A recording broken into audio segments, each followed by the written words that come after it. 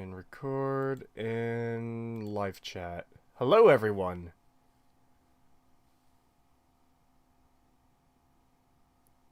Hope Hey, everyone. people, Such here. Hope everyone's doing well. Damn, the thumbnail's just some soy jack shit. These gotta be some good arguments. Yeah, that didn't really make sense to me that he used that for a thumbnail, and it looks really shitty. Especially because he didn't use it in a way of like a proper what they should be like New Vegas 2 or something like that, some Yeah, goofy fucking shit. it would make more sense if he used the pointing guys. Yeah. React to Creetosis says Fallout 3 isn't better than you think. I I don't know. That Creetosis guy, I hear he's just and aggressively negative and he's an angry hater who can't stand that other people like things he doesn't. God, that's why I do agree with you. I will be fascinated when we do the videos from that second opinion, and we might actually have to defend games that we agree are shit, but we gotta defend them because he's getting things wrong. Yeah, I am super interested in that. Like, Yeah. oh, there's so many ways it could go.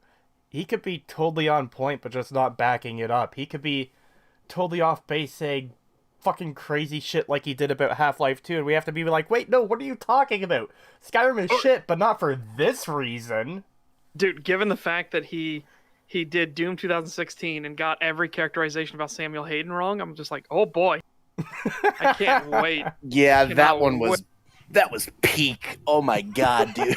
I just love even the comments on that video were like, Samuel Hayden wants to save humanity. Come on, man.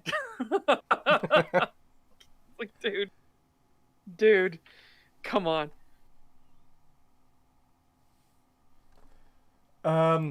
And also the Silent Hill stream from last night got copyright claimed over a fucking cover song that I didn't use. That's fun. That's always fun. Well, that's when you do the counter thing. You're just like, fuck off. Yeah, I did already. I just explained that, hey, this is the song from the original 1999 game. It's just stupid that it works that way. Oh yeah, you played a game, someone did a cover song, so now your video is partly monetized by them. Like, no, fuck off. Anyways, I suppose there isn't too much to say before we get into this. You guys ready? Oh. Get Cancer says, I just wanted to say that despite his more controversial videos and shit, Charlatan's reviews are actually very good and enjoyable, almost like video essays. Really? Oh boy. Well, video essays I would not consider a good thing. Well, yeah, for his you need a video essayist. The problem we have with a lot of video essays is they make a claim and then they think they explain it, but it's at best tangentially, and they don't actually provide evidence for their fucking claim, or they provide evidence in such a way as to skew a narrative. Yeah, and that happens all too often. Like I said before, there's pretty much three kinds of video essays we run into. The 20-minute, 10, 20, 30-minute long videos where it's like, here are a bunch of claims and no evidence to back them up, or little evidence to back them up. Yeah. Then you've got the longer ones that, quote-unquote, go in depth, but they don't really. Stuff like Ace Thorne's New Vegas Retrospective or Miniature Nerd's Fallout 3 is better than you think, where they make the arguments, but they're wrong. Most of them are wrong, and a lot of the evidence they provide just doesn't work. So This comment. What? I just saw a comment in chat by Prey. Sir, do not redeem the New Vegas, sir. And then the third kind. Let's see. And then the third kind of video essay is the one that like actually provides the evidence to back up their arguments, and you can see why they're making the points they are. Which we obviously want the third kind. Yeah. Positive, negative, doesn't matter. Always do the third kind. Yeah. And we've got a bunch of super chats already, so I'm going to go through these quickly before we start the video. $5 from Dominic the Donkey. Thank you. Hello, Creetosis Pagan Sech and chat. Hope everyone is having a great day. I just woke up like 20 minutes ago. Yeah, and I woke up about an hour ago. Ah, so you're ahead of me on that. Yeah, a little bit. $5 from Zikos. Thank you. His video on the forest was really good. I've never actually played that game. $5 from Peace Was Never an Option. Nothing better than listening to Owlman in pain while at work. Today is going to be a good one. Ah, glad we could help. I am glad my suffering brings joy to others. What? No, that's just that funny. Ah. Glad your suffering brings joy to others. Everybody's committing Schadenfreude when they watch this stream. You are the Reddits. I am the 4chans, sir. Alright, let's get into this. Apparently, I've heard some comments about this. I know Johnny Froggo in chat said he was looking forward to us covering this video. And someone commented the other day that he's apparently super disingenuous in this video. So we'll have to see how that turns out. Oh boy, well, if it's anything like this, Super Epic 1908 says, you guys should look at Charles' Steam Deck video. He unironically compared it to the Ouya. Oh! I don't know what you could possibly say other than if you're comparing what a scam looks like versus what an actual product looks like. Because holy fucking shit. Yeah, that's Is Charlatan an idiot? That is a really shit take. Jesus. Again, I don't know how he's comparing it. Like, yeah, that is pretty. Yeah, that's bad. Pretty rough. Like, I can understand being a bit wary of the Steam Deck. Comparing it to the Ouya, though, that's like, man. I can't though anymore because of how much coverage we've got. Them literally saying, yeah, you have a right to repair your Steam Deck. Yeah, you can open it up. Here's us opening it up. Here are all these tech ones that are allowed that we showed, and they could do whatever tests and stuff they wanted on it and everything. Their own games, whatever they wanted. I don't know how you could still be like, oh, it's like the Ouya. It's like, how? Yeah, everything I've seen about the Steam Deck so far, Valve seems super open about it. Like, they'll even let you fucking, from what I've heard, erase the data that's on there and install whatever the fuck you want on there, so it's not even a Steam Deck anymore. It's just the Steam Deck machine with a different OS. Yeah. They said you are totally within your right to remove the Steam operating system and put Windows on there if you want, or Linux, or whatever the fuck you want. They don't care. Which is crazy laid back, because any other company gets pissed off when you do that. Yeah. $5 super chat from Zykos. The Forest is my personal favorite horror survival game. The atmosphere is so eerie and unnerving. It's one I've been wanting to check out but never got around to. Like I said before, I saw Spike and Barley play it in their videos years ago, and they're still my favorite gaming Let's Players. I fucking love their content, but yeah. Yeah. From what I've seen, it looks pretty fun, but also very scuffed. It is very scuffed. It is super fucking jank, and there's a lot of things you could tell it was very rushed. Yeah, back when Spike and Barley did their videos, I noticed they were dealing with a lot of weird early access jank. Like, they went into a cave and water was appearing and disappearing around them, and there's just like a bunch of enemies down there, fucking just standing there doing nothing. It was weird. But that was back in like fucking 2015, 2016, I think. Yeah, that's not really changed. It's about the same as it is Really? now. Yeah, they have not done much with it. Oh.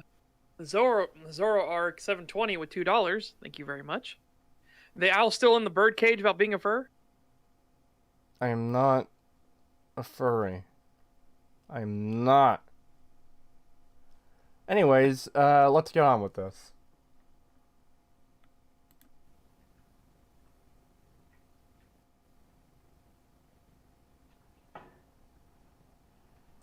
I just want to reassure chat, we didn't accidentally put on a cooking video.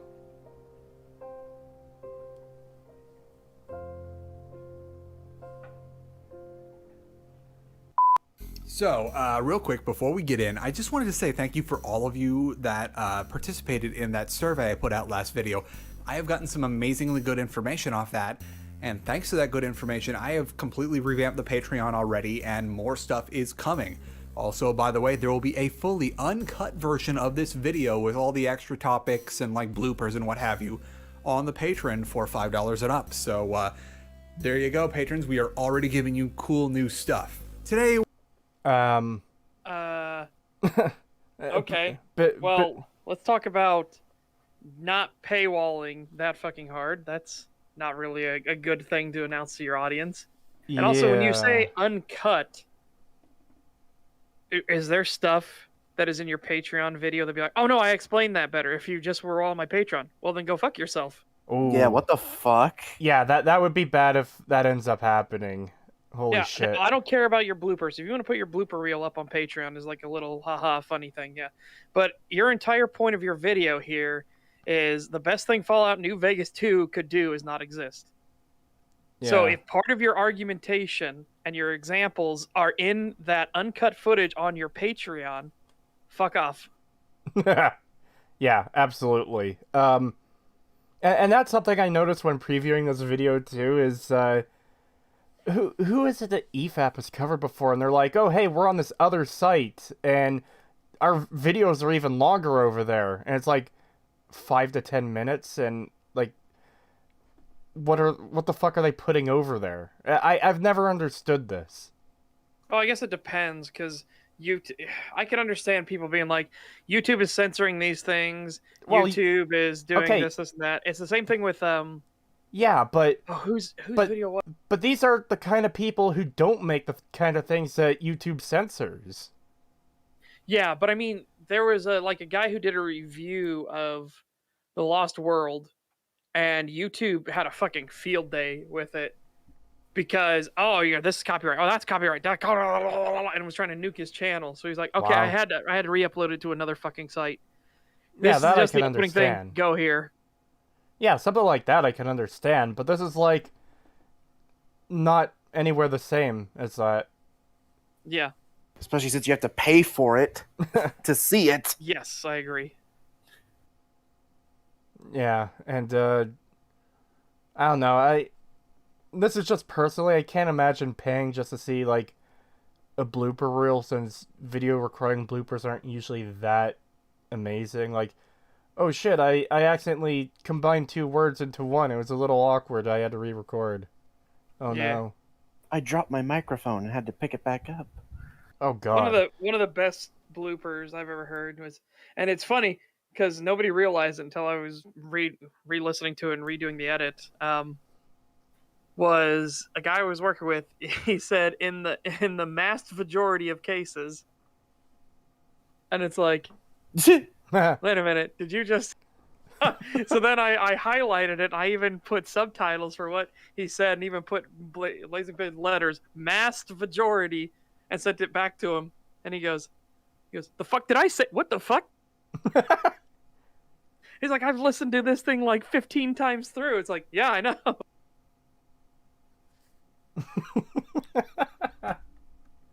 It's like, how did that even happen? Yeah, stuff like that just happens all the time. Spark says, anyone else notice that vase in the background? Yeah, I was actually looking at that. I've been staring at it the whole time, like, dude, why do you just have that there? Yep. Well, let's continue. We're going to talk about how some people are already Vegas 2 is coming now that Microsoft owns Bethesda and Obsidian and the Fallout IP, and I am here to say that the worst thing that Fallout New Vegas 2 could possibly do is exist. And believe it or not, I'm going to back that up. Based on the last video we watched of yours, I don't believe you. Yeah, I doubt it. We'll see about that. I don't believe you'll actually back up your things, but also, people aren't begging for a New Vegas 2. People are begging. Well, I guess let's be entirely honest. There are probably some weirdos out there that are like, yeah, it's got to be New Vegas 2. I want to see how, my choices affect the world and stuff like that. It's like, No. There are some weirdos like that. But what people want is another Obsidian Fallout. It doesn't need to be New Vegas. It doesn't need to be on the West Coast at all. We just want another fucking Obsidian Fallout. Yeah, and that's the big point to get out of the way right away, because it's something we'll have to consistently refer to throughout this video, I think. We don't want literally New Vegas 2. Like, here's the thing. I don't even think a literal New Vegas 2 is necessarily a bad idea. It's just, give us another good Fallout game. Just give us another good Fallout game. A New Vegas 2, if they did, for some reason, do New Vegas 2, wouldn't inherently be bad. It would just be difficult. Yeah, because this is kind of the thing we were mentioning last stream, too. It's weird to me that a game with choice shouldn't ever get a sequel, because that sequel is going to invalidate some players' choices. Yeah, from the previous game. It's like, so the options are you make a game with choice and never fucking continue. It's one and done. Even though, like, there's absolutely more stories to explore in that world. Or you go ahead and make the fucking sequel anyways because, well, number one, it's a company that wants money. Number two, there's obviously always going to be more to expand on. I'd say another issue here, he already said he's going to be showing, going to be showing the work and everything. He hasn't shown anybody that's actually said they want a New Vegas 2. He just made the claim. Well, it's like, okay. We are only a minute into the video. Maybe he'll show that. I hope he will show us people actually saying they want New Vegas 2 specifically. But even then, I do absolutely want to point out that a lot of people do use New Vegas 2 as, like, just them saying another Obsidian Fallout. Yeah. $2 from Zorarark720. Thank you. I read that one already. It's $2 from Peace was never an option. Thank you very much. Man has stoner intellectual vibes. Yeah, intellectual in air quotes, for sure. Yeah. And $5. $5. Thank you very much. Thank you. What's up, my favorite gaming podcast peeps and Minecraft gods? What did I miss? Well, we're just kind of started. We were talking about, like, interesting ideas for future episodes of things that are going to come down the pipeline. And yeah, he's made the claim that he is going to back up his stuff. He's going to back up his claims. Let's see if he actually fucking does it. Because based on his other video, he fucking isn't. Yeah, that other video was garbage. Say that the worst thing that you could possibly do is exist. And believe it or not, I'm going to back that up. So, real quick, let me just flip. As we have previously established, Bethesda just acquired... Sorry, I have to point it out. Why include that in if you're going to cut anyways? Yeah, you made a jump cut anyways. So, what? Dude, come on. Just cut that shit. Yeah. 10-pound super chat from Sexy Mike 86. And it is just an emote. Well, yeah, that's a super sticker, and it's a video game controller with the... Deal with it glasses. Yeah, the deal with it glasses constantly descending. But yeah, just a tip to anyone who makes videos, cut that shit. Yeah, again, unless you're going to let it naturally flow in, and it's just like, oh, okay, that's kind of cute, then if you have a jump cut anyways... Just cut out the part with the flip.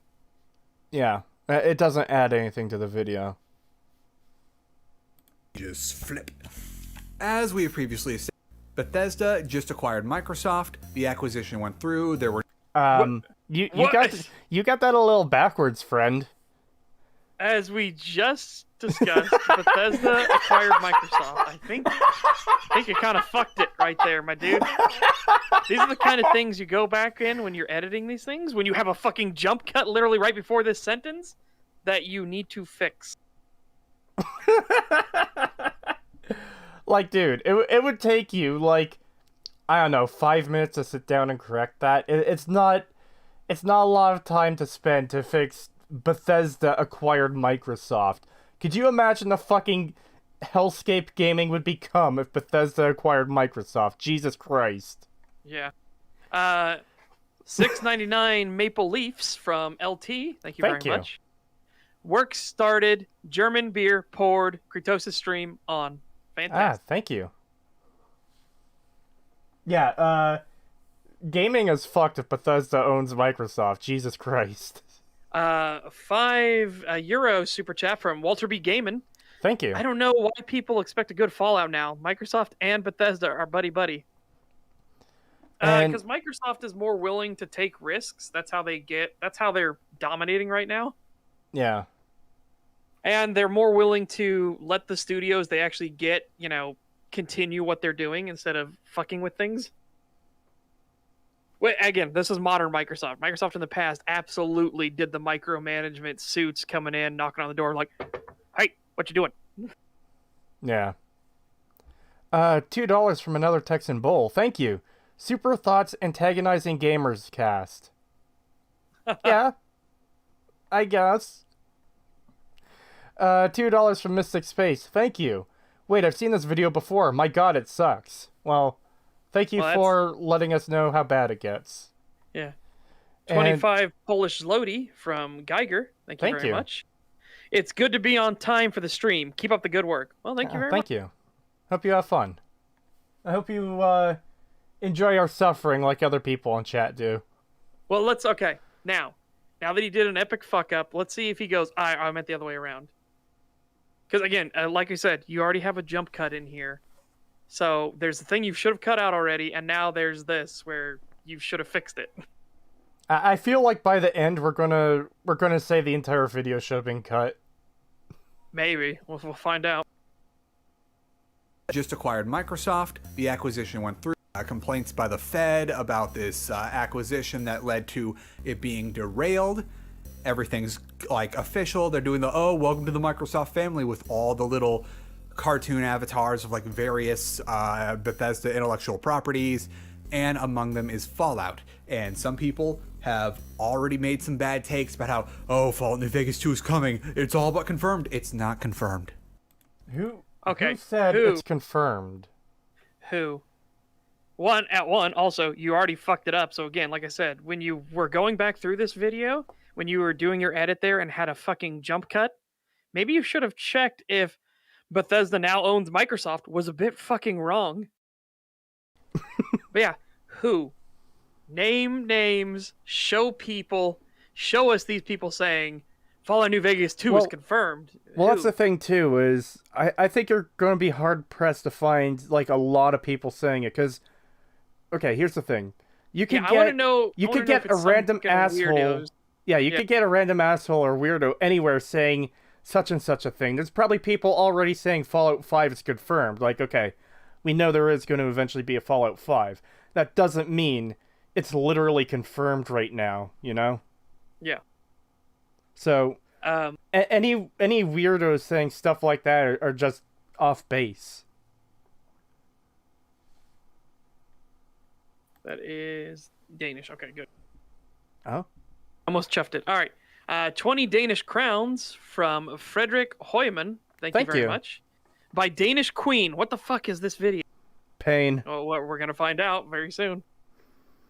$2 from Mystic Space. Thank you very much. Thank you. Creetosis, we are suffering with you. Good to know I am not alone.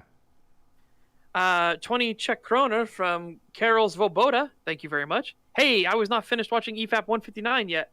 Neither was I. That's part of the reason I went to bed so late. I went to bed at like 8 a.m. and now it's nearly 3 p.m. My sleep schedule... Well, I was about to say it's fucked, but it's not because I'm on night shift this week, so yeah. Yeah. And $2 from Scoopmeister. Thank you. Bethesda has acquired Microsoft, RIP Halo Infinite, and then a sad emote. Sad emojis. No one has said anything about this. I highly doubt they would anytime soon. The best way to put I mean, it's mostly speculation that, hey, Microsoft owns these two companies now. There's a chance the thing might happen. It's not even speculation. It's just kind of hope. Like, there's a lot of us that hope that, again, Microsoft will put 2 and 2 together and make 4. Yeah. That's the hope. That doesn't mean it's going to happen. Again, Obsidian has its own fucking projects it's working on right now. Yeah. In fact, they've already announced Outer Worlds 2, so... Yeah. We got Outer Worlds 2. We have, I think, what Josh Sawyer is working on, which I'm really looking forward to. We have that open world RPG that that Obsidian's working on. I forget the name of it, unfortunately. Is that the one we were talking about before that's kind of similar to Morrowind? It looks like it, yeah. Oh, that was... Oh, no, not that one. That's the one that's independent thing. That's a different company. Yeah. My bad. Yeah, no, I know what you're talking about. But no, the one that they are working on is a medieval fantasy open world RPG. So, Avowed. Thank you very much, chat. Avowed. I'll have to look into that. Yeah, so we know that's coming. We know Avowed's coming. We know Outer Worlds 2 is coming, and we know Josh Sawyer is working on something. We know those 3 projects. We just don't know what Josh Sawyer is working on. Yeah. But yeah, please show us who made these claims. Again, is it some weirdo in the comments section? Is it some actual website that did it? Like, who is making these claims? Yeah, if it's a website, most gaming journal websites are fucking shit, but at least if you could show an article from Kotaku or something, it's like, oh my god, New Vegas 2 confirmed. You could be like, yeah, those guys are fucking stupid. I mean, you could call them stupid anyways, but I mean, that's besides the point. They're stupid, so yeah. Yeah, that's what I was saying. You could say they're stupid anyways, but that's besides the point. You could point at this article and say, hey, this thing they said, fucking dumb. Yep. Soon. The best way to describe it is it's within the possibility. However, the more you think about it, the more you realize that having a Fallout New Vegas 2 would be a bad idea for literally everyone involved with that whole thing. Like, it wouldn't be good for Microsoft, it wouldn't be good for Bethesda, it wouldn't be good for Obsidian, it would not be good for the fans, it would not be good for the Fallout franchise. How do you know this? Elaborate. Yes, you will have to elaborate. You have to elaborate on these points. 2, Microsoft owns the fucking IP now. Do you think they're going to give a shit if it's bad for Bethesda or bad for Obsidian? All Microsoft is going to look at is, will it be good for us? Yeah, because the value isn't in Bethesda itself or Obsidian itself. The value is in the IPs they own. Yes. Hell, and fucking Fallout Microsoft is a very valuable IP. Microsoft could give Fallout to fucking Rare if they wanted to. They still own Rare, right? Yeah, I don't keep track of that stuff, but you know what I mean. Yep. $5 super chat from Great Scott. Thank you very much. Obsidian is definitely not working on a Fallout game right now. We're talking about a mid-sized studio already tackling one ambitious RPG title and Outer Worlds 2. And you forgot, again, as I said, Joshua Sawyer's game is also being worked on. Yeah. So they already have 3 projects. Like I'm saying, it's not going to be... We're not going to get a Fallout from them soon. I just hope that, somebody at Microsoft puts those pieces together. Yeah. Because I think most people who want an Obsidian Fallout understand that such a thing would still be years and years away.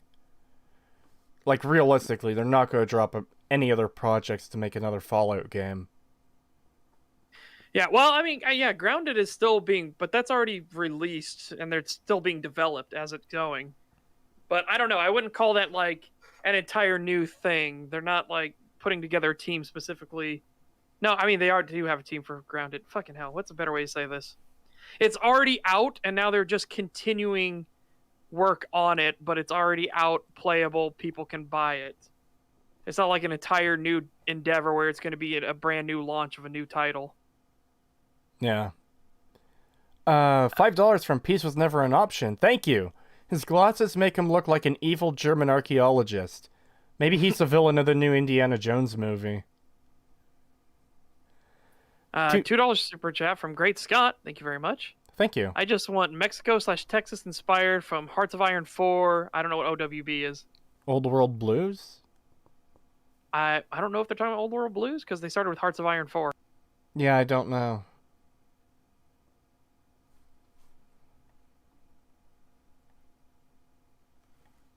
Anyways, no one has anything to gain, and they have a whole lot to lose from New Vegas 2 existing.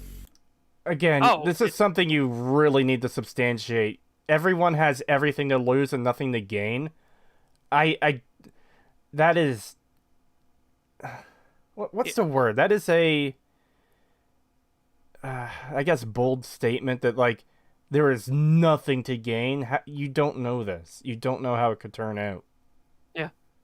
Okay, guys, you don't need to keep repeating it. We got Old World Blues is a mod for Hearts of Iron 4 that brings Fallout into the Hearts of Iron universe. Huh. Yeah, literally everybody has said it.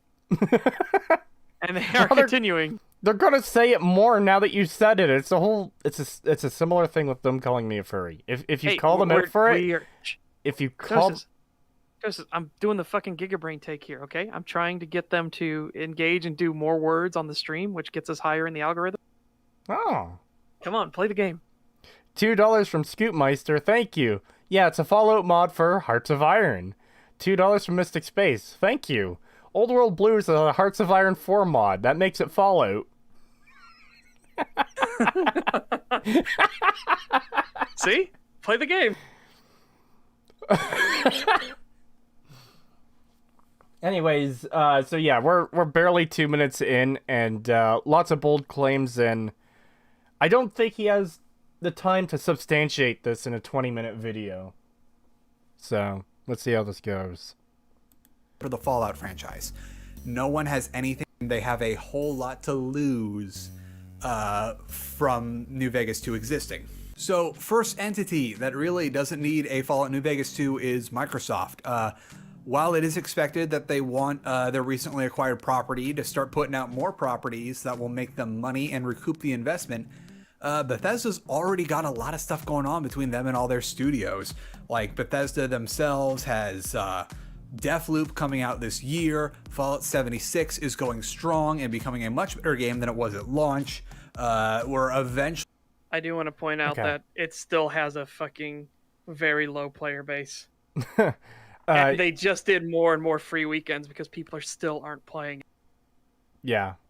Fallout New Vegas being a lot better than it was at launch isn't a high bar to cross. 76. What he did said I New say? Vegas. He said Oh, New fuck. Vegas. Fuck. Launch. God, my brain is already melting. Yes, Fallout 76 being better than it was at launch isn't a high bar to cross. Like,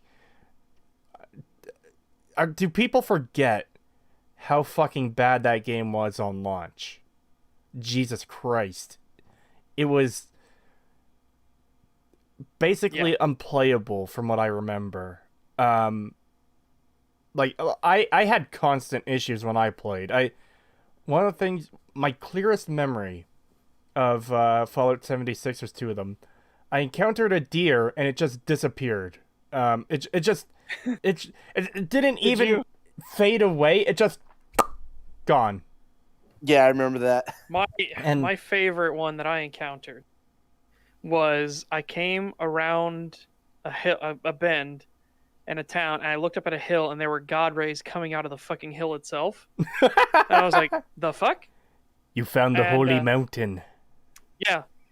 And then I was like, well, that's weird. And so I turned around, and I walked back into town, and suddenly a bajillion fucking robots spawned in front of me. Oh, shit. Yeah, I heard about that with the golf course area.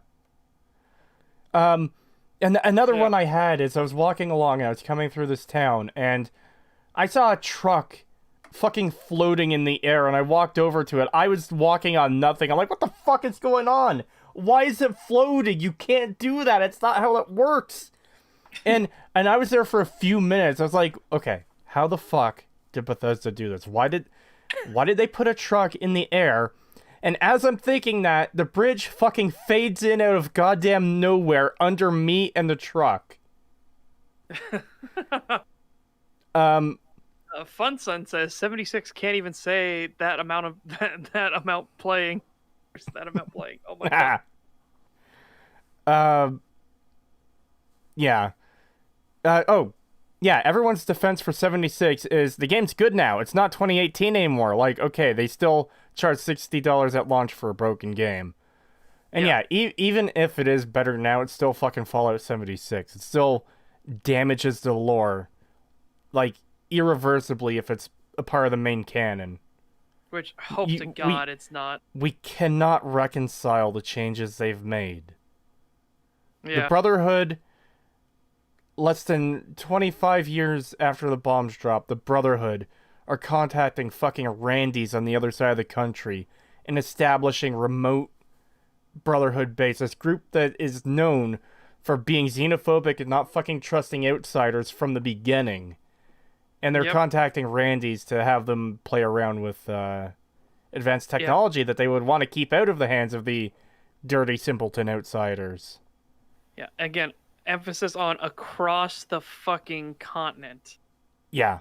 This would be like if somebody in Moscow contacted somebody in Portugal and was like, hey, you want to do this thing for us? Yeah. What the fuck?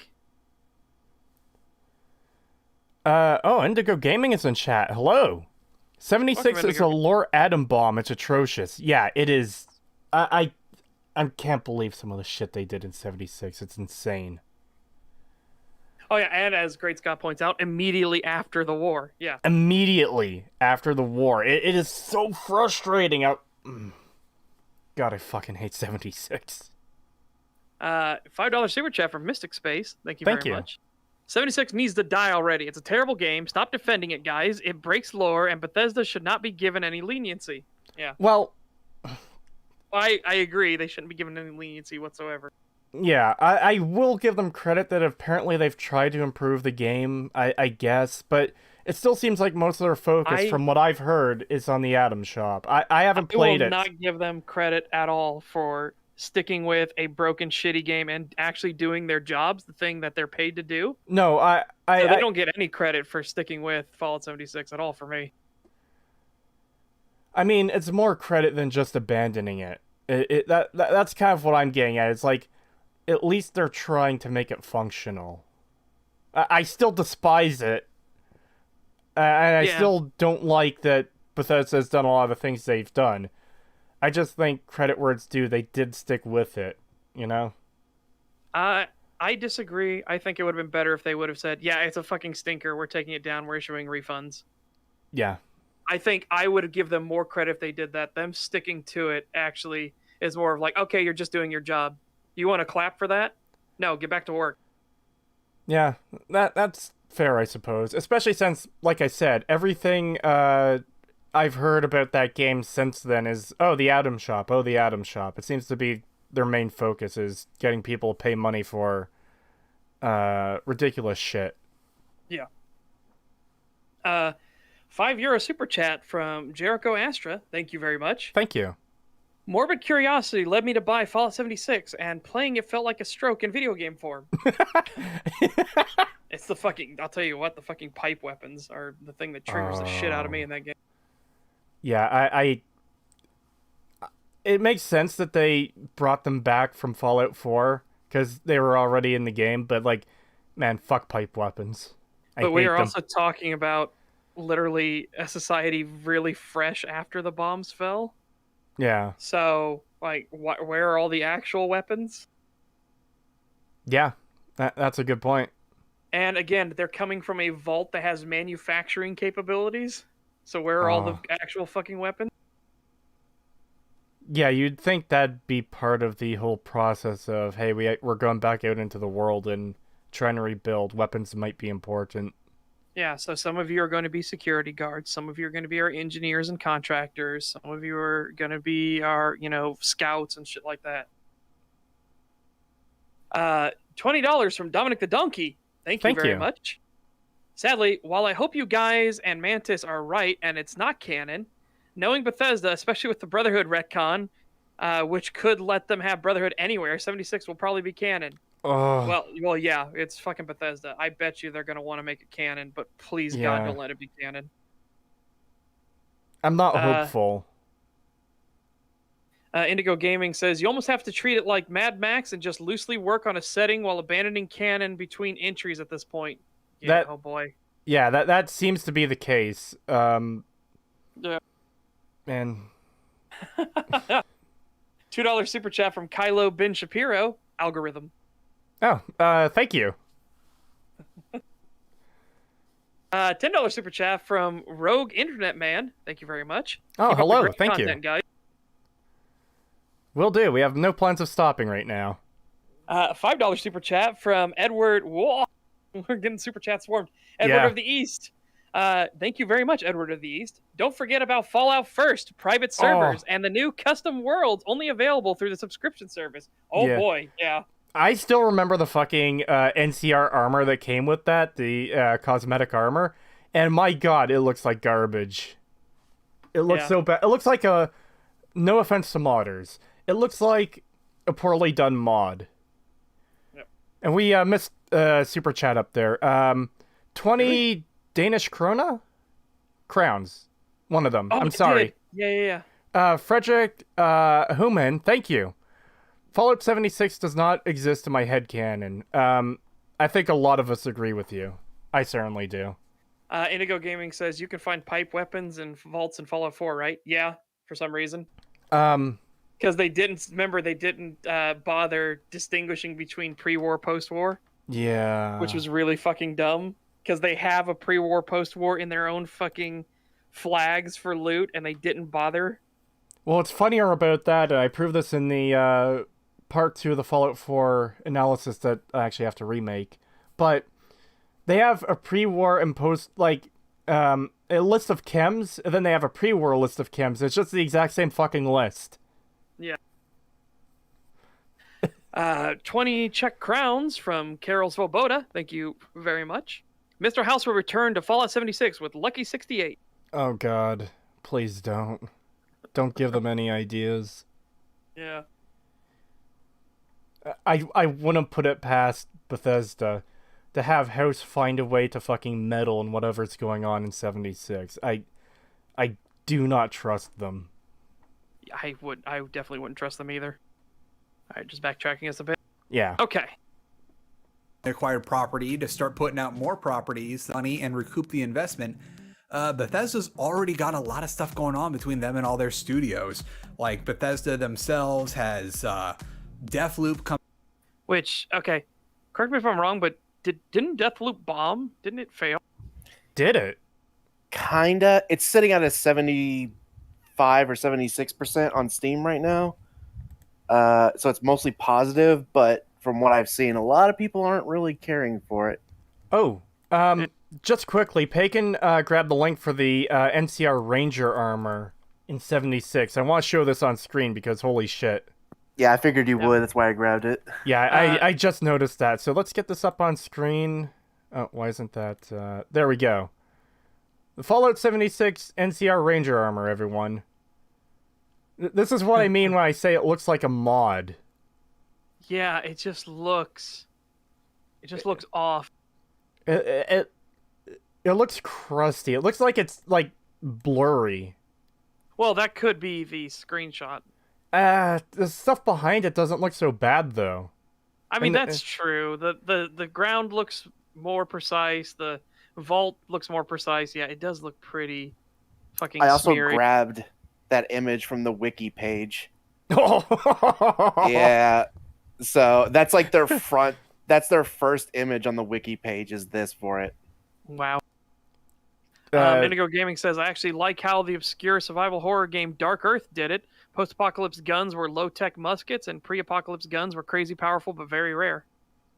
Yeah, again, you can do that. It also depends on how far past the apocalypse you are. If it's literally just happened, well, society hasn't devolved enough. It's still going through the process of devolving until it gets to a stable state, and then it starts rebuilding. Peace was never an option with $5 super chat. Thank you very much. The Fallout 4 mod for the NCR armor looks better than that. I don't doubt it. There's a lot of talented modders in the community. I don't doubt that they would have something way better than what Bethesda did there. Yeah, I've seen it. Yeah. It does look better. It looks way better. Yeah. Anyways, did Bethesda develop Deathloop or did they just publish it? I think they might have just published it. I'm not positive. I think Arcane Studios developed. Yeah, because there's a lot of games they publish, so saying this is on Bethesda's plate isn't really accurate. Bethesda mainly does... No, Bethesda had jack all to do with it. They just published it. It's developed by Arcane. Well, congratulations, Charlatan. You fucked up again in your own vid.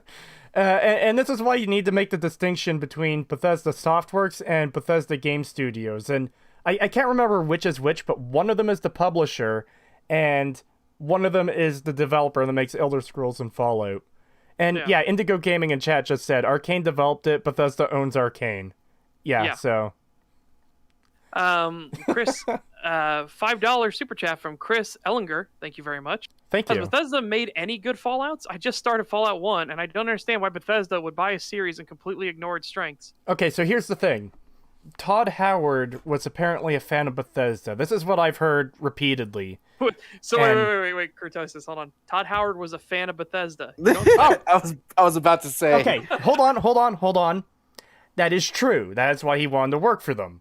Yes, but he was a fan of Fallout, and that's why he pushed for Bethesda to buy Fallout.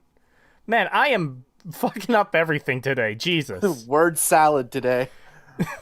This is what happens when I've got 4 hours of sleep and I woke up 20 minutes ago. You saw Charlatan pull the same shit of Bethesda owns Microsoft now, and now you're just like, I'm just gonna roll with it's word salad day for everybody. Let's do it. And Indigo Gaming pointed out Game Studios is the developer. Okay. So yeah, Bethesda Softworks is the publisher. All right. Bethesda's already got a lot of stuff going on between them.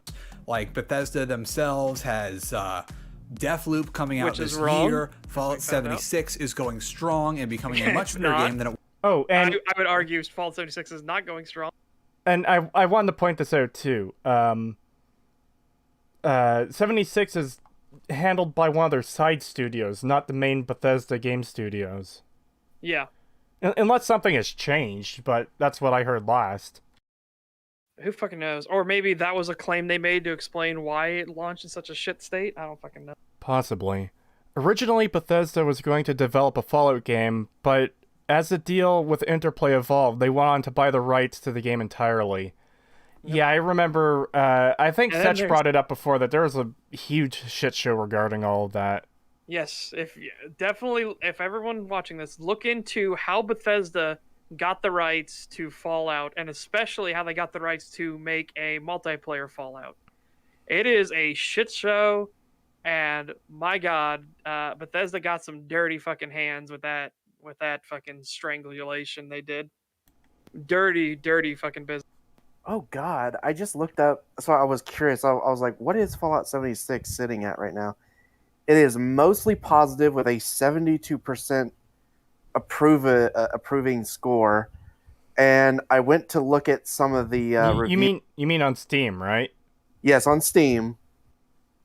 And yeah, the majority, from what I could tell, of the people voting it up are literally just being like, people love. Wait, what? Oh boy. So again, it's just people doing toxic positivity. Yeah, they're like, people hate for the, like, they just love hating. They're like, oh, they just love to hate things, and so they just want to hate this game when there's no valid criticism to be made of the game. It is, oh my god, you are a fucking retard. Yeah, there's a lot of these. It's basically just people bitching that anybody would have an issue with this game, which is super fucking weird. And this is kind of the reason we're only going to get mediocre shit from now on, at best. Yeah. And it's not to say all games coming out are going to be garbage. It's just like, when people are overly positive of something this fucked up, then don't expect high quality from this company. I just find it funny that despite its low numbers, it's still sitting at like a positive score, which means basically the only people reviewing it are the people who are playing it. Yeah. Which means you had to have, you need to actually like the game right now. And again, if it's low population numbers, you can assume you're in the minority, especially if it's in a Fallout fucking game. Yeah. Which is a big fucking franchise. Yeah. And Indigo Gaming said in chat, Interplay ended up screwing up on a clause, then lost the rights altogether. Interplay got millions, so it wasn't Bethesda's fault. Really? I didn't hear that part before.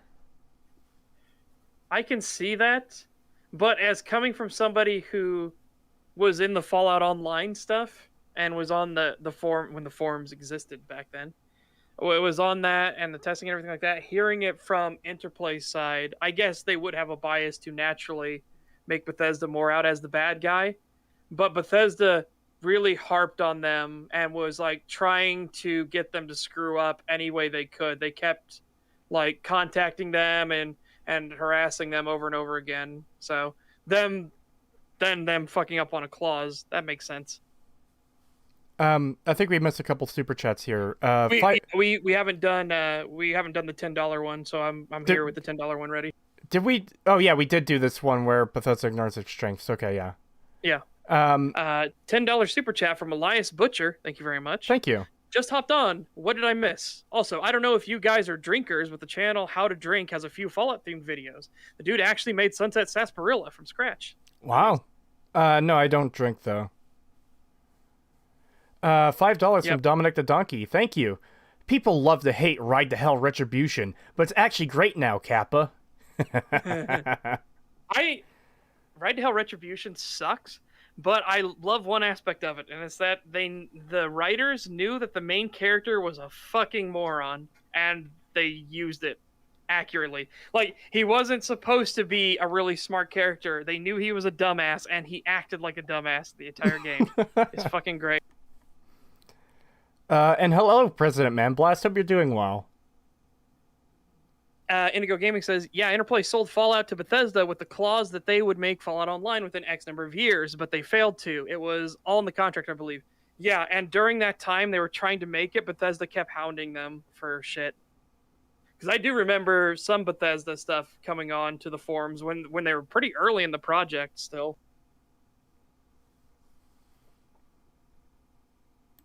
At launch, we're eventually going to 6, and we still have the Elder Scrolls Online. Starfield. Elder Scrolls on... Oh my god, this guy's fucking up everywhere. Elder Scrolls Online is not by Bethesda. It's by ZeniMax. Online Studios. Oh my god. How can you Holy fuck up so many basic fucking facts? Like seriously. I mean, it takes... This is what happens when you start talking and you don't know what the fuck you're talking about. Just look up the developers of these games. Yeah. Maybe you should look into what Bethesda is actually fucking doing, my dude. President Man blasted chat. Big Rigs Racing is a 10 out of 10. Fucking hard agree. Any game that allows you to reach the speed of light by reversing is a good game. Yeah, no, I'd say Big Rigs Racing is a 0 out of 10, but Desert Bus is actually a 10 out of 10 because it does exactly what it promised. it does not deviate at all. It gives you exactly what it was. Yeah, it's like, fuck, this might actually be a legitimate 10 out of 10. Get delivered exactly what they said they would. No bugs, no glitches. It is fucking. It is what it is. It's horrible, but it is what it is, and what they said they would be. Scrolls 6, and we still have the Elder Scrolls Online, is coming one of these days. And it just got done wrapping up Doom Eternal. I'm sure they already have another project in the works, because that's usually how game studios work. Okay, so he did say id there for Doom Eternal, but again, none of this is Bethesda Game Studios. When you're talking about developing a Fallout game, a Fallout or Elder Scrolls game, the only one that is relevant in this instance, in regards to Bethesda, is Bethesda Game Studios. Yeah. Again, this is so fucking weird, because Charlatan, my dude, you made the claim Bethesda has a lot on its plate, and then all the stuff you named are not Bethesda. Like, Bethesda publishes... That's not the same as developing, having men on the ground, maintaining, working on shit. Yeah. And the whole argument he's trying to build up here, too, is that this wouldn't be good for them because they do have a lot on their plate. Well, you realize you can put it further down the line of development. Like, oh yeah, we'll get to Fallout New Vegas 2 8 years from now, or however long it ends up being. Yeah. $5 super chat from Great Scott. Thank you very much. Honestly, the only hope we have right now is in modding projects, and take those with a grain of salt. Nuevo Mexico is the only one I'm skeptically interested. I have never heard. I've never heard of that mod. Maybe Neither we'll have check it out. I have heard of a bunch of big modding projects, but I've never Yeah. really looked into any of them. 10 Polish Lodi from Super Jassiu. Thank you very much. An hour since start, so around 2 minutes in. 3 minutes. You were close. 3 minutes. Dominic the Donkey with $5 super chat. Bethesda is making Halo Infinite. Yeah, Oh, it God, wouldn't could you surprise me if he imagine? makes that claim. Holy shit. $2 from Mystic Space. Thank you. Minecraft is a 10 out of 10. Maybe. It might. Well, again, we'd have to do hardcore digging into it, but yeah. $5 from Chris Ellinger. Thank you. Sketch instead of Setch. Hear out my idea. New Fallout 76 DLC with the Master and Frank and Frank Horrigan. Brand new quests, and at this point, the lore only exists to be broken. That seems to be the case. That seems to be the fucking case. Indigo Gaming says the developer behind 76 was BGS Austin, a Bethesda Game Studios, a studio reformed from Battlecry Studios, renamed after their online game Battlecry was canceled before release. They claim other Bethesda studios helped.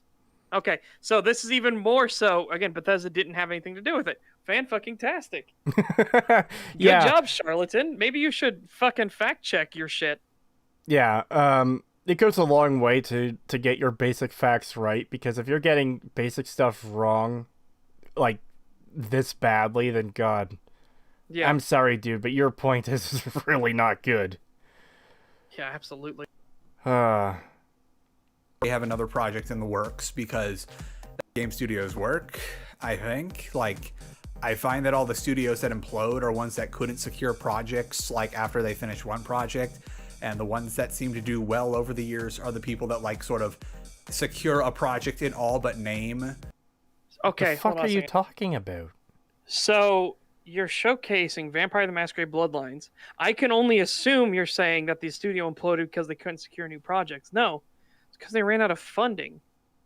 And the reason they ran out of funding was because even though their games are held up as cult fucking classics, in fact, all three of Troika's games, Temple of Elemental Evil, Arcanum of Steamworks, Magic Obscura, and Vampire the Masquerade Bloodlines, are considered some of the best in the fucking industry.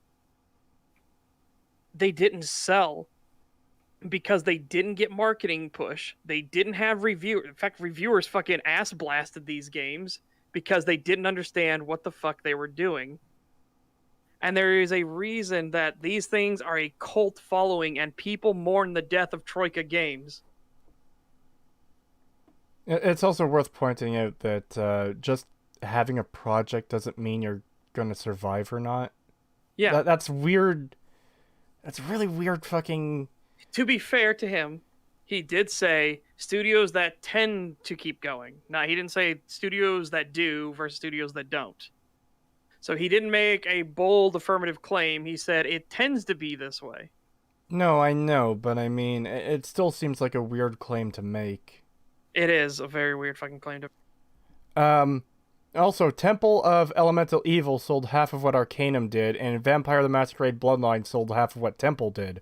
Arcanum was mildly successful, but the game sold worse over time. Yeah, that's the sad fucking truth of it. That is like unfortunate. That's like I said, when you go back today, Troika games are considered a cult classic. People miss them a lot.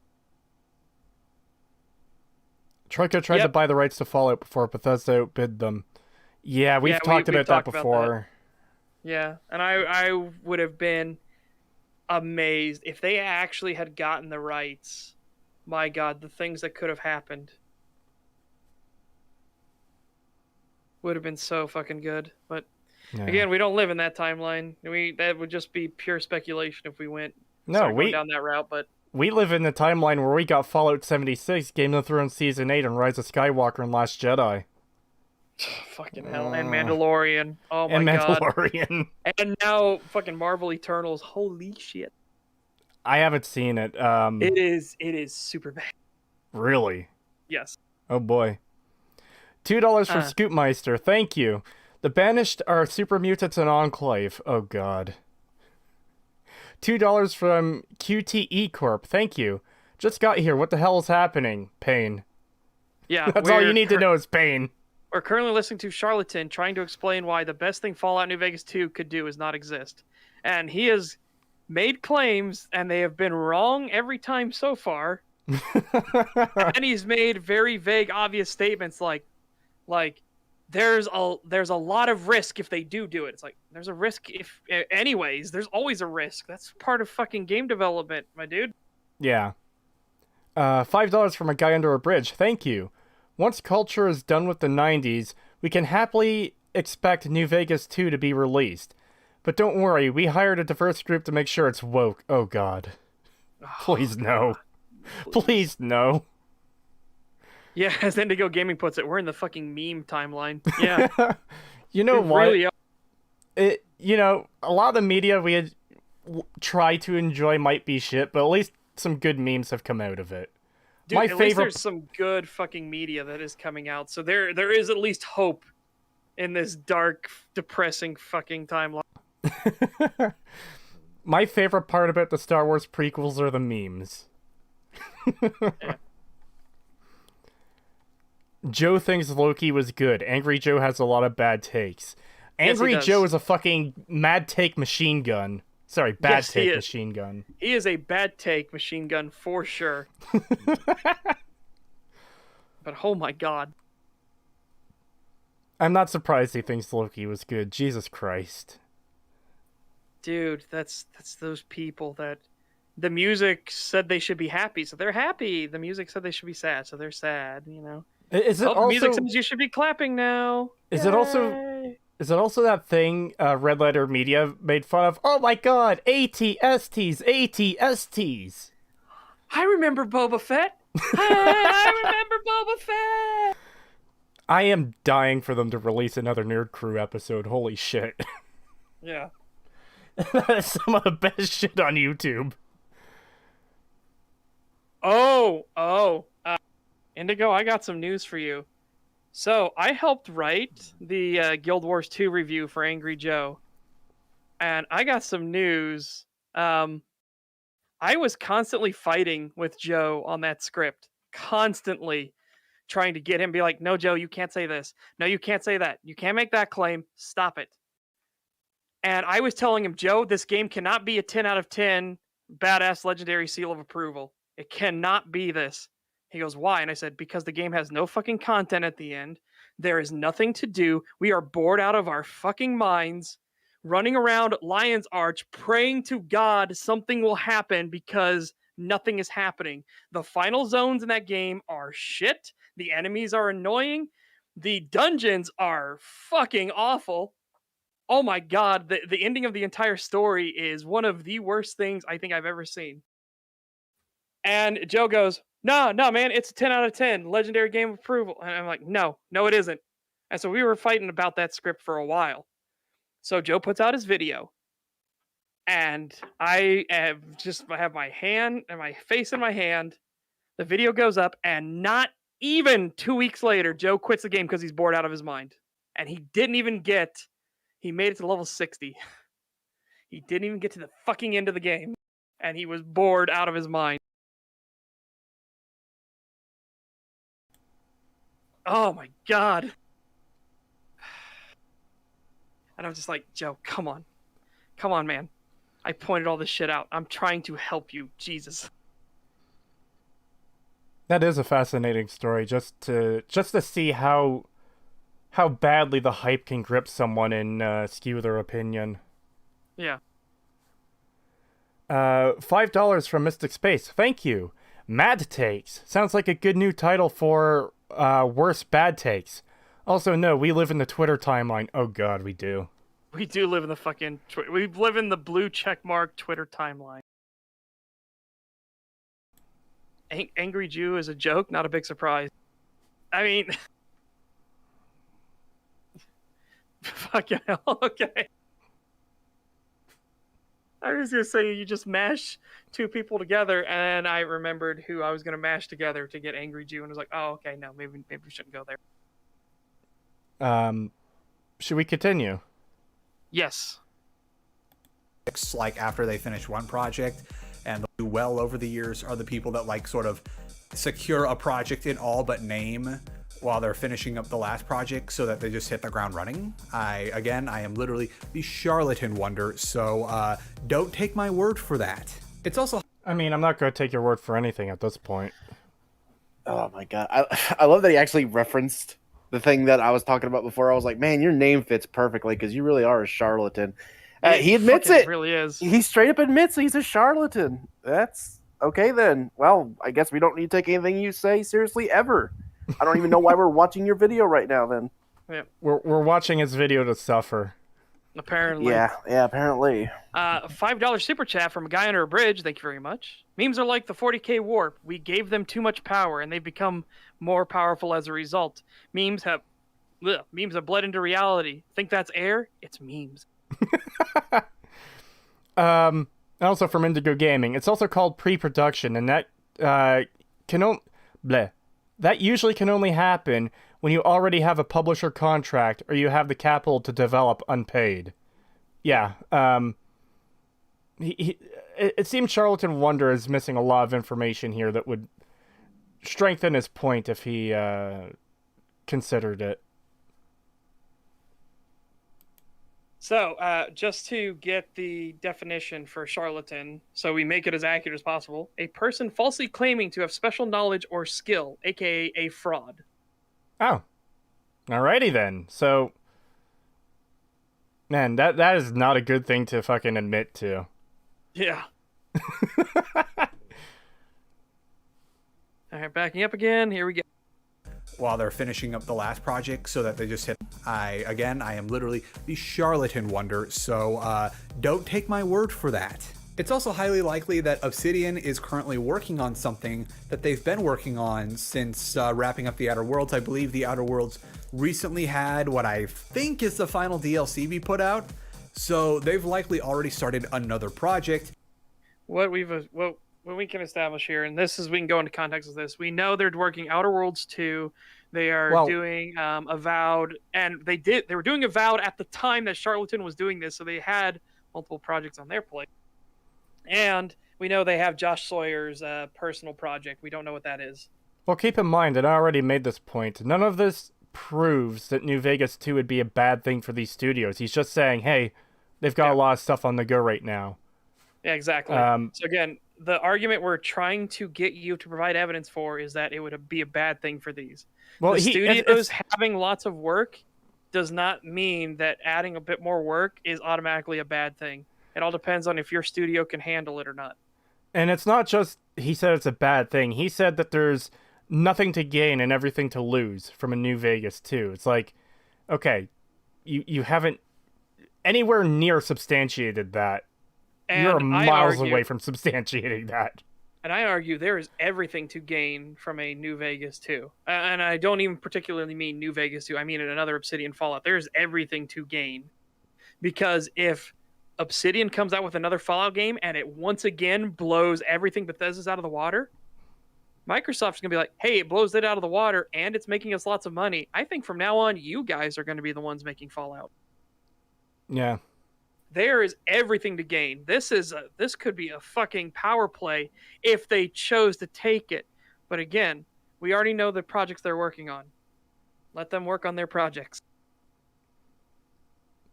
You know, in the ideal timeline, the Bethesda would have taken like notes from Fallout and used that to improve Elder Scrolls, rather than doing the reverse and just dumbing everything down in both series.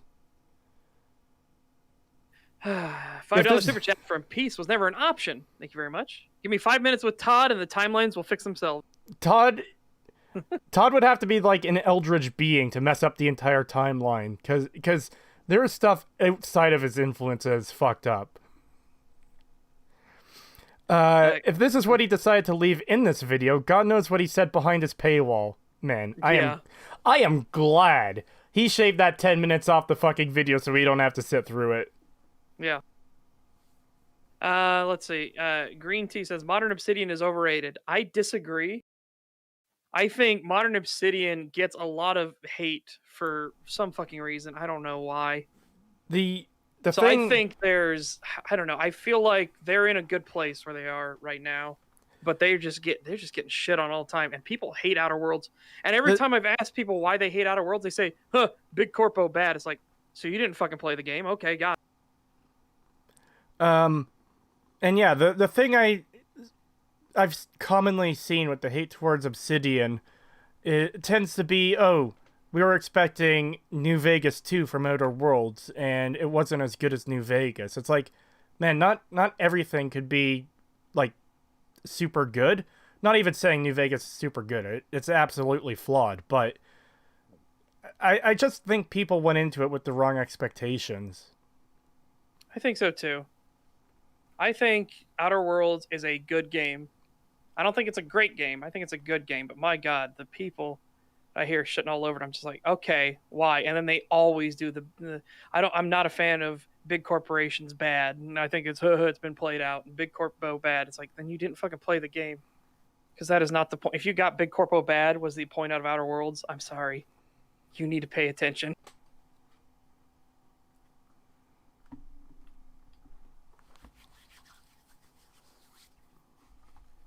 And yeah, I do think people had unrealistic and unreasonable expectations for Outer Worlds. I think Outer Worlds should have had another year in the pipeline and been worked on. Yeah, that too. Yep.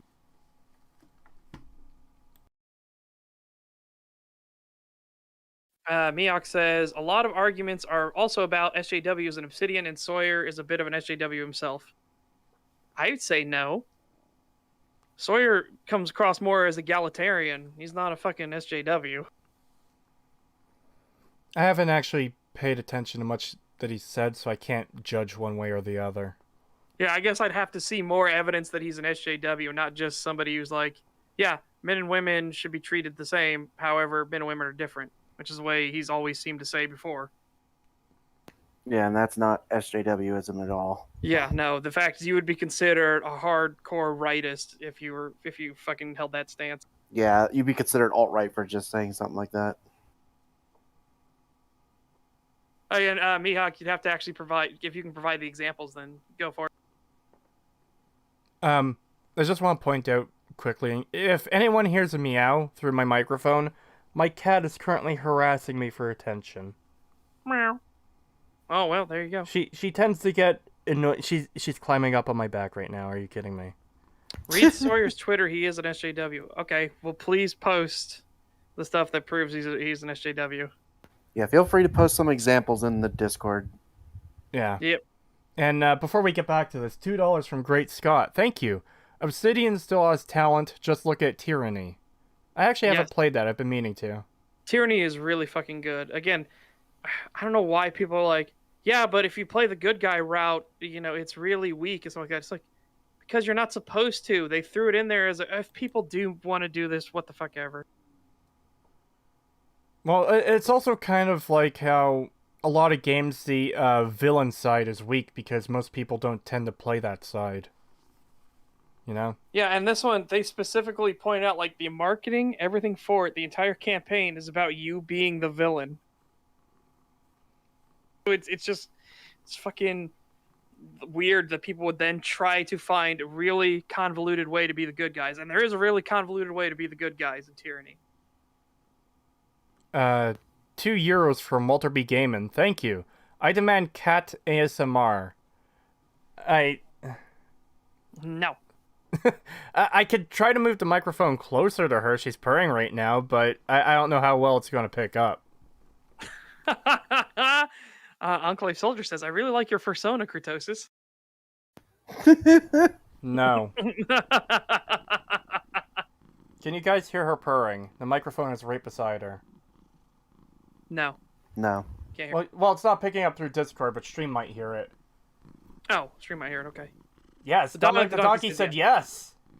Wow. That's actually Cree purring. No, Over hey, there, shut guys. up! Yes, that is entirely Cree. You know, he's just pretending. Are you fucking kidding me? All right. But yeah, again, another thing here is I gotta agree with I Love Nier Replicant. Regardless of Josh's political beliefs, what matters is the media's quality and what it's trying to convey. Don't know why people would even care if he was or wasn't SJW. Yeah, it doesn't have a fucking point in any of his things. And again, like I said, I think most people just assumed that Outer Worlds was going to be big corpo bad, and they didn't actually fucking pay attention to the fact that the corporations are the strongest force for good in that fucking game. Again, you just have to get them to see that there's a better way to do what they're doing while still making profit, while still being a business. Just a thought. I know I have a lot planned to stream: Dead Space, Soma, Dark Souls, but maybe I could get back into fucking Outer Worlds and stream it in November. We could. I do want to do an Outer Worlds analysis at some point. Yeah, I think that would be interesting. My next one, the next review I'm doing is for Hellpoint, though. That is already set in stone. I am doing that for sure. All right. All right. Yeah, Back let's to the continue. So they've likely already started another project. Would be something they were doing under the wing of Microsoft, and I'm sure Microsoft would not appreciate it if Obsidian dropped everything to work on something that maybe is not in their best interest to work on. Okay, That who is doesn't saying they should fucking drop their projects? Yes, but I'm getting to a bigger point. That doesn't fucking matter. If Microsoft demands it, they will have to. Okay?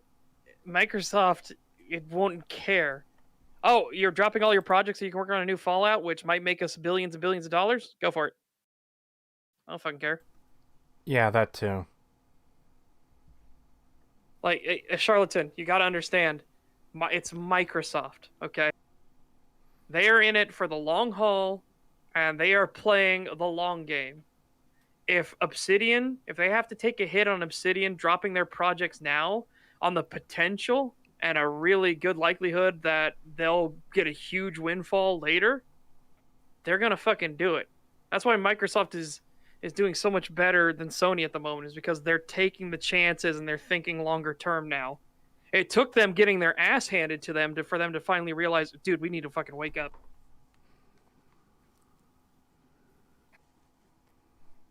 And again, I love you, Sony. Well, to an extent. I love a lot of stuff you do. But you need to wake up too, because Jesus Christ. Does the PlayStation 5 still have no games? Yeah, well, the PlayStation 5 can barely get on the shelves, but that's really anything because of the silicon shortage. Ah. But yeah, it doesn't have really any killer app. Its killer app right now is the Demon Souls remake. And while I love that, and I'm so happy Demon Souls is getting its proper due finally, guys, you launched a new generation and Demon Souls is literally it. Holy fuck, man. Remember The Last of Us Part 2? I'd prefer to forget. I want that thing purged from memory. I try to forget Last of Us Part 2 as much as I can. And even if, let's say, Microsoft eventually greenlight a Fallout New Vegas 2 as a collaboration between Bethesda and Obsidian, that wouldn't have any sort of return for a long, long time. That doesn't fucking matter. The length of time doesn't matter. Oh my god! It does. How do you think games work in general? Do you understand? You're okay. So I'm gonna take what you just said, and we're gonna apply it to another game. Bethesda wouldn't really want to work on Skyrim because it's going to take the returns a long, long time. I mean, it's going to take years and years and years of development before they release the game. Yeah, I know. It's such a ridiculous argument to make. I was going to point out the same thing. Fallout 3 released in 2008. Skyrim released in 2011. Like, years do go into making these games. Yeah, I don't know what the problem is here.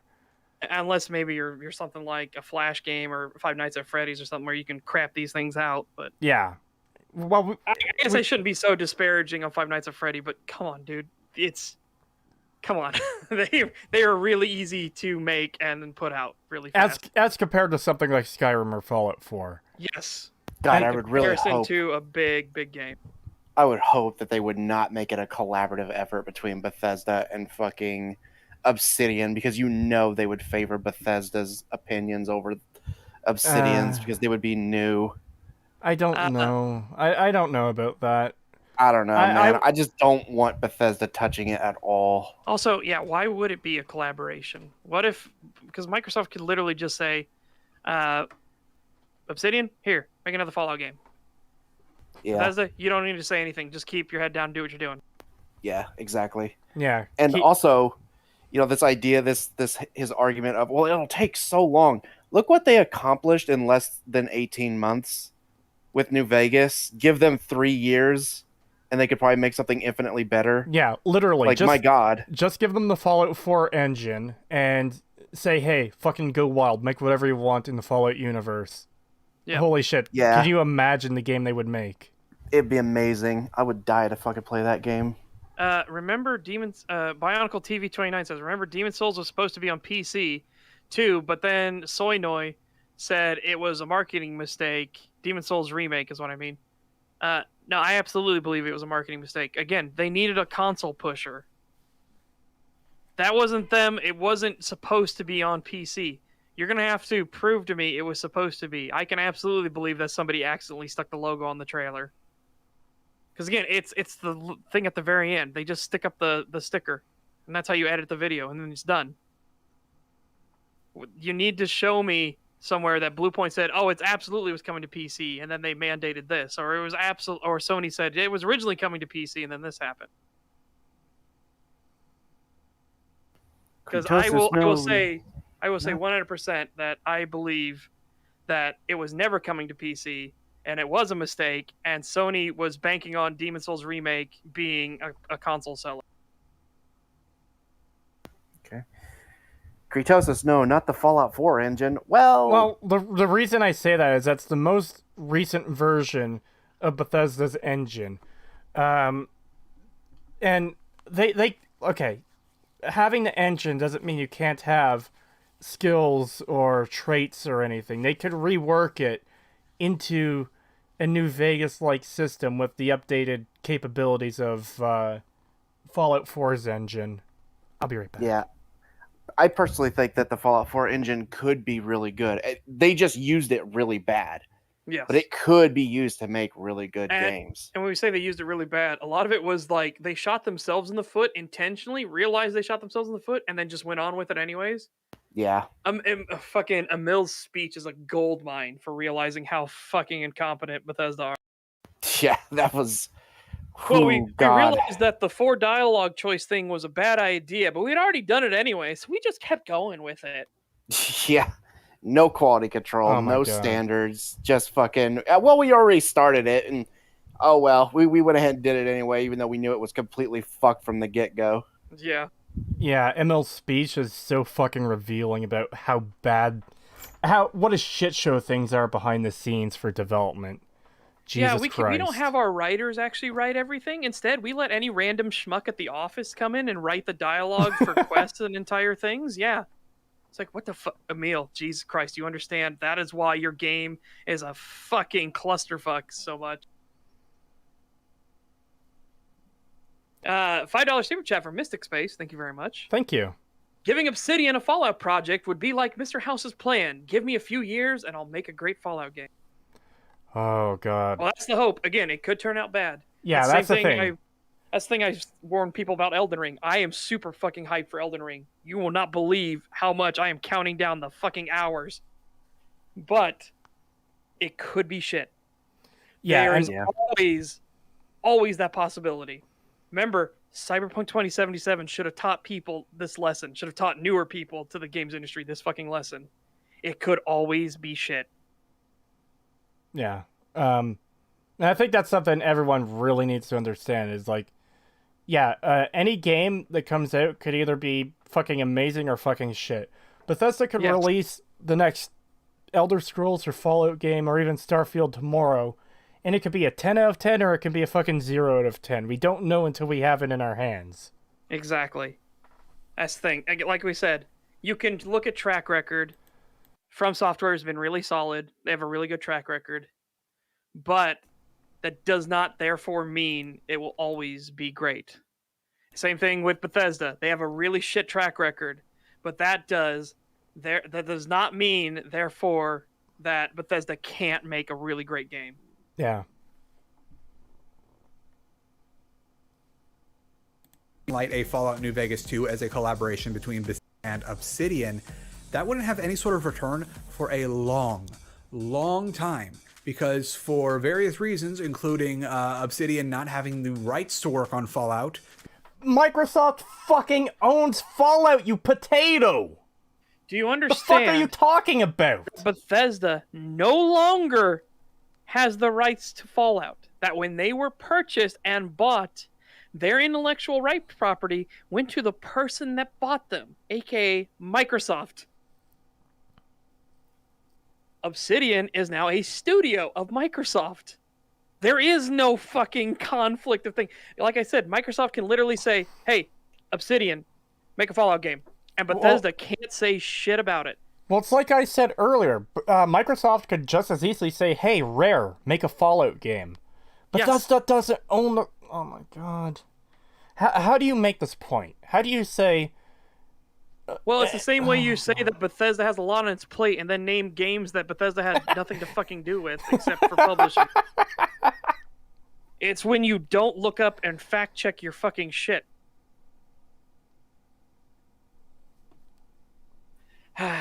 20 Danish crowns from Frederick Hoyman. Thank you very much. Thank you. Have to go now. My bed is calling me. Good night. Have a good night, man. Hope you have good a night, good sweet one. prince.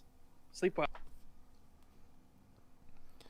Now this may be shocking, but I don't think this guy knows what he's talking about. Yeah, if you're at the point of fucking up that, hey, these two companies are owned by the same company, but one doesn't have the right to work on the properties of the other, it doesn't work that way, friend.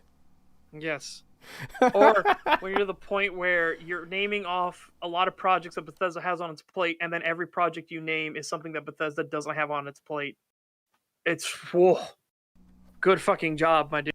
And keep in mind, he ran from the collaboration point into this and said Obsidian doesn't have the right. Like, I don't know. If Obsidian is collaborating with Bethesda, it seems like they would have that point. Or they would have the right anyways, because they're literally teamed up. Yeah, well, here we go. Long time. Because for reasons, including Obsidian not having the rights to work on Fallout, because they did not own the license until now, and they still don't even actually own a license. They don't need the license. They're need to owned own by the the company that owns the fucking intellectual property. Okay. Oh let me my ask you, god, Charlatan, dude. Do you think id Software owns Doom? He 'Cause probably trust me, does. If you think the answer is yes, when id Software is bought by Bethesda, wow. Who do you think owns Doom now? It's fucking Microsoft. Yeah. This is insane. How do you get so much shit wrong? Did you not do any fucking research when you made this video? Holy shit, dude. I don't... one thing right, please. We've barely gone past the 4-minute mark, Pantone. Barely. Because he is going on like a false information crusade here. Yeah, like, he even has a little fucking note card, so some of this is partially prepared. It's not fully scripted, but he's got his points prepared. Like, you didn't even look up... Oh my god. Yeah, again, he made a big deal about flipping the note card, remember? Give me a second. And flip. Yeah, It's something that should have been cut. He made a big deal of having these note cards. He called attention to the fact he has note cards, and he hasn't done any fucking research. He said, I think. So no research confirmed. Yeah. When you're making videos like this, you shouldn't be saying, I think. You should know what the fuck you're talking about. Yeah, especially when you've made a definitive claim. The best thing Fallout New Vegas 2 couldn't do is not exist. Literally the title of the video. Yeah, you have made a definitive claim. Oh man, This is abysmal. this is. Time, because for various reasons, including Obsidian not having the rights to work on Fallout because they did not own the license until now, and they still don't even actually own a license. They're just the people that own the license also own them. So we wouldn't see anything for a long time. So no point in was getting that hype sound? now anyway. The fuck? Was there a weird sound that played for anybody else? Yeah, I think it's part of the music. Does he realize that most people would understand that, yeah, even if the very second Obsidian was owned by Microsoft, they started development on New Vegas 2, he still wouldn't see it for years. Like, he understands this, right? Yeah, I don't fucking know. Father Logical, you've missed a lot. This has been an absolute fucking circus of clownery already. Yeah. We're at the fucking big top, my dude. Father Elishical, you're in the group for the call, so if you want to join, like you said you wanted to the other day, you can.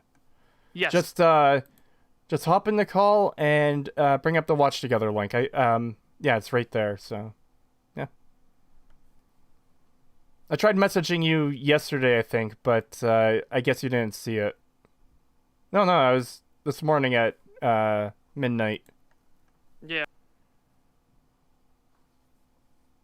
I sent a thing in as well. I pinged you in the I sent a message in the actual group, Father Logical. Yeah.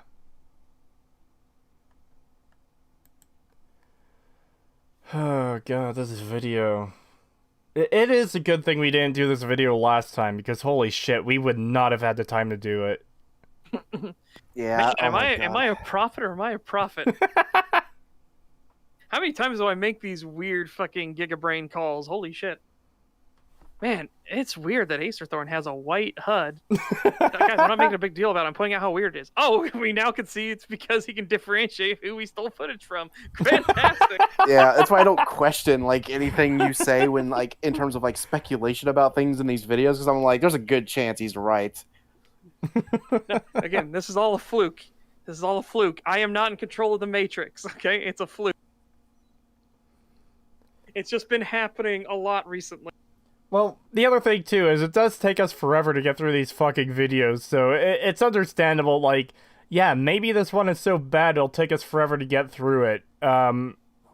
Still, I didn't think... I tend to underestimate how bad videos are going to be, because I think every single fucking one we've done has been worse than what I thought they would be. Yeah, Yes. exactly. Do you want to know what my favorite Gigabrain prediction was? What? Acerthorn says, I only played Old World Blues because I wanted the stealth suit. And I said, how did you know that? Did you look that up? And then when research long after the stream was done, people were like, got to that point in his playthrough and like, yeah, he admitted he used the game guide and looked it up. And that's why he played Old World Blues. And I was like, fucking holy shit. My blind playthrough where I use a guide to show me everything because I'm too stupid to fucking actually play the game myself. Yes. Uses a game guide and still gets fucking shit wrong. Hello, Father Elishical. How are you? Hello, I'm doing all right. All right. No, Pantone. Pantone Arkham says, Father is also a furry? No, he did that to annoy Creetosis. Yeah, the two guests we've had so far use animal icons, and I didn't do it to annoy him. I've used this. I've had a dog since like 2017 or so. So yeah, he has Yeah. been using a dog for a while, to be fair. Yeah, but yeah, that is entirely fair. It's just that you changed it from your traditional one, which people could see in the chat, to what you're using for Discord. Yeah. well, one dog to another. It's still a dog though. Yeah. Prometheus was the worst one though. He literally had a Greek god and then switched it over. Technically a Titan. Yeah. Titan. Okay, so to do a really, really quick, too long, didn't watch. boy.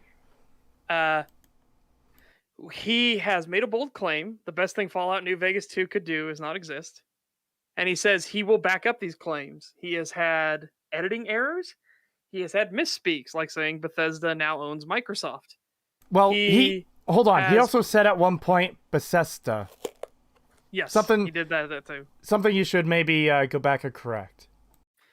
He has also said things like Bethesda, nobody should work on Fallout New Vegas 2 because they have nothing to gain and everything to lose. It's super risky, guys.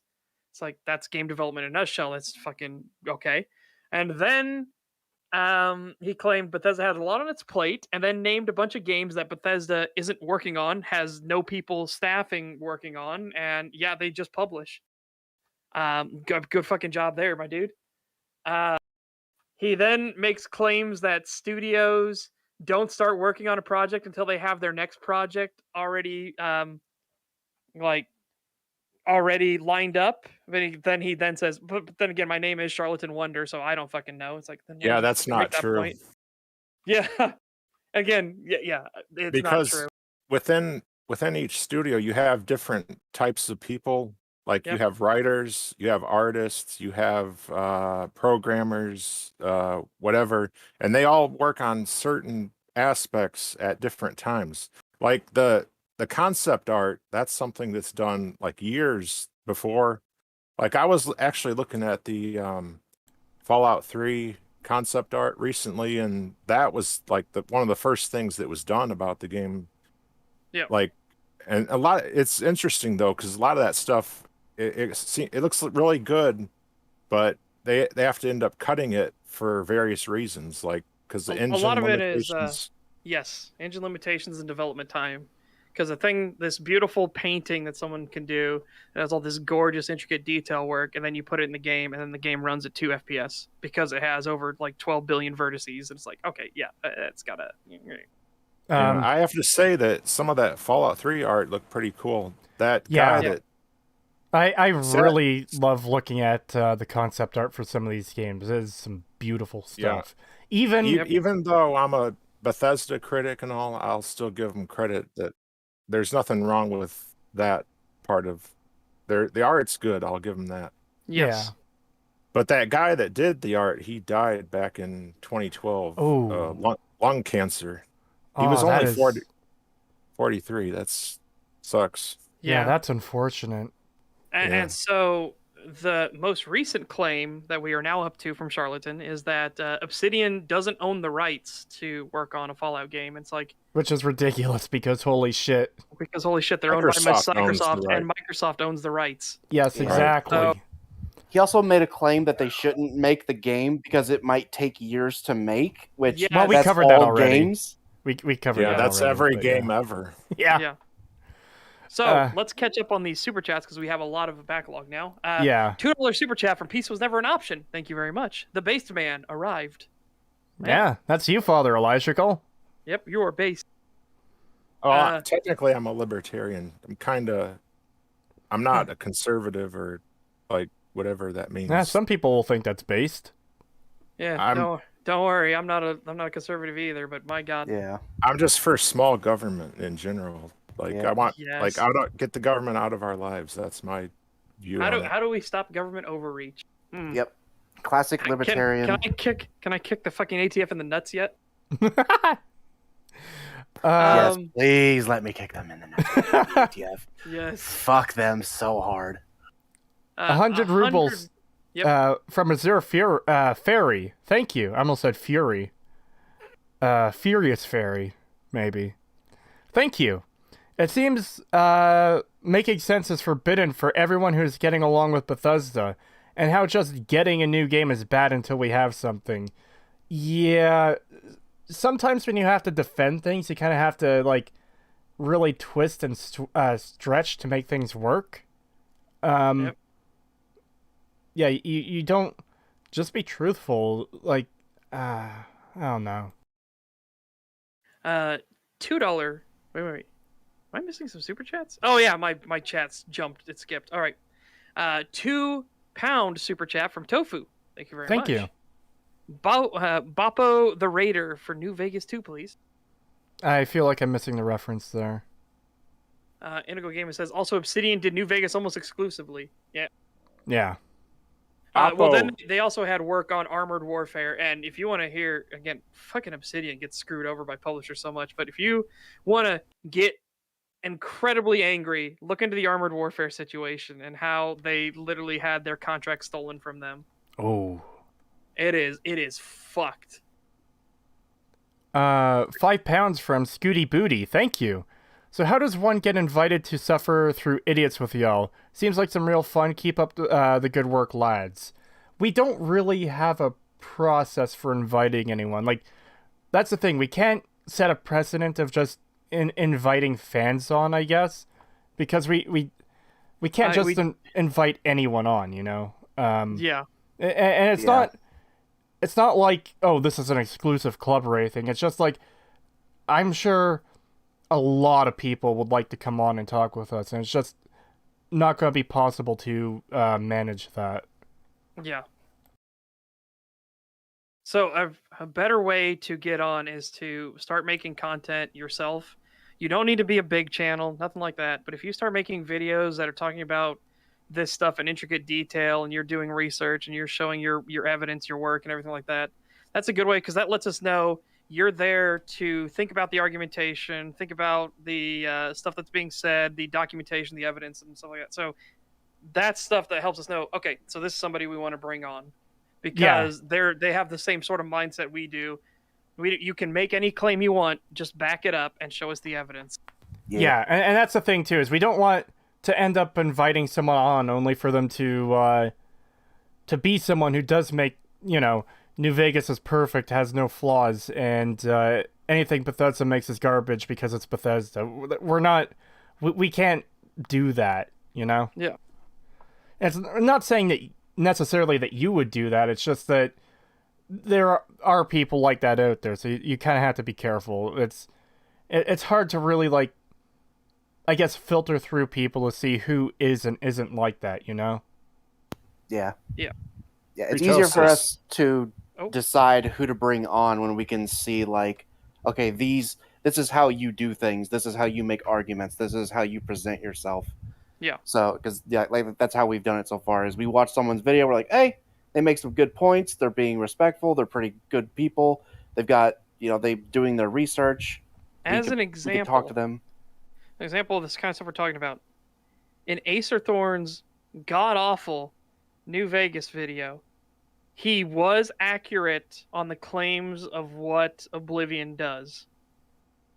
And even though his video is terrible, he did make an accurate claim there, and you have to give him that it was an accurate claim. Yeah. And that's hard for a lot of people because everything else is so shit, but you have to look at it objectively that, yes, what he said there is correct. That is an accurate claim.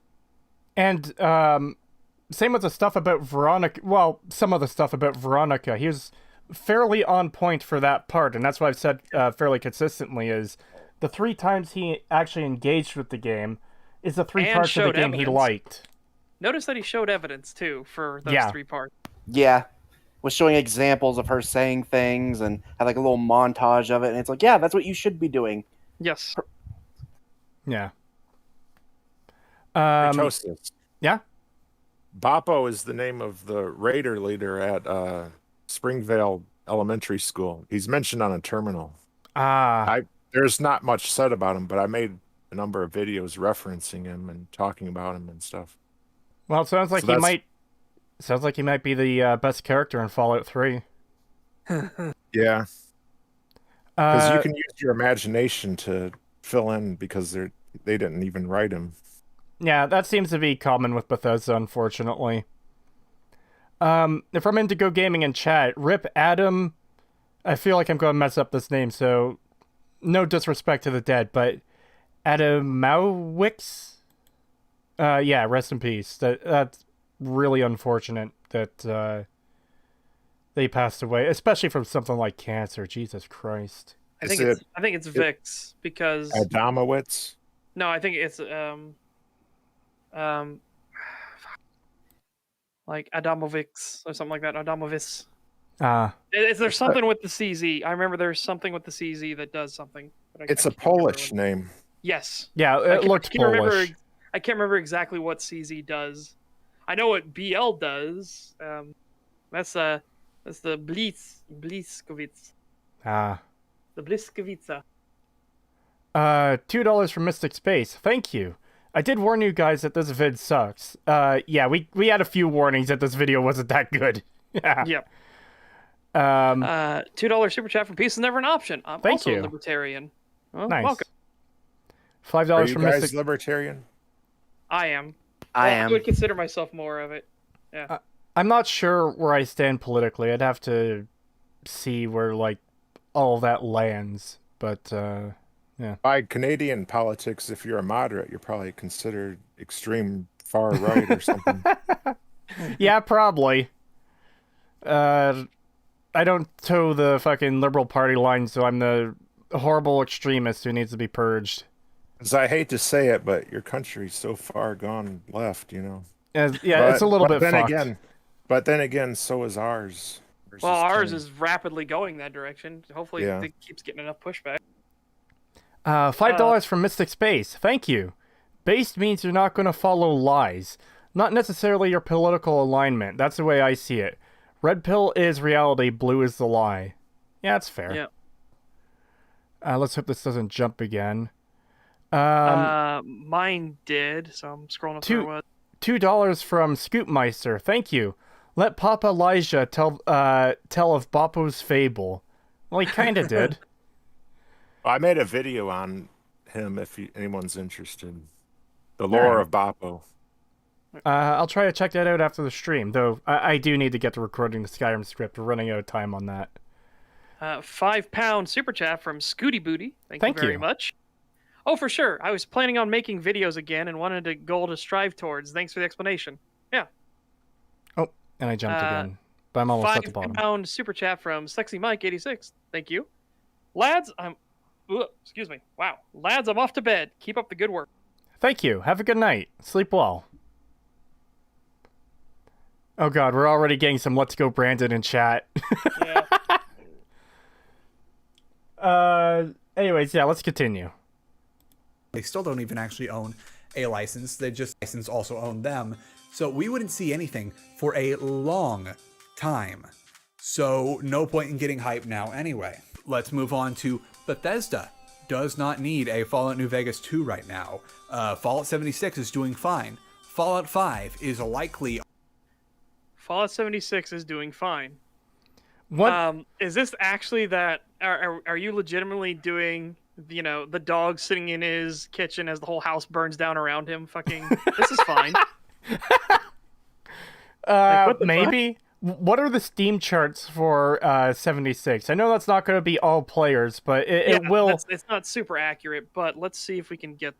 Also, I want to read Indigo Gaming's comment. Politically, I'm anti-Pagliarillo. Man, I think that's the best political stance. I'm taking that stance. I don't care about any other politics, just fuck him, though.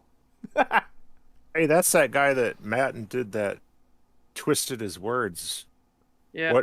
Indigo, Yeah. what do you think about what Matt did when he responded to you? And Miniature Nerd. yeah, So it is currently Fallout 76 is currently on the decline, Oh boy. and it has average players of 6,835. Wow. That's more than I would have thought, but that's still Yeah. not great. But again, that is just Steam. There's also There's Is it their on own PlayStation? There's their own Bethesda fucking launcher. I don't know if that's still its own launcher or anything though. After the acquisition, I have no fucking clue. neither do I. I think it's on Epic now. I'm not positive. Oh boy. I think they tried to saturate it after everything. Yeah, it is currently declining in players. Like that is half of the players it had in April of 2020. I still Actually, that's haven't way played under it, but I got it in the Steam sale in the summer, but I still haven't touched it yet. I'd recommend not touching Yeah. it. Mihawk, I- I already saw those, and I don't. At this point, I don't care. You don't need to keep copy pasting them. From Indigo Gaming, Miniature Nerd. Yeah, I was small fries at the time, so I couldn't get a response out, but I thought it was pretty bad faith. He misinterpreted my argument for player freedom and suggested that I was a sicko. Yeah, and that's one of the parts I really didn't like about that video. The whole video has issues, but the way he takes Indigo out of context and false equivalence argument against him is really, really disingenuous. Like, Yeah. Indigo made his point very clear. It was, hey, in this game all about choice, your choice is limited in this area arbitrarily. It's not about, oh yeah, I want to kill kids. It's literally about choice. And Miniature Nerd takes that into, oh yeah, well, it's not realistic that you can't kill kids, but it's also realistic that game mechanics are there. And it's like, dude, what the fuck are you talking about? These are two very different things. And he goes into this massive fucking tangent about, oh yeah, well, you wouldn't want killable kids in the game for this reason and that like, he is so off point. He even says, well, the kid you want to kill is the one who opens the gate, so you think they're going to let you in if you kill him? It's like, no, motherfucker. The argument is that this part of the game should have been designed entirely differently so it doesn't limit your choice. Yeah. And Yeah, he did that same thing to Mr. B-Tongue, too, with that shandification thing. that Like, one he wasn't... tried to, that was he tried to... Go ahead. He was trying to make... Mr. B-Tongue was trying to make the argument where they get the food and stuff, and then Matten says, it makes sense that they built this town here because there's water here, and the mole rats are the food, even though there's no evidence that anybody's hunting or eating them.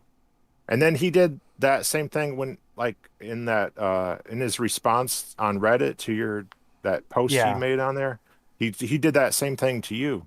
I think And there was some other guy, that made a video before you did, but it wasn't very well known, but he did another response on Reddit like a few years ago before your video. Yeah, I think I saw that one. Yeah, he just keeps doing this thing where he twists people's words and it like strawmans them and stuff. It's Yeah. And just quickly, Indigo Gaming in chat, you don't need immortals in your quest line. That was my only point. Yeah, and that was very easy to get from your video. It was a well-made video. And somehow, well, I guess I shouldn't say somehow. It seems... God, I don't want to be making accusations, but it does feel almost intentional on Miniature Nerd's side. It's like he has to defend the game from criticism. That's what the whole video felt like, which is why I wanted to respond to it so badly. I would say that Matten's video is worse than Acerthorn's because nobody takes Acerthorn seriously, whereas Matten, he has a lot of traction and influence. That's what makes his video worse, because people take it seriously. That was my argument for why some of these videos we've done are worse, because of the influence they have. Like with Acerthorn, you don't even have to respond to it because anyone with half a brain isn't going to take it seriously. So you can just like ignore it. It doesn't even matter. But Matten, you can't ignore that crap he's saying because 7 million people watched that video. And the point I was going to make earlier is I think the part about Mr. B-Tongue is the least bad part of his video when it comes to responding to other content creators, because he references the video and then he says, oh yeah, well, Megaton still has food and water, even though water didn't really come up in B-Tongue's video. What he did with Indigo Gaming and H-Bomber Guy was just completely disingenuous. Strawman arguments, false equivalence, and others. I can't remember them all. It's just really bad each time, where he takes someone's point and then turns it into something completely different from what it actually is, so he can prove them wrong. Super disingenuous. Did we do the Mystic Space $2 super chat? Let's see. Because I know we started talking about it, but I'm pretty sure we talked about that leading on from the Indigo Gaming thing. Has the worst channel you covered changed yet? From $2 from Mystic Space. I haven't been paying attention to Acerthorn's channel. It's not really worth paying attention to.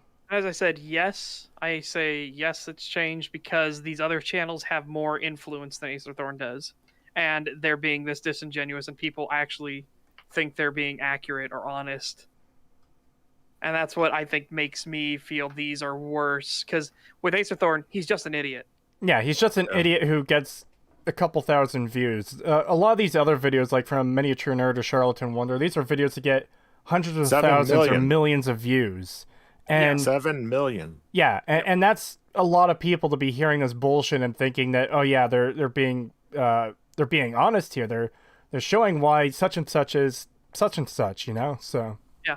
These are perfect examples of the quantity does not mean quality. These people have a quantity of views on their videos, and their video quality is fucking shit. yeah. And their intelligence is sub-average, we'll just put it that way, and they don't bother doing any fucking research. They think that, but I have a lot of people that listen to me, makes them right, which is what makes, in my opinion, makes these guys so much worse. £2 super chat from Tofu. Thank you. Is that a really ugly bong? We were looking at that earlier. I don't know what the fuck it is. It has like words off the side of it that I can't read because it's so small back there. I'm pretty sure it's a bong. It looks pretty close to a bong, so It could just be a vase. we think it could be a vase. We don't fucking know. President Manblast in chat. Miniature Nerd's video is so clearly dishonest. At every turn he says stuff that's just flat out wrong or misleading. Going through his video was a real chore. Yeah, it was.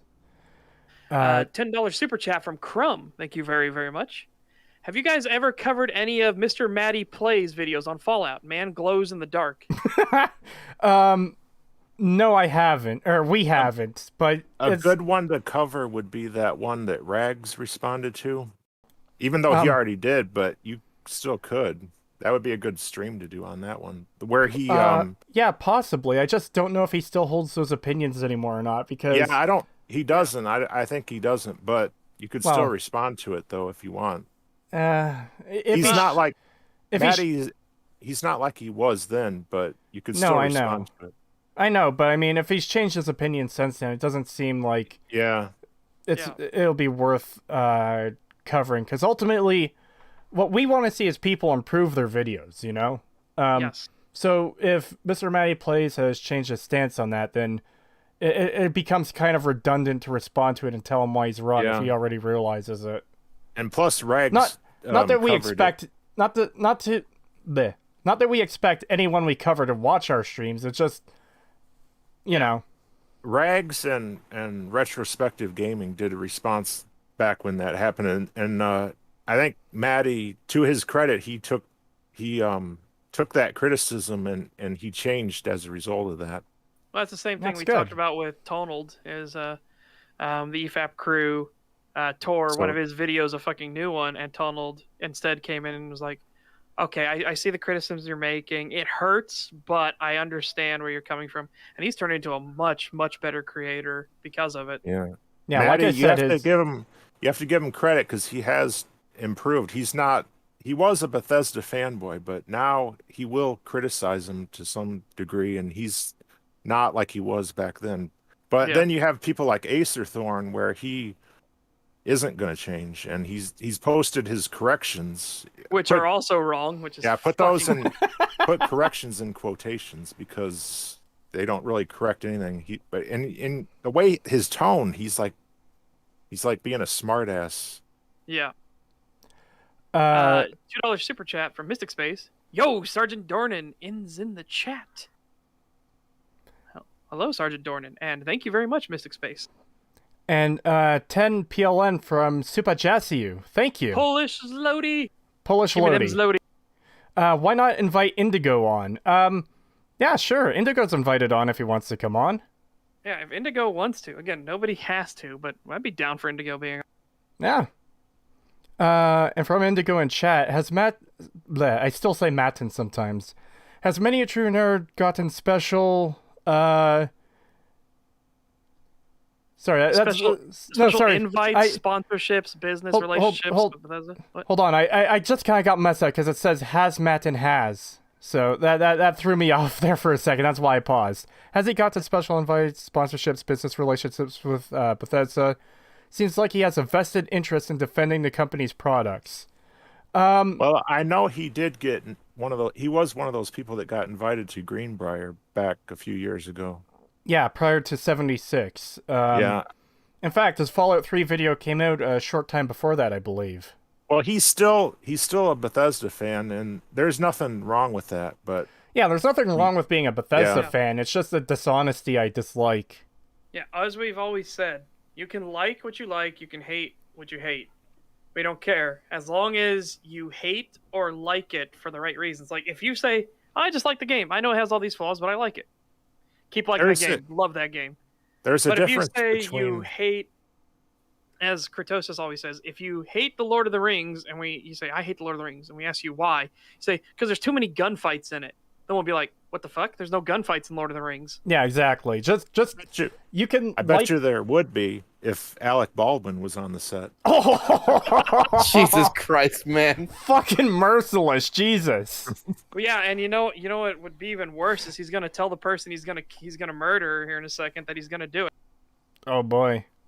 Yeah, Alec yeah. Baldwin, he's never gonna live that one down. He's never gonna live all those tweets he said about like wonder what it feels like to wrongfully murder someone is, and man, you should just shoot that guy in the face, just fucking kill them and shit like that. It's like, oh boy, Oh my God. you are never gonna live these down, my dude. Pardon my broken English. It's fine, Indigo. It happens. Nobody would be around to fight him. Oof. Yeah. 20 Czech crowns from Carol Svoboda. Thank you very much. This is getting out of hand. Now there's 4 furries. This is getting out of hand. Now there's 2 of them. Could you guys imagine if they made a Lord of the Rings remake and Alec Baldwin was cast in it, and then he starts pulling out a gun, starts shooting everybody, Oh the God. orcs, Oh, God. shooting the orcs. But, and- but anyways, back to the point. Yeah, people are obviously allowed to like or dislike whatever they want for whatever reason they want. But if they're going to start arguing on like, yeah, I dislike Lord of the Rings because of the guns, and there's no guns in Lord of the Rings, then that's going to be an issue. That's the kind of thing we call out.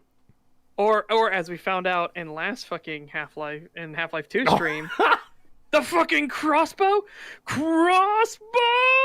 It's like, what the fuck? Because And it's not futuristic enough? What the fuck? Well, see, that's the thing too, is we had to guess on that because he didn't even fucking elaborate. He just said the crossbows if that's an issue and moved on. That one, I will say, was safely implied because he was talking about this is a futuristic sci-fi game, and you have normal human guns and a crossbow. A crossbow? It's like, oh boy. It's like, yeah, okay, fucking Jesus. There's Yeah. a difference between being a fan of something and making money off of it. If if it's your whole point, if you like something, that's fine. But if you're defending something because you're making money off of that, then that makes you a shill. Yeah. And there's a difference between being a fan and being a shill. Yeah. Like if that's your whole if that's everything you make money off of is this one company, and you're defending it because that's your meal ticket, well, then that's different than being a fan of it. So here's something I didn't know. Indigo Gaming says crossbows are still used by China tactical forces to take out terrorists sometimes. Oh. Yeah. I had no idea. That's interesting. If you guys ever played Black Ops, they had a crossbow that like shoots an explosive thing, and that was actually a sighted weapon that was used during the Cold War. So yeah, they actually do use crossbows still. It was just funny because his point of like the Combine take over Earth, and yet we're not using laser guns and stuff like that. How dare Half-Life 2? Oh my god, that fucking video was garbage. Oh yeah. Yeah. I can't tell you how much I'm looking forward to his fucking Skyrim Fallout 4 videos. Holy shit. Yes, because we that was agree with him that insane. that those games are fucking awful. But I have a feeling we're gonna end up defending those games from bad criticism. It's like, oh my god. Well, some of it Here we might go. also just turn into elaborating on points that he fails to elaborate on, like, oh yeah, this Yes. is garbage, blah blah blah blah, and he just doesn't. Man, the insanity from that Half-Life video, I feel, is just a taste of what we're in for. Local Inwa with $7.99 kangaroo dollars. Thank very you. much. What up, my Inwas? Glad I caught the stream this time. Keep up the good work. Will do. Thank you. Hope you enjoy. Yeah. 50 Czech crowns from Carol Svoboda. Thank you very much. Thank you. Orc lives matter. End elvish supremacy. All Gondorians are racist. Halfling capitalism is destroying the environment. Alec Baldwin is an Inwa. Did you guys hear that they're making a Lord of the Rings TV series, and people were complaining about the lack of diversity? So that's Yes. God, Dude, I don't want to get into that. They were complaining about the lack of diversity, so they're now there's going to be like multicolored fucking people in the Shire, and there's going to be strong female empowerment, and it's like, oh no. There always was. No. There There actually always was. But Remember it wasn't Eowyn? enough. Remember Eowyn when she killed the Nazgul? It wasn't enough. I know. We That's cite that the all the strong- time. There's your cite that strong as, like, female. One of the most powerful moments in that fucking movie, too. Fool, no man can kill me. Well, Yeah. I am no man. That was That is epic, fucking great. That was a good moment. but it wasn't good enough apparently. 'Cause Yep, wasn't good enough. Differing opinions are great, but you all have to agree on reality to be able to have a conversation. Yes, big agree. Exactly. And that's why the debate with fucking Aether never would have worked out. Yes. That guy was fucking insane. There is no... Art is only subjective. There are no objectives in art. It's like, Even though he'll reference things in the game when it's convenient to him. yes. Even though he tries to bring up points as a fact when it's convenient to his argument, you're not allowed to do that. It's all subjective. $2 from Double A 2015. Thank you. Would you consider Charlatan a fanboy or a shill? I don't have enough information at this point to make that call. Is his merch Bethesda themed? Then I'd put him Well, more towards the shill. Does he get invited to all these like press events and special things? Then yeah, I'd call him a shill. I don't know enough about him to really say either way, to be honest. This Neither is the do first I. I've seen of it. But I just want to say one thing about the Lord of the Rings. People say there wasn't enough diversity, but there is. You have humans, orcs, elves, hobbits, and other races. There was like a lot of diversity. Yep. So what's the problem? Because it isn't the correct diversity. That's the fucking problem, and I hate it so much. I hate this line of thinking. Well, what's worse is, I know we're getting way off track here. We have to get back to the video soon, but I know a lot of really stupid people try to claim that the orcs are racist because they're supposed to be black people, even though fucking nobody says it besides these people who are claiming it's racist in the first place. They're the ones who made that connection. No one else did. Yep. Well, they did cast Maori actors for the orcs. You want to know what my favorite thing was? Cyberpunk 2077 has a lot of fucking problems, but the left was beating its chest and talking about how awful Cyberpunk 2077 was because there was a gang called the Animals and they were all black. And they're called the Animals. You're saying that black people are animals. And then the creator of the entire fucking universe of Cyberpunk comes out and says, I'm black. I made them. It's appropriate name for a Haitian gang. The fuck are you on about? Yeah, I remember that. That was This shit was fucking insane. good. That was funny He's as like, fuck. are you calling me a racist against my own people? The fuck is wrong with you? All right, I'm going to grab a couple comments and that super chat, then we're going to get back to the video. Indigo Gaming, Rags did a great video about the orc racism thing. Yes, he did. Yes, that he was did. a really good That video video was great. responding to fucking the shit show that Extra Credits is. Yeah, and it is a shit show. Don't know him well. I'd say his booming audience has gone to his head, and he's not taking his work as seriously, not verifying details. I assume you mean Charlatan, and yeah, that could be the case. That's absolutely like, Jesus. How many? We're not even 4.5 minutes in, and how many details has he gotten wrong? Pretty much everything. Pretty much. Like, oh my god. He can't even understand that Obsidian would have access to Fallout. They don't need a license because they're owned by the people who own the license. That is insane to me. That is fucking off the wall. $5 from Cottonmouth. People are naturally diverse. No two people are the same. Yeah, I agree with that. That reminds me of a quote by Ayn Rand, which says, the smallest minority is the individual. those who do not defend the rights of minorities cannot, or those who do not defend individual rights cannot claim to be defenders of minorities. And last super chat before we get back to the video. $10 from Crumb, thank you.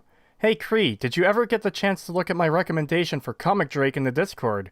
Drake is some unholy Dragon Ball Z fusion of neolib consumer politics and fake-ass progressivism. I did see that video in the chat. I haven't read Power Girl, so I can't really comment on what's going on there.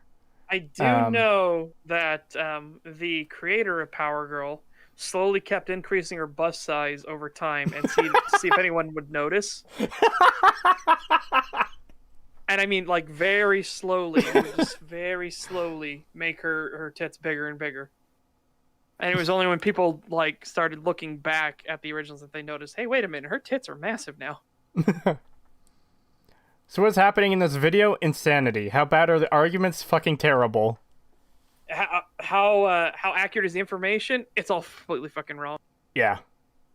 Point in getting hype now anyway. Let's move on to does not need a Fallout New Vegas 2 right now. Fallout 76 is doing fine. Fallout 5 is likely already in the works and is hopefully coming along. So okay, I'm gonna bring this point. That is a huge fucking assumption to make. Okay, yeah, they're working on Starfield. They've announced Elder Scrolls 6. They probably aren't working on Fallout 5 yet because they actually do have a little too much on their plate right now. Well, yes. They are probably playing around with like concept art and stuff for Fallout 5. Maybe that, but it's not they're like doing pre-production. Yeah, pre-production. At best. Yeah. Now, here's the other thing. Bethesda does not need a Fallout New Vegas 2. It's like, Bethesda wouldn't even have anything to do with this deal, dude. Your argument is already dead because this has nothing to do with Bethesda anymore. Bethesda does not own the license. What if Obsidian made Fallout 5? I would be interested in seeing that. But I'd be interested in seeing it. This is the same argument as earlier where Bethesda has too much on their plate. Like, okay, you realize if Obsidian made New Vegas 2, this has no impact on Bethesda working on fucking Starfield or Elder Scrolls 6 or Fallout 5. Like, yeah, these things can coexist.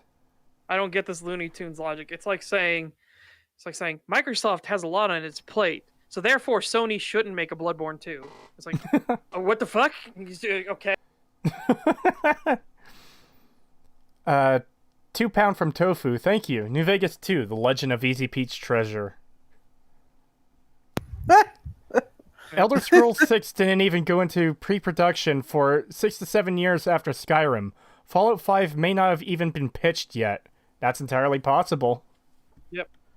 Like, Easy Pete does mention he has some like claim or something out by the river that he had to leave because of raiders or something. And I guess it's still there to this day.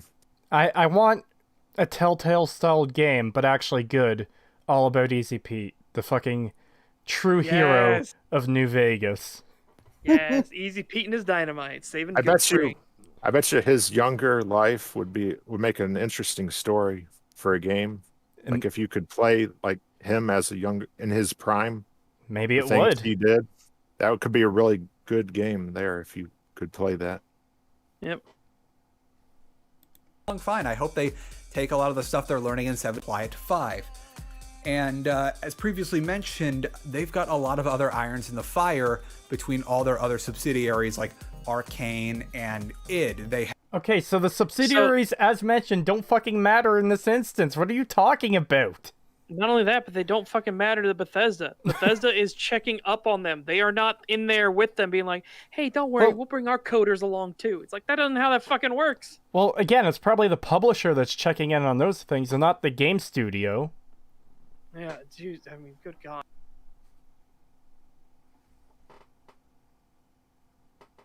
Stuff they're learning in 76 and apply it to 5. And as previously mentioned, they've got a lot of other irons in the fire between all their other subsidiaries like Arcane and id. They have a lot of stuff going on already. So adding another thing to that pile that was kind of something they likely weren't thinking they were ever going to work on again probably isn't the best idea. Okay, work on again. I'm going to take issue with that. Do you think Bethesda had anything to do with New Vegas, Charlatan? Do you actually think that Bethesda had anything to do with New Vegas? That is a very curious question I want answered. Well, I thought they helped out a little bit. No. No? Like, okay, I need to know, Charlatan, because I don't know what world you live in, but New Vegas was made by Obsidian. I don't know if you were aware of this fact, because given every other fact you've gotten wrong in this fucking video. So, Bethesda didn't work on New Vegas. I think What do you Bethesda mean? did provide them with some like technical like help guiding them with like the Gamebryo engine because they had Yeah, because the Obsidian Gamebryo had engine no- is yeah. fucking horrible. So Bethesda did help them out with that stuff, like the technical stuff, not I anything. suppose I'm getting creative. into the trenches. They weren't programming the game for them. They weren't designing anything. Yeah, That's fucking Obsidian. it's weird Uh, because people I who don't- criticize Obsidian, they'll say on one hand they'll say that Obsidian already had a completed game and then they just added some stuff to it. But then on the other hand, they'll say Bethesda helped them make it. Well, you know, Yeah. it's either one or the other. Well, but here's the thing: is I don't understand where his brain fucked up so much that he thinks that Bethesda would have anything to do with a Fallout that Microsoft would hand to Obsidian. I don't know where he gets this idea that Bethesda would even be contacted about this situation. Yeah, that's what I wasn't getting earlier. I was like, why would Bethesda have anything to do with this? Why is he trying to insert Bethesda into this so hard? Yeah, It doesn't have anything to do with them. It Yeah. is Microsoft who will decide that. exactly. And I guess let's Obsidian get Obsidian has made it clear numerous times that they would like to work on another Fallout. So all they have to do is ask Microsoft, and it's probably going to happen. I think if Avowed or Outer Worlds 2 or Josh Sawyer's own thing go really well, I think they 100% should ask. Yeah, I think I hope that so. Avowed is going to do extremely well. That game is based on the Pillars of Eternity universe, but they're Yes. going to make it. But they're going to make it like a Skyrim type of game, which Yes. is insanely popular. So it's going to be like it's going to do better than Skyrim, I bet you. And Well, it's going to I have hope so. Microsoft. I don't know about It's that. gonna- I can hope that it will. I hope It's so. going to have Microsoft's funding behind it. So this isn't some like indie game funded on Kickstarter. It's a AAA game. Yeah. I Before want we to grab this forget- stuff. Yes. 5 Polish Lodi from Dallas Trouble with no message. Thank you. And Indigo said a couple things in here I wanted to grab. They supported the Obsidian team, but Obsidian had nearly free reign. Yeah, Yep. that sounds about right. $5 from Spark. Thank you. Easy Pete has come out of retirement to reclaim his Wasteland title as Long Dick Johnson. The actual super chat says Long Dong Johnson. YouTube censorship is cringe. Yep. And from Indigo again. Also, New Vegas sold 12 million copies. Of course a sequel could be on the table. Yeah, absolutely. They may have sold even more than that because Bethesda hasn't disclosed the numbers. Like it sold 12 million like when it came out, but think how many it sold in the years since then. Yeah. Because I'm Yeah. sure they sold millions more. It might be like 20 million now, or who knows? Hopefully. It might have outsold. It may well have outsold Fallout 3, and that's why Well, Bethesda's ashamed to show the numbers because that would be embarrassing. I don't know if you guys saw it, but a couple months ago, I decided randomly to check Steam charts, and Fallout 3 had something like 300 active players or something, and New Vegas had over 6,000. Yeah. So I bet you that New Vegas probably has sold a lot more by now than Fallout 3, probably. Hopefully. And that's why they won't show the numbers. I bet you. Probably. $5 from Slothman. Thank you. Do you think Fallout 5 should have a co-op option like Borderlands? I wish 76 had that instead of this MMO crap. Honestly, it depends how they implement it. I would like a co-op feature. Um, that's something Bethesda would have to find a way to work around, though, especially if they go more the RPG direction, which honestly they probably won't, but you know what I mean. I think it would be totally fine. I could be down for something like that because like, games that show it off really well are stuff like Divinity Original Sin 2. That is co-op with a massive asterisk next to it because only one of you can become the chosen one, and it plays out really well. Like you get to fight over who is going to be the chosen one, Yeah, that sounds but you're still interesting. working together to get through the story. So I think a co-op RPG in a Fallout universe would be a lot of fun. I could see it going very well.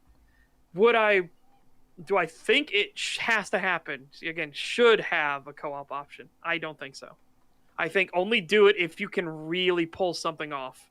Otherwise, don't strain on that front. There's so many other problems to fix. And one more comment from Indigo Gaming here.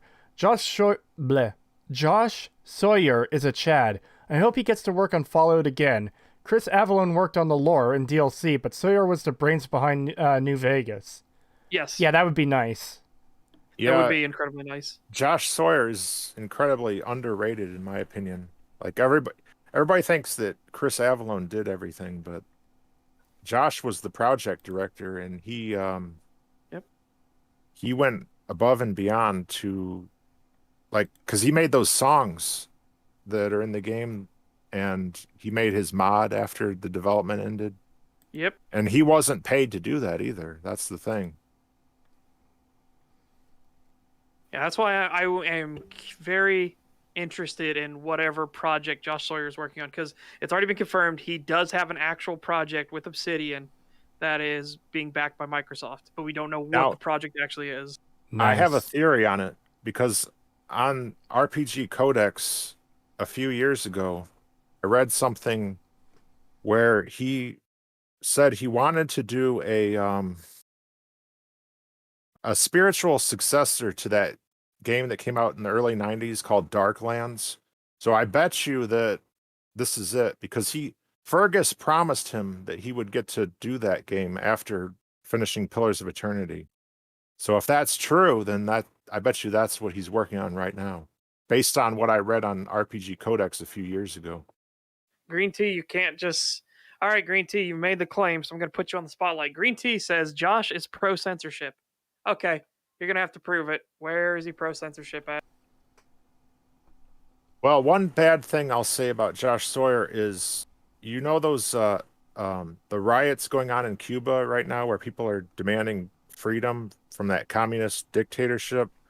Well, No, I haven't been paying attention. There's been too many fires everywhere, so I haven't well, been paying attention. anyway, Josh has tweeted some stuff where he's trying to downplay the Cuban regime and what they're doing there, and that disappointed me to see that. But it's, you know, he lives in California, so it's kind of what you have to expect. Two things quickly. So first, Lone Courier just sent me screenshots. I assume they were just taken. Fallout 3 on Steam charts, 24-hour peak, 212 players. 170 playing 38 minutes ago. New Vegas, 24-hour peak, 5,662. Playing an hour ago, 5,158. Nice. Those are some pretty dire numbers for Bethesda's game. Sawyer Actually, I admitted could get these up Sawyer on admitted screen. to be a commie. No surprise there. I don't care though. Yeah, he's a communist. That's a bad thing. So And- he has admitted to it. Yeah, and he's defended the Cuban government, and like I said, it's very disappointing. That is disappointing, but we'll have to see if it ever affects his work. I'm just getting this image up on screen quickly. And also from Indigo Gaming and Chat, New Vegas was developed in 18 months. Elder Scrolls 6 was announced 40 months ago. Jesus Yep. Christ, Bethesda, what the fuck are you doing? Yeah, and the thing that we brought up on Dashing David's video was, you think that Obsidian had the entire 18 months to make the game? No, because they got to make the gold masters and the standard and stuff like that. That's all kind of stuff that that needs to be taken into account. So likely they probably had 14 months, realistically. Indigo Gaming in chat. A lot of players are probably using Tale of Two Wastelands, which combines Fallout 3 and New Vegas. I wonder if that runs on New Vegas as executable. I don't know, because Yeah. I've never actually looked into it. I bet you that is true to some extent. That'll explain some of it probably, but I don't think it explains everything though. No, not everything. Yeah. Anyways, let's get back to this video. We've gone on enough tangents already. Holy shit. And additionally, there is probably some level of acknowledgement among Bethesda's brass that any sort of New Vegas property that directly involves them will be rebuked by all the New Vegas fandom because It won't involve them though. So nobody at Bethesda nobody at Bethesda brass is having this conversation, Charlatan, because it doesn't involve them. Like, how do you not? I can't believe. Again, we're already working off the flawed premise that we already know you have no idea how the fuck games are made or how anything works or how licensing works or anything. It's like, dude, it won't involve them at all. Bringing up Bethesda in this entire video doesn't make any fucking sense. Stag. Some tangents are given. Yeah. Yeah, this seems like a weird point for them to be making. Yep. rebuked by all the New Vegas fandom. The big thing is Bethesda bad with those people. There is a big fuck off. like. Okay. So this is where we start getting super disingenuous, I guess. Yes. So there's no denying that there's people on all sides who are Bethesda bad, Obsidian overrated, fucking whatever. Most people who I believe most people who have issues with Bethesda have legitimate complaints. Like all four of us here on stream, we don't hate Bethesda for the sake of hating Bethesda. We have issues with the things Bethesda has been doing with their properties. I don't hate Skyrim or Fallout 4 because Bethesda made them. I hate them because Bethesda is dumbing them down and writing shitty fucking stories for them and turning them into absolutely fucking garbage games. Yep. Yeah. It's such a dumb thing. Morrowind is made by Bethesda. Do I think Morrowind is bad? Fuck no. I think Morrowind is one of the best games Bethesda has ever made. It is my all-time favorite game, and it will probably never be dethroned from that spot. It's fucking crazy. Yeah. And yeah, Indigo Gaming nailed it in chat, and this is something we've all said on stream. We criticize the things we love because we want them to be better. Exactly. That's the entire point of the criticisms we make against these things. I don't hate on Fallout or Elder Scrolls just for the sake of hating on them. I want them to be good. I want to play new Fallout games and Elder Scrolls games that are really, really good. Yeah, These are my two... Not my two favorite. These are two of my favorite series of all fucking time. I would like to enjoy more content from them, but I can't when we're getting garbage like fucking Skyrim or Fallout 4 or Fallout 76. Yep. And I am a huge, as an example, I am a huge fan of From Software games. I love that company to death. I can spend hours and hours ripping apart fucking Dark Souls 2 because it's a piece of shit. Because I want them to do better. I want the Soul series to be better. I want them to keep improving and getting better.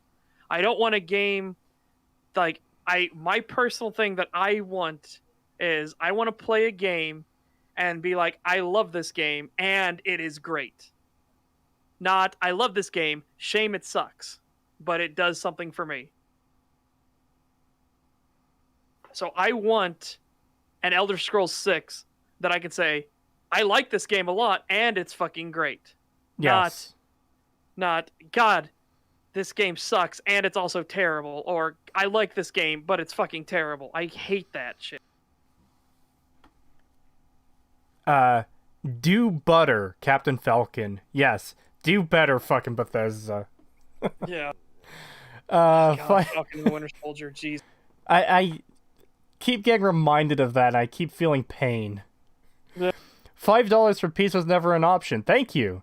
New Vegas 2, but you play as Ulysses, and the only dialogue options you have are bear, bull, history, and the divide. Yeah. I see people memeing that a lot. Yeah. Let's get back to this shit. I still don't understand why Oh. people absolutely hate Dark Souls 2. Oh boy, yeah, we can fucking go crazy into that. Let's wait until I play Dark Souls 2 to get into that. It might be a Yeah. while, but it'll be worth doing at some point. Oh yeah, and I cannot fucking wait. If you want Lawrence Poole, if you want something right now, right this second, to understand why people absolutely hate Dark Souls 2, watch Mahler's video on his response on H-Bomber Guy's atrocious in defense of Dark Souls 2 video. And you will start to understand why people fucking hate Dark Souls 2, and I am definitely one of them. I hate that game.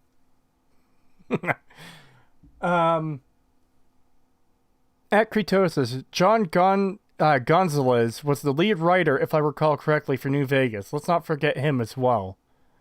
I don't actually know that name. John Gonzalez. He also, I believe he was the writer on that one game, Horizon Zero Dawn. I don't And know that- anything about that game. Yeah. I heard some good things about that game too, but I haven't played it. Is that the game where the sequel has that fat YouTuber as the main character, the one who eats all the Yes. food? Yeah, Yes. They turned her into Nakado Avocado. they made her fat. Oh man. Oh my god. And Why? They did it because she's sending a wrong image. You gotta have body positivity. How dare you, developers? We're gonna boycott your game. So they made her fat. Oh, God. I'm not even fucking kidding. That sounds like hyperbole. That's what fucking happened. And Yeah, I it can't is. believe it happened. It's insane. At least Dark Souls 2 added much needed torches after removing their lighting engine. Oh my god, Yeah, did oh they... my god, yes. Okay. What? We can get into this very minorly. We'll just talk about this. So a big hyped feature of Dark Souls 2 was this bold and crazy, beautiful lighting system, and it looked fucking great. Like, he opens the door and this whole area is pitch black. So he pulls out his torch so he can see. And then he's got to fight enemies at the same time, but now he's not allowed to have a shield because he's got a torch out. And oh man, it's such a struggle. Oh, wait a second. Is this... Okay. They removed that I- entire lighting system and they brightened everything up to the point where it's almost fucking shining. Wow.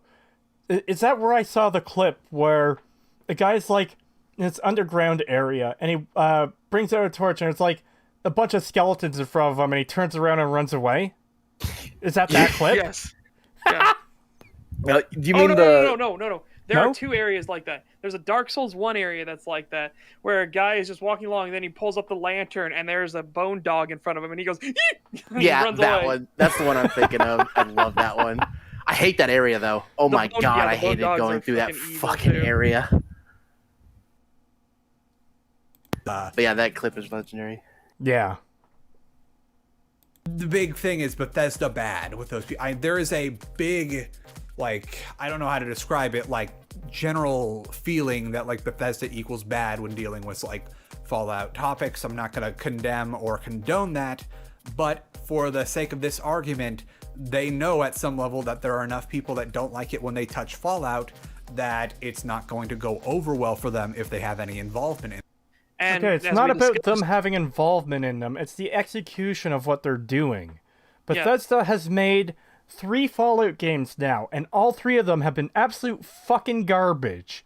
People Yeah. are right to be suspicious when Bethesda touches Fallout when they keep releasing shit.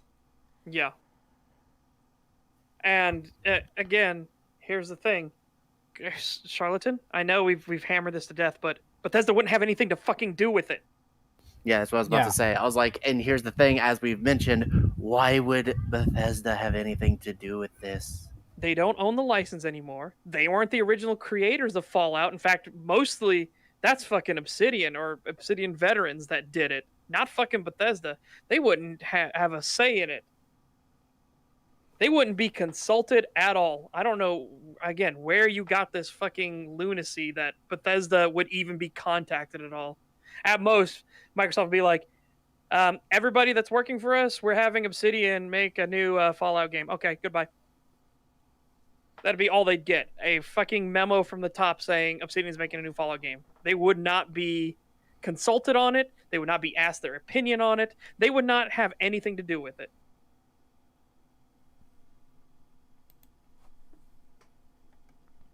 And I also want to point out quickly, it's a small point, but you know how he goes, oh, Bethesda bad. I'm not condemning one side or the other, but Bethesda bad. That comes across as super disingenuous to me. Yeah. Again, he's going into the hyperbolic statements, and he's painting one side now as negative, because again, can't have an honest discussion here. I mean, he hasn't gotten a single fact right in this fucking video, so why would we expect he'd keep to his word? He's got to poison that well, like they all do. Got to poison that fucking well. That happens so often in these videos we cover. Jesus Christ. Local Enwa in chat. I want to join Daddy Dagoth and join the Chad 6 house. An option to join the bad guys is something I would like in more games. Yeah, that would be nice. And Indigo Gaming in chat. You know what? Microsoft could probably make a new company that focuses on only Fallout, like they did with Gears of War and Halo. Maybe if they got the right people behind it who can make a really good game and pay attention to the lore. Well, definitely not Emil. If we go by that track record, then Microsoft isn't so good at that. Well, I don't know about Gears of War, but I have heard a lot of people complain about Halo 4 and especially Halo 5. Yeah, it's fucking awful. 343 is awful. Yeah. Oh boy. Dude, their whole thing that they praised, this is an actual thing that 343 said. We brought on a lot of developers from Call of Duty that hate Halo and had them make our game. What? Charge run that by us complete. again? Charge What did you complete. just say? That was one of those, I couldn't believe. Why would you admit that the people that made your Halo game they come from Call of Duty? It's like, okay, that's fine, whatever. People move around studios all the time. But they specifically hate Halo. What? Yeah, that is so fucking dumb. Why would you say that? And that's such a horrible thing to do because Halo was such a huge franchise. It was a huge moneymaker for them. To then be like, yeah, but now we're going to completely go against the design philosophy that all of the fans love and would actually like to keep playing. Yeah, we hate that. We're going to completely change that because we hate it so much. And it's just okay, so you want this to fail. That's what you're saying. You want this to fail. As Stormy Knight points out in chat, he should go into why people distrust Bethesda rather than just Bethesda bad. It oversimplifies a complicated but straightforward issue. Yeah, but he can't do that because it would make his point weaker. He has to make those horrible Bethesda critics look bad. Yep. If he tried to go into it, he would just make up shit and just get everything horribly wrong. Well, I can't say that, but if we go based solely off of his misinformation deluge right here, then probably. But you never fucking... Yeah. And from Void Memes 5 in chat, the thumbnail's straight up just to make people click on it because his arguments fall flat. Yeah, it seemed like that thumbnail was made to provoke people rather than just make an honest video, I guess. It was made to get a reaction. Yeah. Which is another thing we see a lot from these guys now, where a lot of the thumbnails have been very provocative to get Fallout New Vegas fans mad. Yep. Riso KOTOR 2 also did that, and Lord does it show, mainly in the writing, Obsidian does not understand how the Force works. No, they do. They understand absolutely how the Force works. Again, the Force has been retconned into being this special bloodline bullshit fucking nonsense. The Force was originally something that everyone could achieve through the proper training and everything, but that got fucking changed so much. It used to be this, way of life. Wasn't it Uh, like some kind of bacteria in your blood or something? No, that's Well- what they changed it to. The Yeah, midichlorians fucking thing. yeah, the Oh, original trilogy describes it as this energy that flows through all life. Yeah, that the force is Yeah. everywhere. It is around us. It Well, see, binds us. then that was George Lucas that retconned himself then, Yeah, that Yes. happens. and he made Uh, it worse because he was right. He had it good to begin with, but then he changed it, and that was him. You know, he got No. older and he lost his edge, I guess. Risa, they don't think that the force negates free will. Krea's specific thing is that to apply the standards of the Jedi is destroying free will. That the Jedi are not these incorruptible saviors of the universe and the Sith aren't this monstrous evil. The fact that the Jedi and the Sith can both use the Force kind of proves that both of them are fucking wrong. Notice how the Force doesn't fucking pick a side. It doesn't fucking care. George Lucas retconned himself into a hack writer. I think it's more I'll that be he right had back. people Something- reining him in on the original trilogy. I'll be Yes. right back. Something is happening. All right. As bad as George Lucas has become, I think he's still better than J.J. Abrams. Oh yeah. Yeah. I would rather 1,000 prequel tier movies than one more Disney movie. Yeah, I never even seen the sequels. Be glad. The Because only I've heard such bad stuff about them. I'll probably watch them one day. no, but, don't save yourself the pain. I suggest watching videos that cover them. Mueller covers Dude, he's All still three- working on. he's still working on them, but in some fashion he covers the original, or not the original, the trilogy that Disney released. Pawn Story Games did a video on Force Awakens and Rogue One. ER did videos on Rogue One. Force Awakens. I can't remember if he did one on Last Jedi, but he did one on Rise of Skywalker, which is fucking hilarious. And others. Highly recommend. Indigo Gaming. I did Go ahead. watch Mr. Plinkett's Star Wars videos. They're all right. The older ones are all right. Yeah. I'm not such a fan of their Disney movie reviews because they seem to be going easy on them. Yeah. And I don't think they should. I heard that they were harder on the prequels than the Disney. Oh yeah, they were a They lot were. harder. Yeah, they were The- absolutely much harder on it. I'd go as far as saying the difference is night and day with how they treat the two trilogies. I didn't watch the sequel ones because I didn't want spoilers, but I'd watched the other ones of the movies I've seen. Yeah. That's fair. I'd say, just without spoilers, there's a reason that it's Well, I understand it's hard to spoil something that's shit, but yeah. Just you know it's gonna be shit. That's just yeah, I'm 99.9% sure it is, but I still just want to make yeah. my I own know. Just judgment. absolutely. Just watch it yourself. That's my only warning. Is that no. I believe it is, but I still, I have to make that. I have to put my Exactly. own.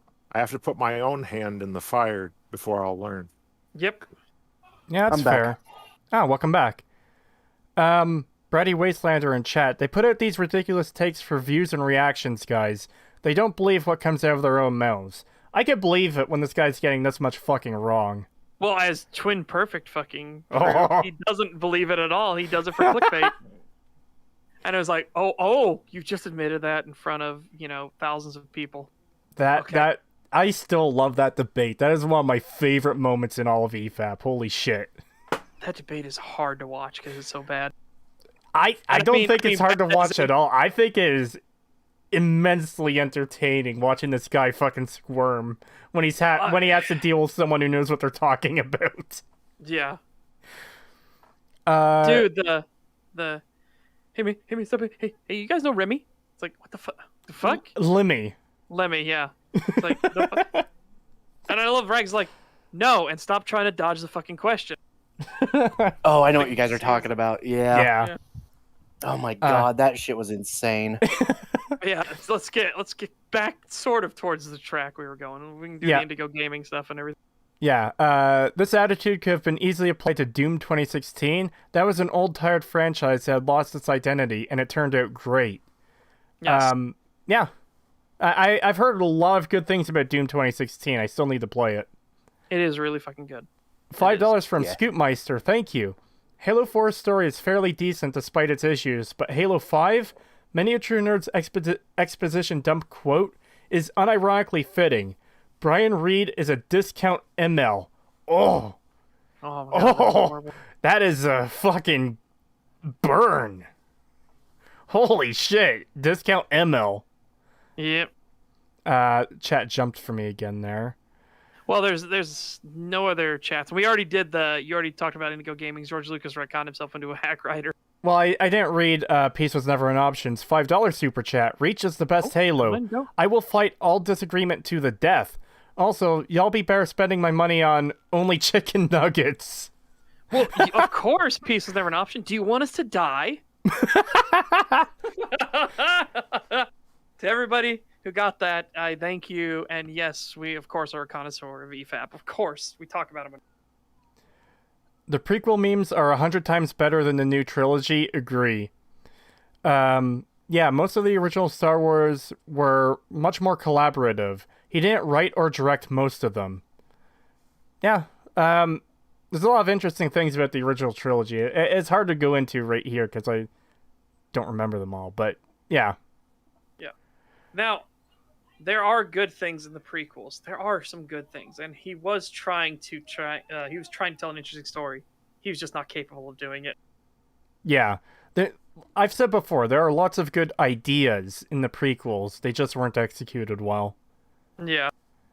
I appreciated the prequels more after the sequels came out. I liked the prequels even when they came out. Yeah, that's fair.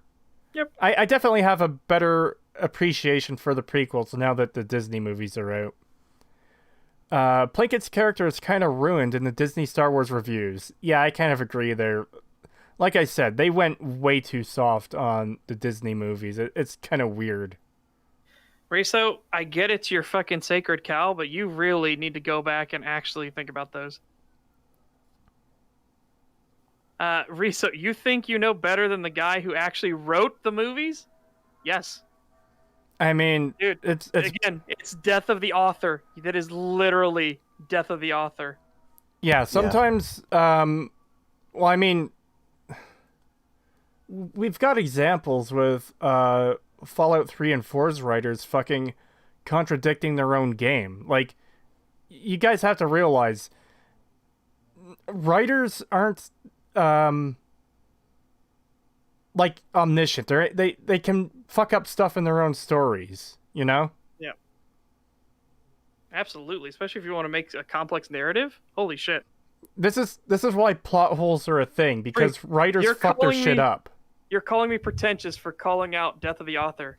Dude, I think you're an idiot. Everybody believes in death of the author. Yeah, Everybody. You the fuck cannot is this physically argument? exist if you don't believe in death of the author. What the fuck, dude? You should not be trying to die on this hill. You My shouldn't.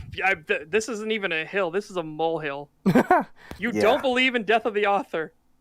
Oh Um, my god, it's a Twin Perfect Mark II. Holy shit. Yeah, you cannot physically think that way. From Scott in chat, writers are only human. Yep. From Zigurtha, authors can screw up their own works. I did it when I wrote stories some years ago for school. Yeah. From Indigo Gaming, J.K. Rowling single-handedly proves death of the author. Why are we still debating this? I don't know. Yeah. Yeah, exactly. I don't. Oh, fuck off. Yeah, fuck. Sorry, Riso, you're just an idiot. Yeah, I hate to Yeah, break well, it then to you're you, just dumb. Dude, but yeah. There's no other way around it. I'm sorry, but again, authors aren't these perfect creatures who can like flawlessly write every story they make. The reason there are plot holes is because they fuck shit up. It's absolutely possible for authors to not know their own works as well as someone else might. Like, Yes. okay, a good example, A Song of Ice and Fire, this massive fucking series with dozens upon dozens of characters and locations and all these convoluted plot lines going on and characters plotting behind each other's backs and everything. There is no fucking way in hell that George remembers all of that without taking notes. He would have to have like a photographic memory to remember all of that. You know what's a great example of this actually? Blizzard with World of Warcraft. When the writers came in, okay? When the writers came in and they wrote that a character was dead, that the king of whatever the Wildhammer clan, dead. I think it was. They said the king of the Dwarven capital was dead. He was dead. And then Red Shirt Guy, unfortunately, is what he got turned into a meme by Blizzard to make fun of him. Came up and said, no, he's not actually dead. He survived that, and he's still here. When did he die? You guys didn't say he died. You're just now saying he is. So now they had to, not only did they make fun of him, they put him back in the game, and then they made a little NPC next to him to be a fact checker, to be like, no, he's still here. He exists. Congratulations. The authors fucked it. Yeah. The writers of the game fucked it. I'm not stupid because I don't think authors know better than some guys on the internet. All right. Dude, it is possible for artists to not fully remember everything from their own work. Like, you have to realize that, like, again, authors are human. They're going to fuck stuff up. Don't Inquire is the guy's name. He's awesome. Nice. Also, George Lucas, 1978, was a completely different person than George Lucas, 1999. Yeah, well, people change over time, too. Here's a better example. A New Hope. What film number is that in George Lucas's timeline? If you tell me it was always 4, I got news for you. George said it was number 1 originally, and all the scripts said it was number 1 originally. That is a retcon he made later. So that he could have the prequels. 5 maple dollars from Hojo Cinco. Thank you. Cheers from Saskatchewan. Loving the podcast format. Keep up the good work, guys. Thank you very much. Yep. Hope you continue to enjoy the stream as it gets constantly fucking derailed. Yeah. Well, we just had somebody literally say they don't believe in reality, and that's just one of those like, okay. Yeah. We kind of have to kind of fucking say something.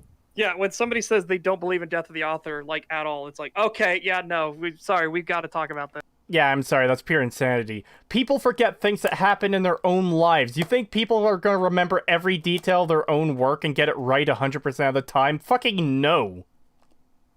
Yeah. I think the biggest problem with George Lucas is just that he got old. Like, there was 20 years since the originals, and Oh, you piece of shit, I didn't say that. Dude, you said said I don't believe in Death of the Author.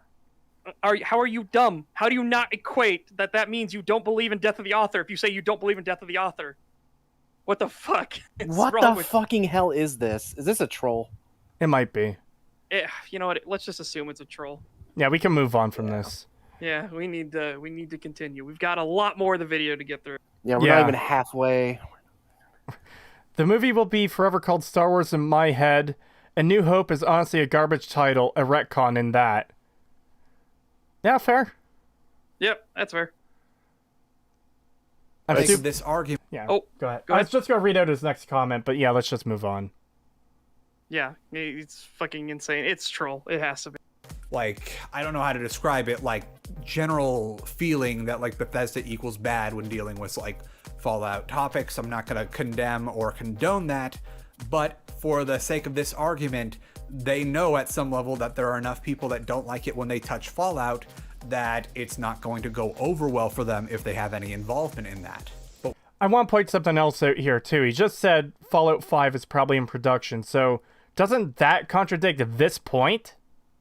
Yeah, not only that, but it contradicts his point of, like, it'll take too long. Why would they do it? It's like, okay, dude, you fucking understand what you're saying. People don't like when Bethesda puts their hands in Fallout, but hey, they're also making Fallout 5. This is why they're not going to make a New Vegas 2. Fucking what? Yeah, that makes no fucking sense. Yeah. What about Obsidian? They're the ones that made New Vegas place, and the first thing to acknowledge about Obsidian is they are not the same studio that they were 10 years ago when they made Fallout New Vegas. I believe most, if not... So, okay, we can make the same thing. Blizzard is not the same studio it was 10 years ago. Bethesda is not the same studio it was 10 years ago. Firaxis isn't the same studio. Yeah, people come and go all the time. That's part of, I don't know, life?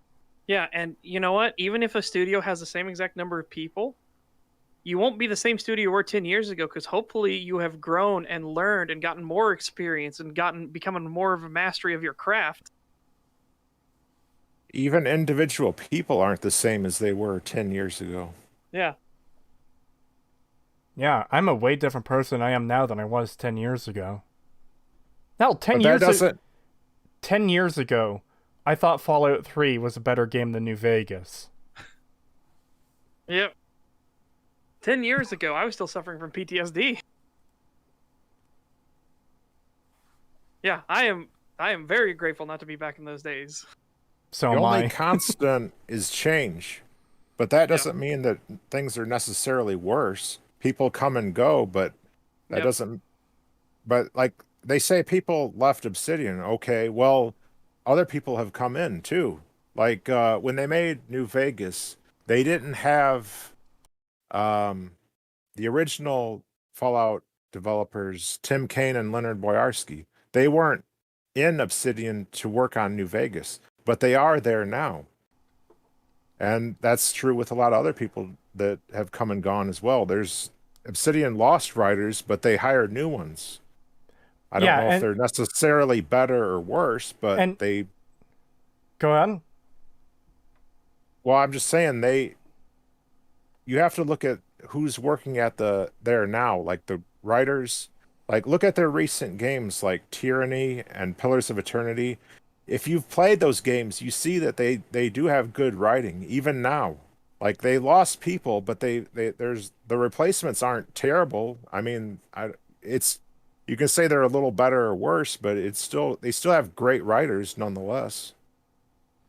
Yeah, so they're still capable of making a great Fallout game, in my opinion. Plus, they got the originals now. Tim and Leonard, they didn't have them when they made New Vegas. Now they do. Wait. I want to make a point on what you're saying, but I want to point out something. Have fun nitpicking. I want to point out something in chat. Yes. You were the one who's complaining that fucking Star Wars Knights of the Old Republic 2 is getting shit wrong. Yeah. Dude, you were nitpicking. So that was what you're doing. And now, here's the best part, though. I agree with you guys on almost everything you've said about Fallout. I'm not a troll. I just have different views. Dude, it ain't a bubble. And here's the thing. If you agree with us on Fallout, we are engaging in Death of the Author every time we talk about Fallout. Because Emil says things like, oh, that assassination quest in Skyrim is totally the Red Wedding. Oh! And it's like, no. The fuck? Yeah. Are you going to sit here with a straight face and tell me, because you don't believe in Death of the Author, that, oh no, it totally was, guys. It totally is. Emil said so it is. Tyler McDonald in chat. Get out of your bubble, they said, as they unsubscribe because they have different views. Yeah, because they don't want their bubble burst. Yeah, because they don't want their bubble burst. That's hilarious. Yeah, but that's the thing is, you can't agree with us on everything we're saying about Fallout, or most of what we're saying about Fallout, and not believe Death of the Author because we're saying the writers are wrong. Yeah, exactly. You literally cannot believe the thing that you're saying you believe if you believe us. That makes no sense. That's not how it works. Like I said, you cannot live in reality without believing Death of the Author exists. Yeah, because it's just a fucking fact. Like, you would have to be the most mindless consumer that just enjoys everything without question to genuinely believe that. You like zero critical thinking. At Creetosis, what is Death of the Author? It's I don't know the exact definition, but it's basically where the author says their work means something and you can prove that they're wrong, that like they didn't execute what they actually meant. Hold on, we Or can it look has- up the exact definition right now. Let me do We'll that. just do the exact definition. Yeah, because I know an example EFAP has used is with the Suicide Squad, where they said Polka Dot Man was clearly upset about Milton's death. And you see it in the movie, like he seems genuinely upset about that. But then James Gunn said, oh yeah, he was just doing that for attention. He only cared about him because he wanted attention for himself. When everything else in the movie like seems to prove the opposite. He's not in it for attention at all. No. The author involvement ends with the publishing the thing. That's fair. What did Emil say? It was the Red Wedding, or did he say he was inspired by it? He said, "Why watch the Red Wedding when you can do the Red Wedding?" And then he showed the fucking quest in the Dark Brotherhood where you kill a bride and run away. Which is like the most basic bitch take you could ever have of the Red Wedding. Yes. It's not killing a person at a wedding. It was the build-up and the fucking mass slaughter and everything that meant to the story. Yes. The Red Wedding so wasn't... The Do you Red notice how that wedding that you killed has no fucking repercussions on anything else in the rest of the game at all? Yeah, it's meaningless. You killed what is essentially a nameless Randy that doesn't impact anything. Like, obviously she has a name, but she's such a nothing character that she might as well not have a name. Yeah. $5 Whereas from the- Dominic the Donkey. Thank you. I gotta go to work. Hope you lads have a good one. Oh, Yep. I'm sure we will. Thank you. Take care. So, according to what I looked up, the death of the author means that meaning is not something retrieved or discovered, having been there all the while, but rather something spontaneously generated in the process of reading a text, which is an active rather than passive action. I don't think that. It's not What it very. says. It's not a very good working of it. Okay, someone Yeah. in chat... Literally- Someone in chat has it, I think. Death of the author is a concept from mid-20th century God, why am I fucking this up? Why can I not say this word? Literary. Literary criticism. It holds that an author's intention in biographical facts, the author's politics, religion, etc., should hold no special weight in determining an interpretation of their writing. Yep. Which, yeah, that's exactly what the Polka Dot Man Suicide Squad thing I referenced was. Yeah. As Mars Ninja points out, that definition sounds more like reader response, and that doesn't sound right. But the one that Joe put is the one that I would hold as death of the author. Joe Rofet Yeah. is death of the author. More of what you were reading, Pagan, sounds more like reader response theory. Well, then they have it in the wrong thing, then, because it literally says death of an author. $5 from Mystic Space. Thank you. This guy needs to stop being a fanboy. The way he's arguing makes me think he doesn't want Fallout done by Obsidian ever again. That kind of seems to be the case, but Yeah. the arguments he's making are still fucking bizarre. GTG lads from Joe Rofet. I don't know if it's gotta go, but hey, if you gotta go, thanks for being here, dude. Yeah, thank you. Or if Have a you're- good one. Or if it's just good to go, then hell yeah. And Alex Crystalline in chat, the entire Dark Brotherhood quest line has no long-lasting consequences. You can immediately after killing your last target, join a faction that should have a kill-on-sight bounty on you. Well, not only that, you can get Dark Brotherhood bounties on you prior to joining the Dark Brotherhood, and they'll completely forget about it. Ooh. Indigo Gaming puts, a narrator should not supply interpretations of his work, otherwise he would not have written a novel which is a machine for generating interpretations. Umberto Eco. Yeah, that's pretty good. Yeah. Anyways, let's get back to this. I never played Skyrim. Is it that shallow? It Yes. is super shallow. Holy Yes, shit. We are going into that. It is incredibly shallow. Skyrim has an ocean of content, but the depth of a mud puddle. Yep. Yeah. And now they're adding fishing, so you can fish in those mud puddles. Yeah. Like, again, as a spoiler, the Dark Brotherhood questline has you kill the Emperor, and it changes fucking nothing. Yeah, it's Now, to be fair, there's people that criticize New Vegas saying that killing Caesar or Kimball doesn't change anything. But they're wrong, of course. But there's But, yeah. people that say that though. Yeah, but, but, New but Vegas see, also has there's no- endings that elaborate on what happens after the fact. Yeah. which Skyrim doesn't. And even The Emperor's death in Skyrim is treated as a piece of gossip rather than, holy shit, the Emperor, the person who leads most of Tamriel, is fucking dead. yeah. 3 Australian from local Enwa. Thank you. Gotta go, guys. Enjoy the stream. Have fun, lads. Have a good one. Have a good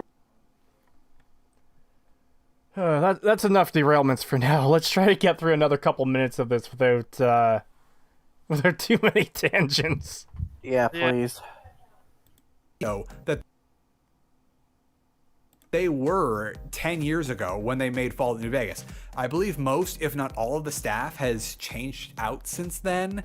Right, that was the point I was wanting to make and I forgot. So, it doesn't really matter if the staff has changed out, if they changed out for good staff. Yeah. Like, he's almost treating us as Change? if, Change is neither positive or negative. It is just what it is. It's change. yeah, it's possible that the staff that's there now could be a bunch of absolute fucking hacks, but it's also possible that the staff they have now are fucking experts at everything they do. Like, Yep. change itself isn't inherently a bad thing. With an entirely different staff, they could still make a New Vegas 2 that is fucking amazing. Yep. With an entirely different staff, they can make a shit show. With an entirely different staff, they can make games better than they've ever made them before. It's just how it fucking works. We don't You have know. to Yeah. you have to remember that when Obsidian made New Vegas, most of the people that were involved in that never worked on Fallout before. Yep. There was some, like Chris Avalone and Josh Sawyer, who worked on they worked on Fallout 2 and that Van Buren thing, but there was a lot of people like who was mentioned, John Gonzalez and a few others. That Fallout was completely new to them. So Yeah. like if they made a new Fallout now, there would be people that never worked on Fallout before. But that's okay. As long as they're talented people and good at what they do, then it doesn't matter. And That's my opinion on it. And as somebody pointed out in chat, and I'm sorry, I missed it. I know it went somewhere. I'm going to try to find his... Oh, here we go. Jamesy said, why does he say, I believe this and that when he can fact-check himself? Well, as we've shown, he doesn't bother looking up facts at all in this video. That would be too much effort. Even though he told us that he would be explaining why. Yeah. We shouldn't have to say this. There should be, like, common sense. It shouldn't need to be said. Look up your facts. Make sure you're getting stuff right. It's possible for people to make mistakes, but just to go in with a bunch of, like, cliff notes on cards going, All right, yeah, I'll be right I back, one think second. this, I believe that, blah, blah, blah, blah, blah, blah. Like, man, that is a shit way to make a video. It's just like Acerthorn's videos where he just makes assumptions about everything. Yeah. I think Such said he had to be right back, so we'll stay busy for a few minutes, I guess, till he gets back. They hid the high elves that matter in a little player-proof lockbox. Very clever, Bethesda. I have no idea what you're talking about. Game doesn't freak out when you're basically an Aldmeri murder hobo, killing every long elf you see. Death of the author is the removal of the author out of the way when engaging with their work. AKA, you're reading or engaging with the work as its own thing. Yeah, that's fair. $2 from Mystic Space. Thank you. That's it. I'm going to play New Vegas. Big mad now. Nice. Hope you have fun. Indigo Gaming. I'd take a gamble on skillful novices than proven hacks. Citizen Kane was Orson Welles' first film. Yeah, I agree. I would rather a fucking nobody come in and write the next Elder Scrolls game than get another fucking lead writer ML Paglarillo Fallout game. Fucking absolutely. Holy shit. ML's only claim to fame is that he was high school friends with Todd Howard. And that's pretty much it. Yeah, I've heard that point before. Alright. Welcome back. Yep, $5 from Zorark 720. Sometimes new blood can give a needed kick in the ass to make a good game instead of a trash game, as not bringing in new ideas is bad. Yeah, I agree. Yeah, No. that's a good point. That's like what I was saying, like bringing in new people, that's not a bad thing as long as they're qualified and talented people.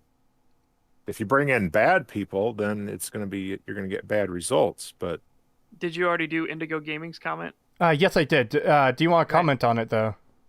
Yeah, the Citizen Kane and everything. No, I agree. I fully agree. You always want to try to take a gamble on somebody that wants to do something new. There's Yeah. actually a it's not okay, it's not really political. So there's a problem in the modern military where back during World War II, it was all about taking risks, taking new ideas because you had multiple chances. They will find the position that you are best at as a leader. But so while your time is there, take chances, make mistakes, learn from them because we need to get this ball rolling. And in today's military, you have one chance, and if you fuck it up, you're out, you're gone, you're done. So it de-incentivizes taking risks. So no new blood comes in, and when new blood does come in, they immediately capitulate to the old ways. So no new thinking, no new thought processes are coming in. So there's no risks being taken. So everything has become super stagnant. Because again, you got one chance and you're fucked. So you want the new blood to come in with new ideas and come up with like crazy concepts, because that's how you get the idea of somebody jumping out of a fucking airplane with a parachute and it being a military thing. yeah, it's sort of like the problem with inbreeding, where you don't have new like genes coming in and then everything turns to crap. Like if you somebody has kids with their relatives, like the genes, Well, we're talking about ideas, not genes, but it's a similar concept where things aren't evolving, everything's like, As Indigo Gaming puts it, the death of risk is the death of imagination. Absolutely. Yeah, agree. And I know you weren't here for such, so I'll just repeat what I said. I agree with this comment up there where I would prefer a skilled nobody to come in and write the next Fallout game than to have another ML-led Fallout game. You know? Yeah. you guys know what the problem with George Lucas probably is? It's that he got old is all it is, really. That's probably He's- some of it. There's probably a say lot of some of stuff it, yeah. there. He's like 80 now, and when he did the prequels, he was like in his 60s, wasn't he? I would say part of it too is that people didn't want to rock the boat with George when it came to working with him, because here was somebody who created an actual cultural icon and an entire genre, generation-defining film. Yeah, dude is And now literally you're a coming in- legend. But Yeah, it and is. and then you come in and you're going to tell him no. So that's what I think. I think it was sort of a his ego, and then the implied ego that people put onto him, that I can't tell him no. Who am I in comparison to George fucking Lucas? And so I think that's where a lot of problems arose when it came to the prequels. Yeah. But it is true that as you get older, your cognitive ability declines. Like, just look at our current president for a perfect example of this. Well, there are ways to mitigate that, and a really fucking good way is to read books. And you know what? Now shout out to our sponsor, who is totally not a sponsor. But no, absolutely, read books, guys. Read books. Do as much reading as you can. That really does stave off mental decay. Read books, think logic, have debates, and think about things. It really, really does keep your mental state for much longer. I'm going to grab these super chats and Indigo's comment there, then we'll get back to the video. £5 from Chick High. Thank you. Risk breeds innovation. This is why most AAA titles are formulaic and stale, because the business model of major devs / publishers is risk averse. Yeah, that seems about right. George Lucas was an avant-garde director who hadn't seen much success when he did Star Wars. By the time Phantom Menace was being made, he was a millionaire businessman. Yeah, and that sort of thing could really change your perspective, too. I remember one of those Plinkett videos. It showed a quote by George Lucas where he said something about how you don't need special effects to make a great movie. I fucking love that quote. And his movies were so much better when he didn't have the budget to do all this CGI stuff. And once he did have the budget and the technology, the movies, the quality got worse. Well, that's the thing too, is limitation breeds innovation. Yeah. But it shows that Lucas was right when he said that, but something changed in him. He like declined or something mentally. Well, there's a lot of factors at play. $5 from Mystic Space. George actually tried to get help when trying to make the prequels, but the people he asked declined actually. That's unfortunate. Who was it? They said I can't remember what director it was, but he basically said that he wouldn't be able to live up to the standards of it and shit like that. And it was like, oh boy, yeah. And you gotta think that when you get told that a lot, it kind of also fuels this aura about you that you're the only one that can do it. You're the only one that is capable. Here you are. Here's your pedestal. Please stand on it, sort of thing. George Lucas fought a decision to allow alteration of archived movies back in the 90s. How things have changed since then. I can't. Anytime that gets brought up, I can't help but be reminded of South Park. They're raping Indiana Jones! God. He must have done that in the early 90s, because in the late 90s, that's when he started with the remastering of those old films he made.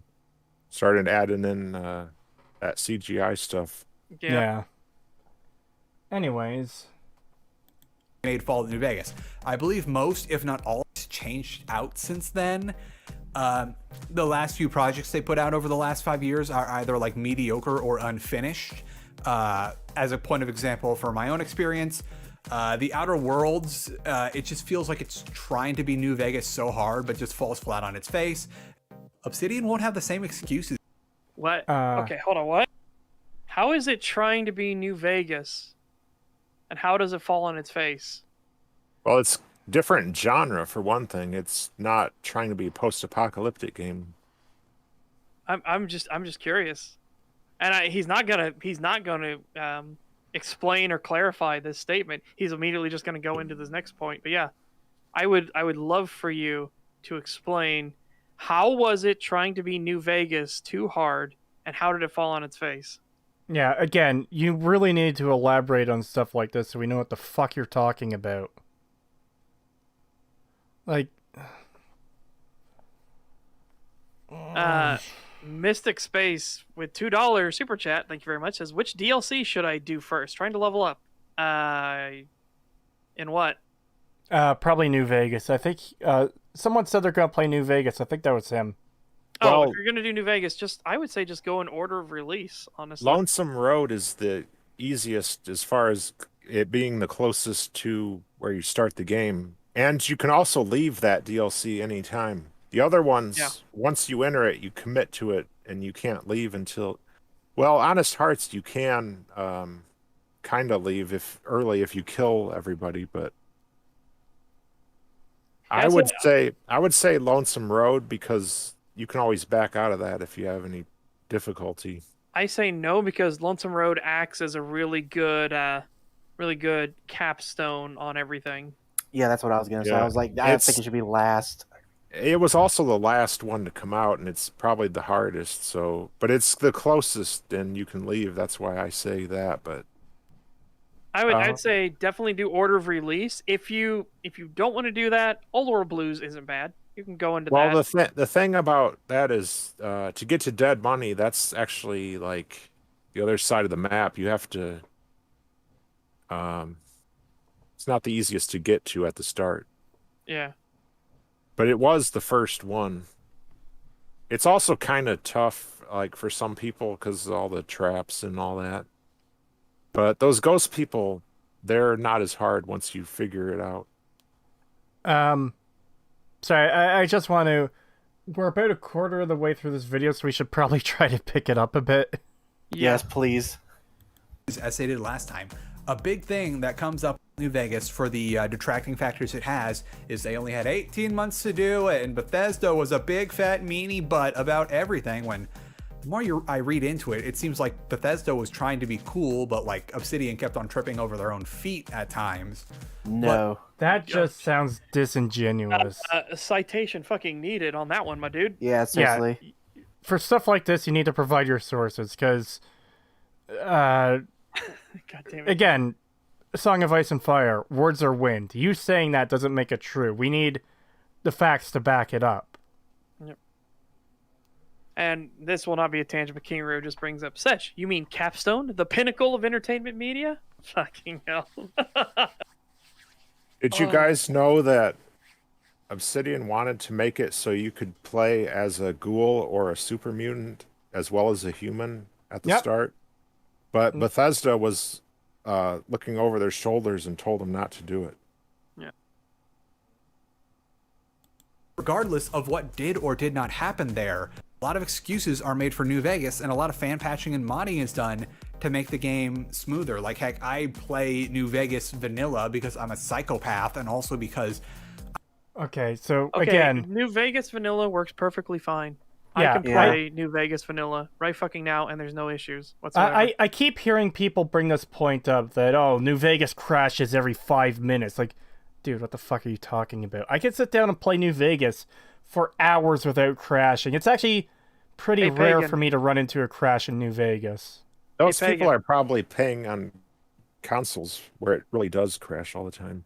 Pagan, But if you play when on you PC and you patch it, then it'll be stable. Pagan, when you streamed New Vegas, were you playing unmodded? No. No, Oh, he had shit, well. 200 mods going. Yeah, it's a heavily modded playthrough, but you do not need them. I play Yeah, I it was gonna vanilla say, yes. a lot. Not even a few days ago, I was playing for several hours of vanilla, no mods whatsoever, New Vegas, and I was totally fucking fine. I've There's no done crashes or anything. I've done streams of New Vegas in the past, and I know there was one crash on stream, but I also gathered footage for the last Fallout 3 video I did, the response to Many a True Nerd, and I had to go into New Vegas for a few hours for that too, and experience no crashes. So, yeah, like, Yeah, because and this is why I have such an issue with this disingenuous bullshit. I play New Vegas vanilla because I'm a psychopath. Like, you're really overselling that. Oh yeah, it's a Bethesda game that crashes every so often. Like 200. Oh, go ahead. No, it's just that, you know, it's not as bad of an issue as people make it out to be. Morrowind crashes, Oblivion crashes, Fallout 3 crashes, Fallout 4 crashes, Skyrim crashes. Yeah. Yeah. What the fuck I are would you getting at that New Vegas crashes? and The that's only- insane because hold on. So because when I mod, sometimes certain mods I add because I want to test them out break the fucking game, and it's so bad that you have to do a fresh install. When you do that, you then play the game on vanilla to make sure it still works. And there have been times where I have gone through almost halfway through the game to test and make sure that my game was not fucking broken before I remodded it again. And I had no crashes during that. So, yeah, it totally just proves him wrong. Yeah. The mod you really need the most is the 4 gigabyte patch. If you use that, then it'll really get rid of most of the crashes. Yeah, that's what I run my game on. That's my launcher, is the 4 gigabyte patch launcher. And other than that, I'd say the J Sawyer mod you really should use because it balances the game out a lot. Other than that, you don't really need anything, but you can always like add stuff to make it better. But it is pretty stable if you just patch it with that 4 gigabyte. Well, again, you don't even need to patch it for it to be stable, because Yeah, it's not. It's nowhere near as bad as they say. Like I know it's bad on like the PS3. It's really, really bad. Yeah, but who's playing it on the PlayStation 3 in 2021? I don't know, but it never. Once you have this bad reputation, it's hard to get rid of it. Sometimes. Oh, of course, that's the fucking M16. We And- keep and trying this to guy- rail against that. This guy's just parroting stuff and not really showing any proof of it. Of course not. 200 rubles from Bedunuous. Thank you very much. Thank you. Devil's Advocate. New Vegas is a post-apocalyptic cowboys. Outer Worlds, Space Frontier, also kind of post-apocalypse, but it's not a war consequence. It's just bureaucracy. I see. It's not an apocalypse. It's not post-apocalypse. There's no apocalyptic event that happened. It's just a shitty frontier. That's all it is. It's not being There is a New Vegas. there's a fan theory that it was like if Mr. House won, then this is like the future of that timeline or something. I never listen to fan theories. Like I think it Yeah, was they're- Shoddy Cast. I'm not sure, but I think it was doesn't Shoddy fucking Cast. matter. It doesn't matter who says it. I don't listen to the fan theories. Yeah, fan Yeah. theories are just that. Fan theories are Yeah, It means not even a whole lot of less- value on their own. yeah. I wouldn't take it seriously, but it was interesting though. £2 super chat from Tofu. Thank you very much. Fallout 3 needs games for Windows Live to run. LOL. Well, Not anymore. They finally patched it after GOG had already patched it years After ago. like 14 years, Yeah. or was it like 12 or something? Yeah. They finally patched fixed it. it. Yeah, they Yeah, patched it, it's- and still hardly no one plays it.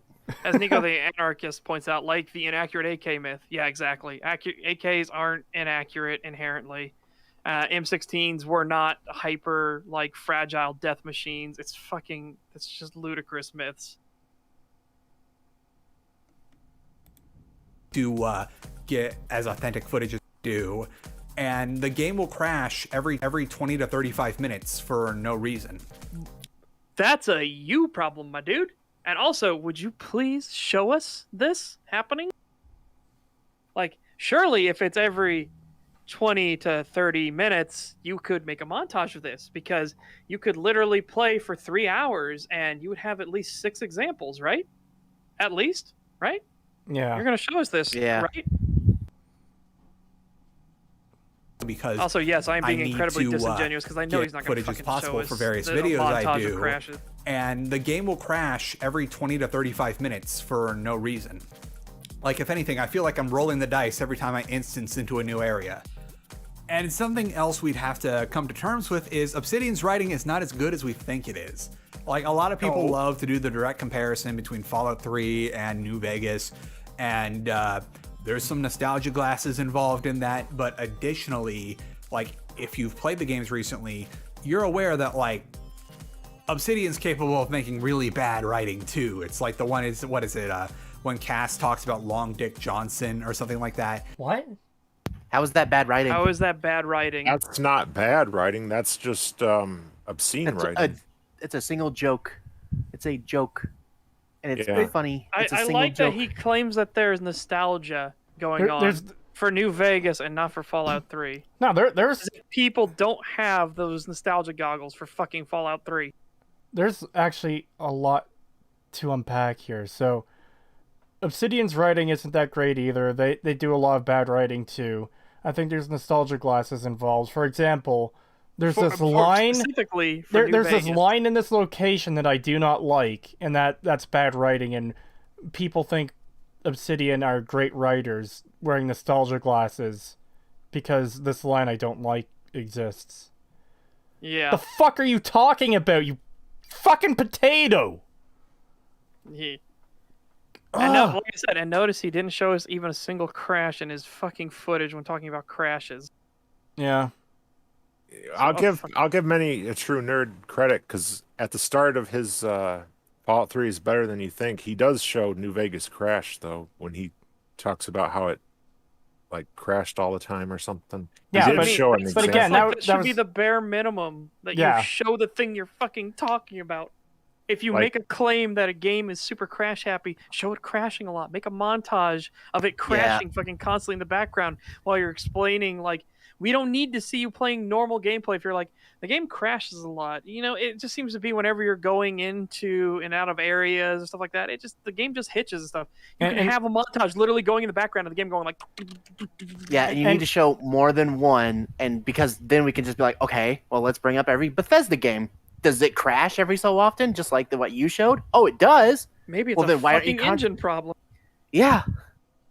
And this example he cites of bad writing, it isn't even bad writing. It's a joke, and it's part of her character. Well, like I said, it's a line he doesn't like. That's not what bad writing is. It's kind of obscene and immature, but it's definitely not bad writing. Like Charlatan, can you expand on why this is bad writing? How is it?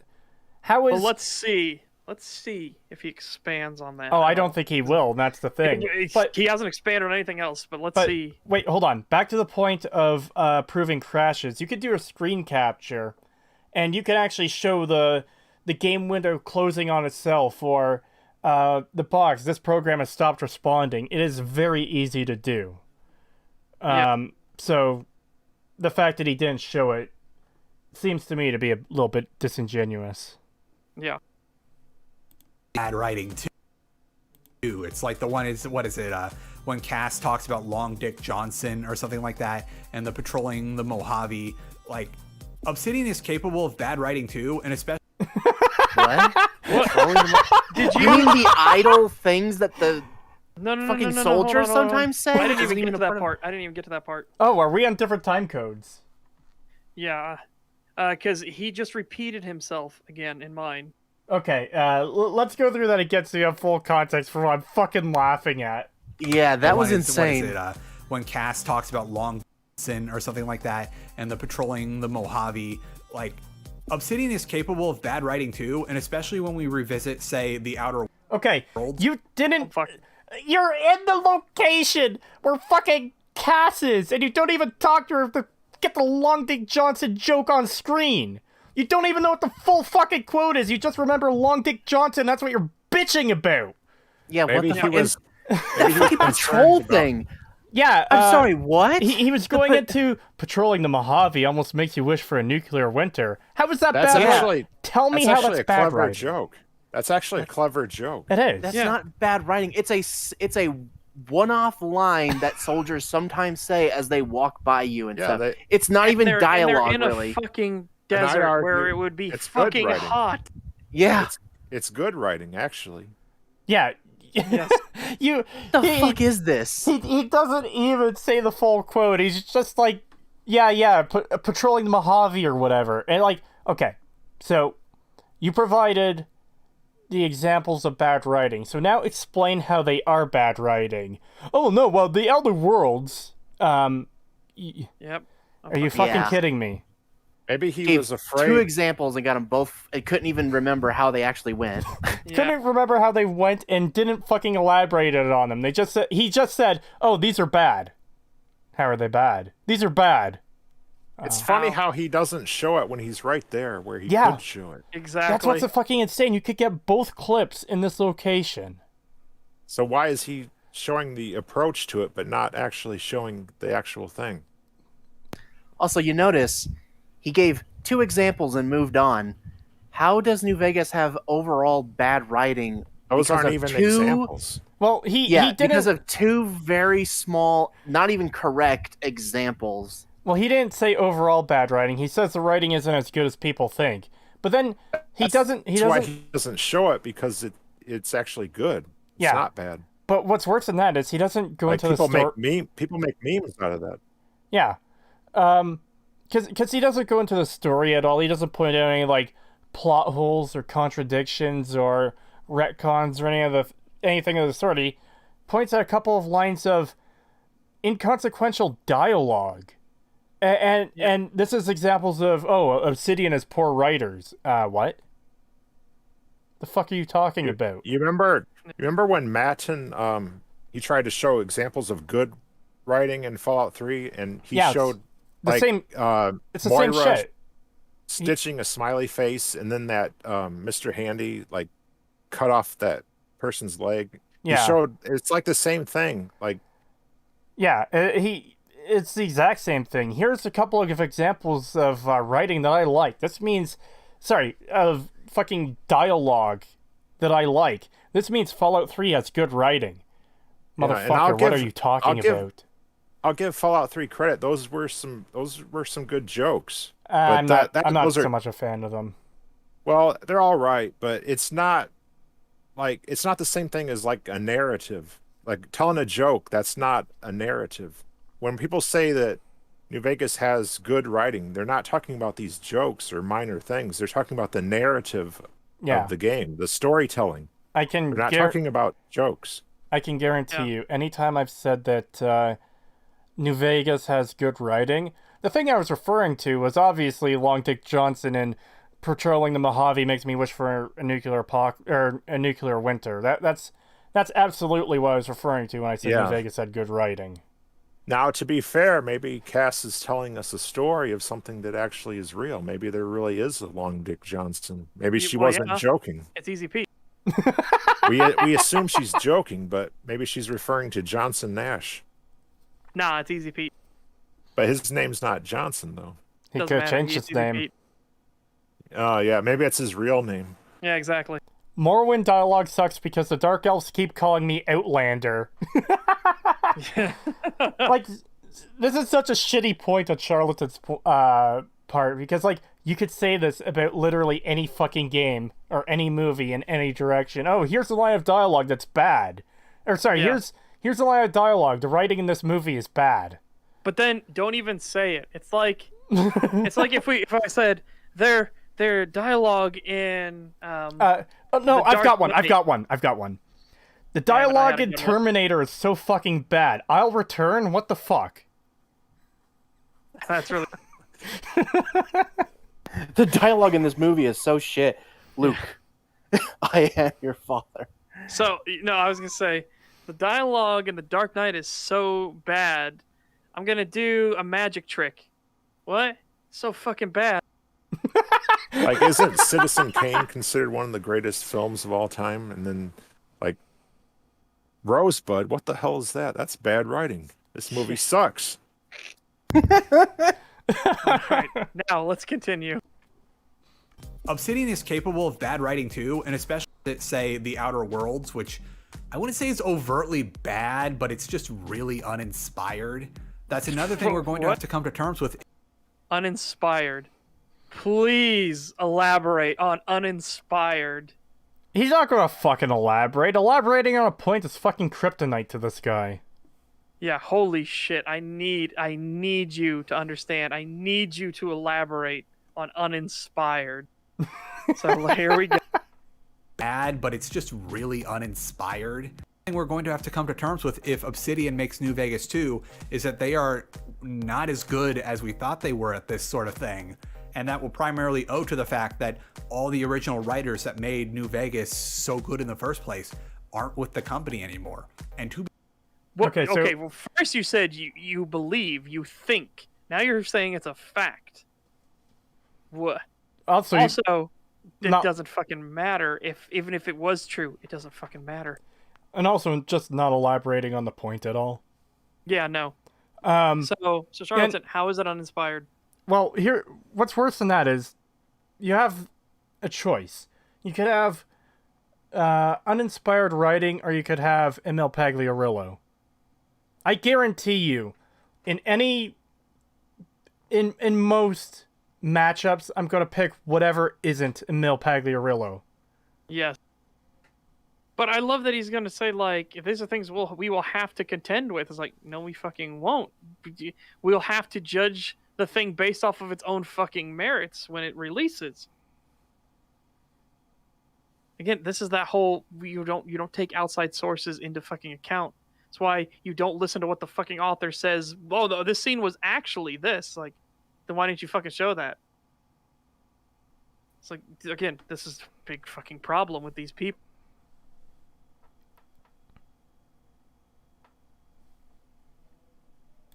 And to be fair, so good in the first place, aren't with the company anymore. And to be fair, they could bring them back. They could.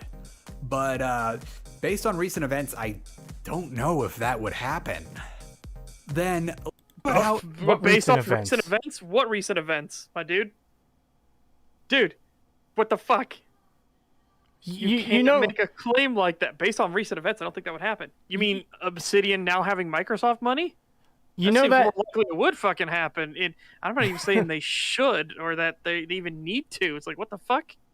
Setch, you know that meme where it's like someone does something, refuses to elaborate, leaves? That's this guy. Yeah. Every single fucking point, pretty much. Makes a statement, refuses to elaborate, moves on. Which Like, makes what- the comment at the beginning even funnier. I'm going to explain. Yes. Like, I'm going to elaborate. He hasn't elaborated fucking anything. Dude, yeah, maybe he is talking about Chris Avalon. Okay. When did this video come out, by the way? A few months ago. Do you want me to...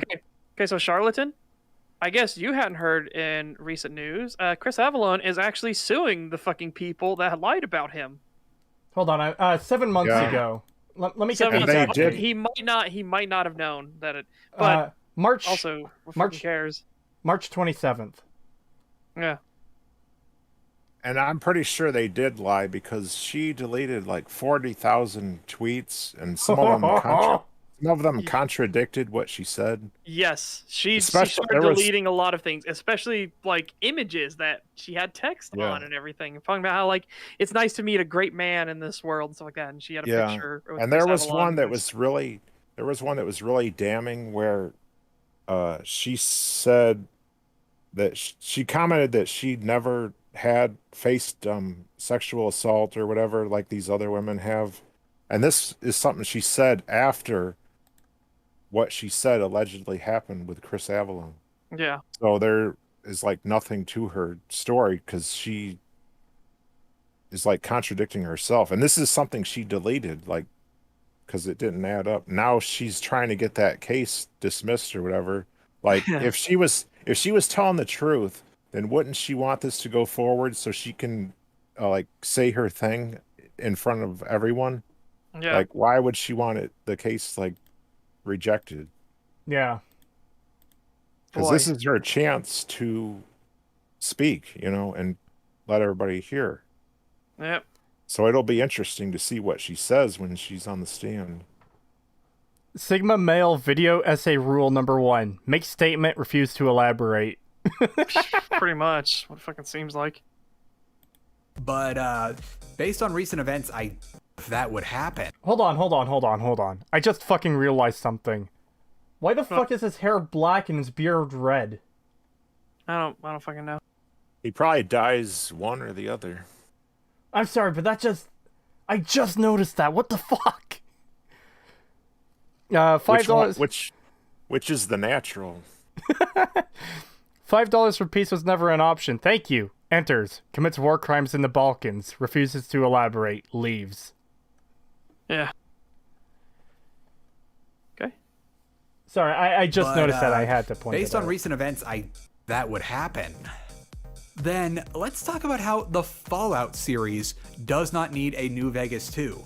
When we think about New Vegas itself and how the game ended, no matter what ending you picked, everything was tied up neatly. Each and every major and minor faction had some sort of ending to their story, and it was done. And yes, there was cut post-game content, which some people have restored through mods, but it was really kind of like just letting you play post-story content and like finish up quests instead of just having the game end.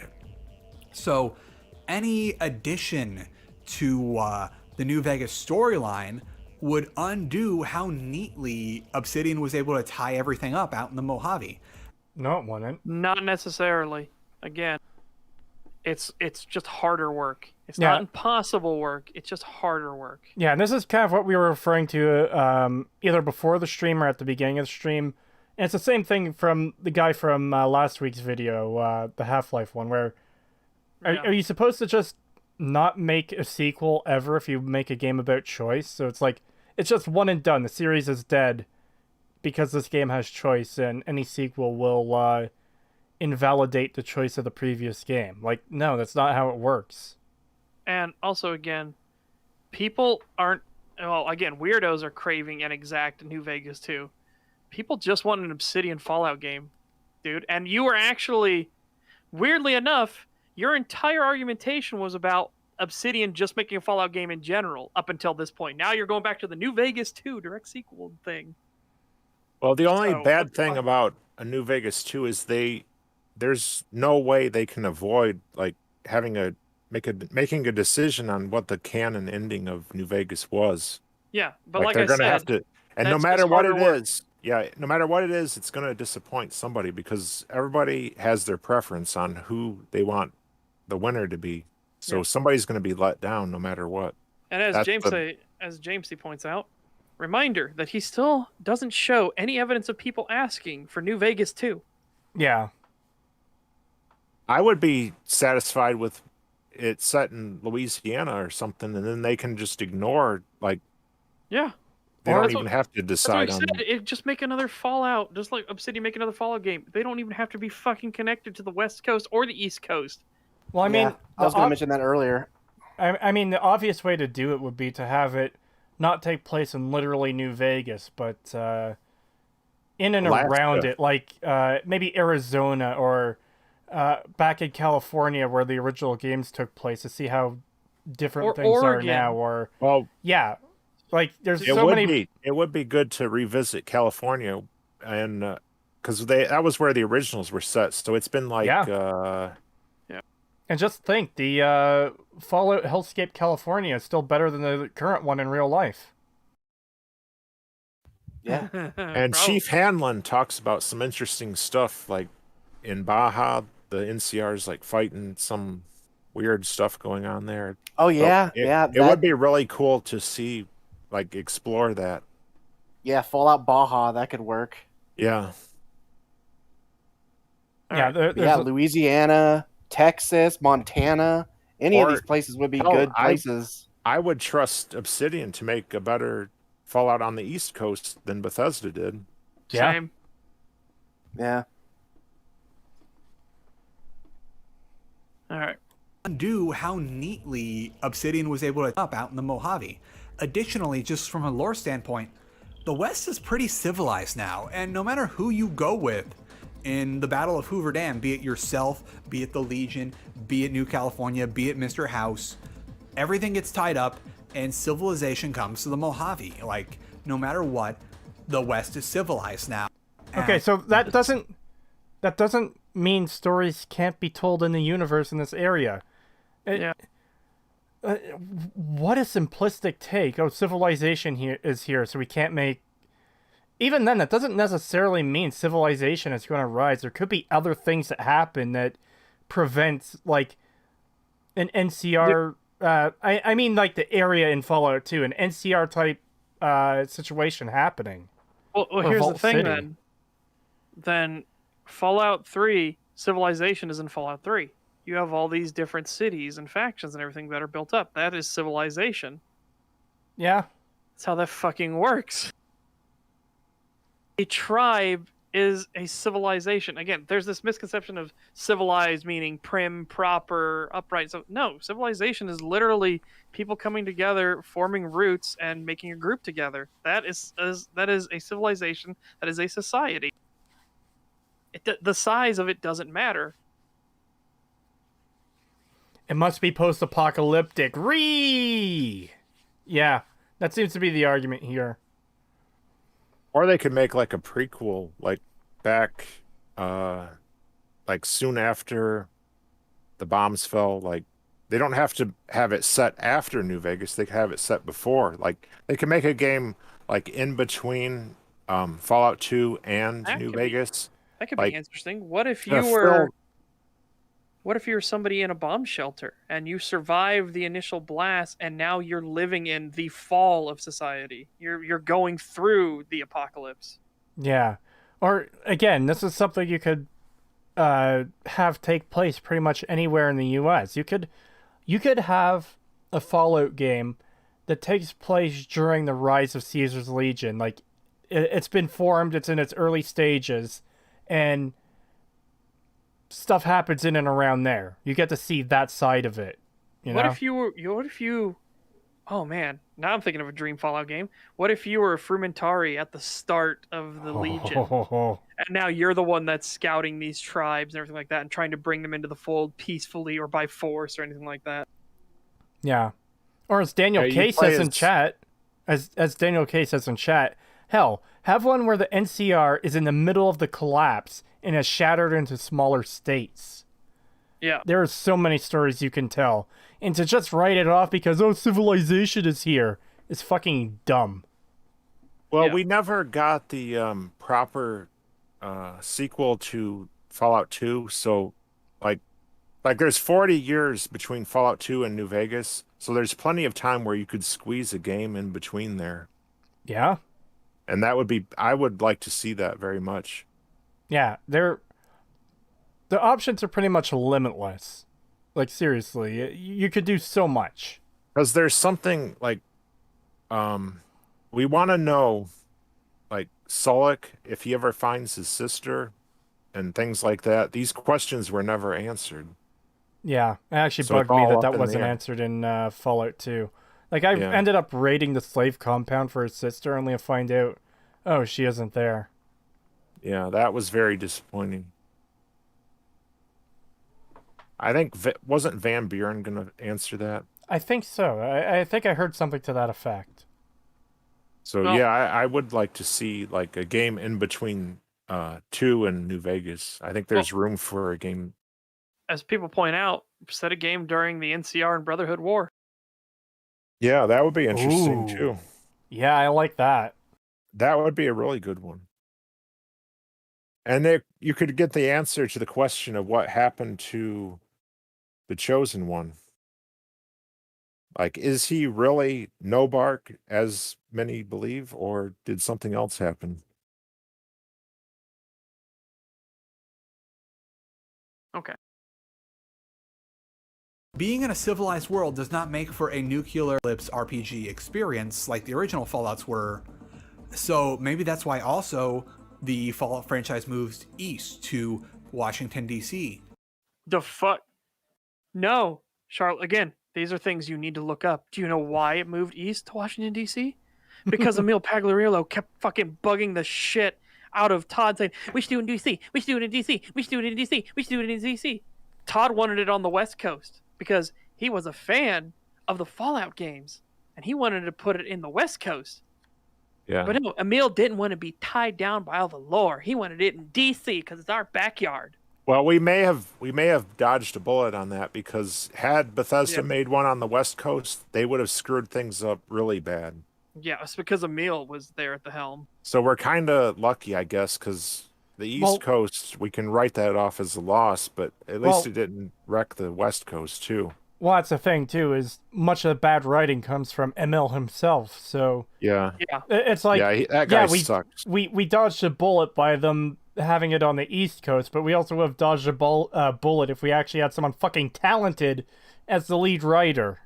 Yeah. That guy who says it isn't even worth the time to write a story because players are just going to rip it up and make a paper airplane out of it. Yeah, my fucking Imagine God. if Chris Avallone and others had that attitude. Yep.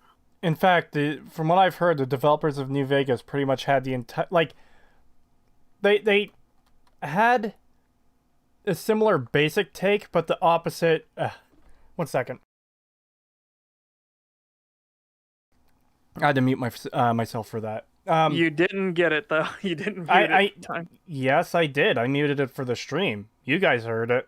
Oh, we heard it. Okay. Yeah. I thought you muted in general. No. No. Yeah, that's funny.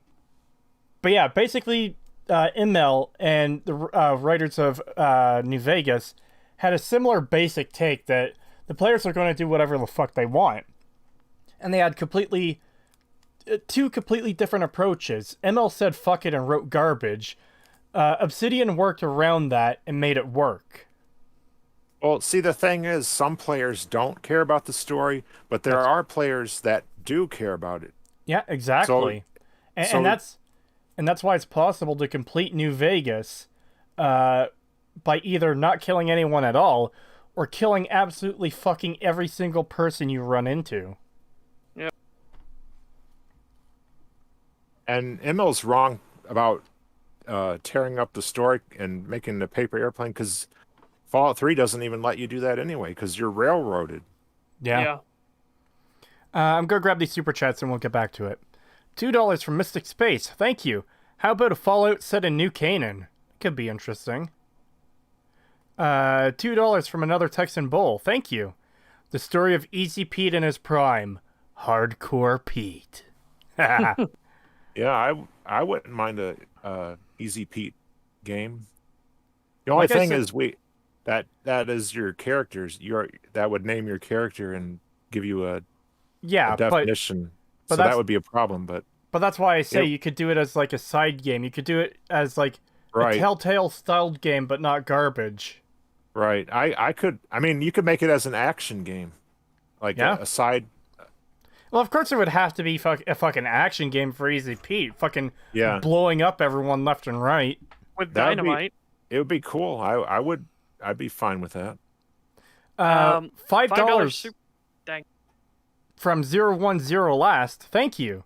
So which ending do you think Obsidian would choose for New Vegas?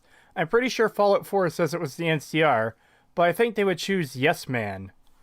No, honestly.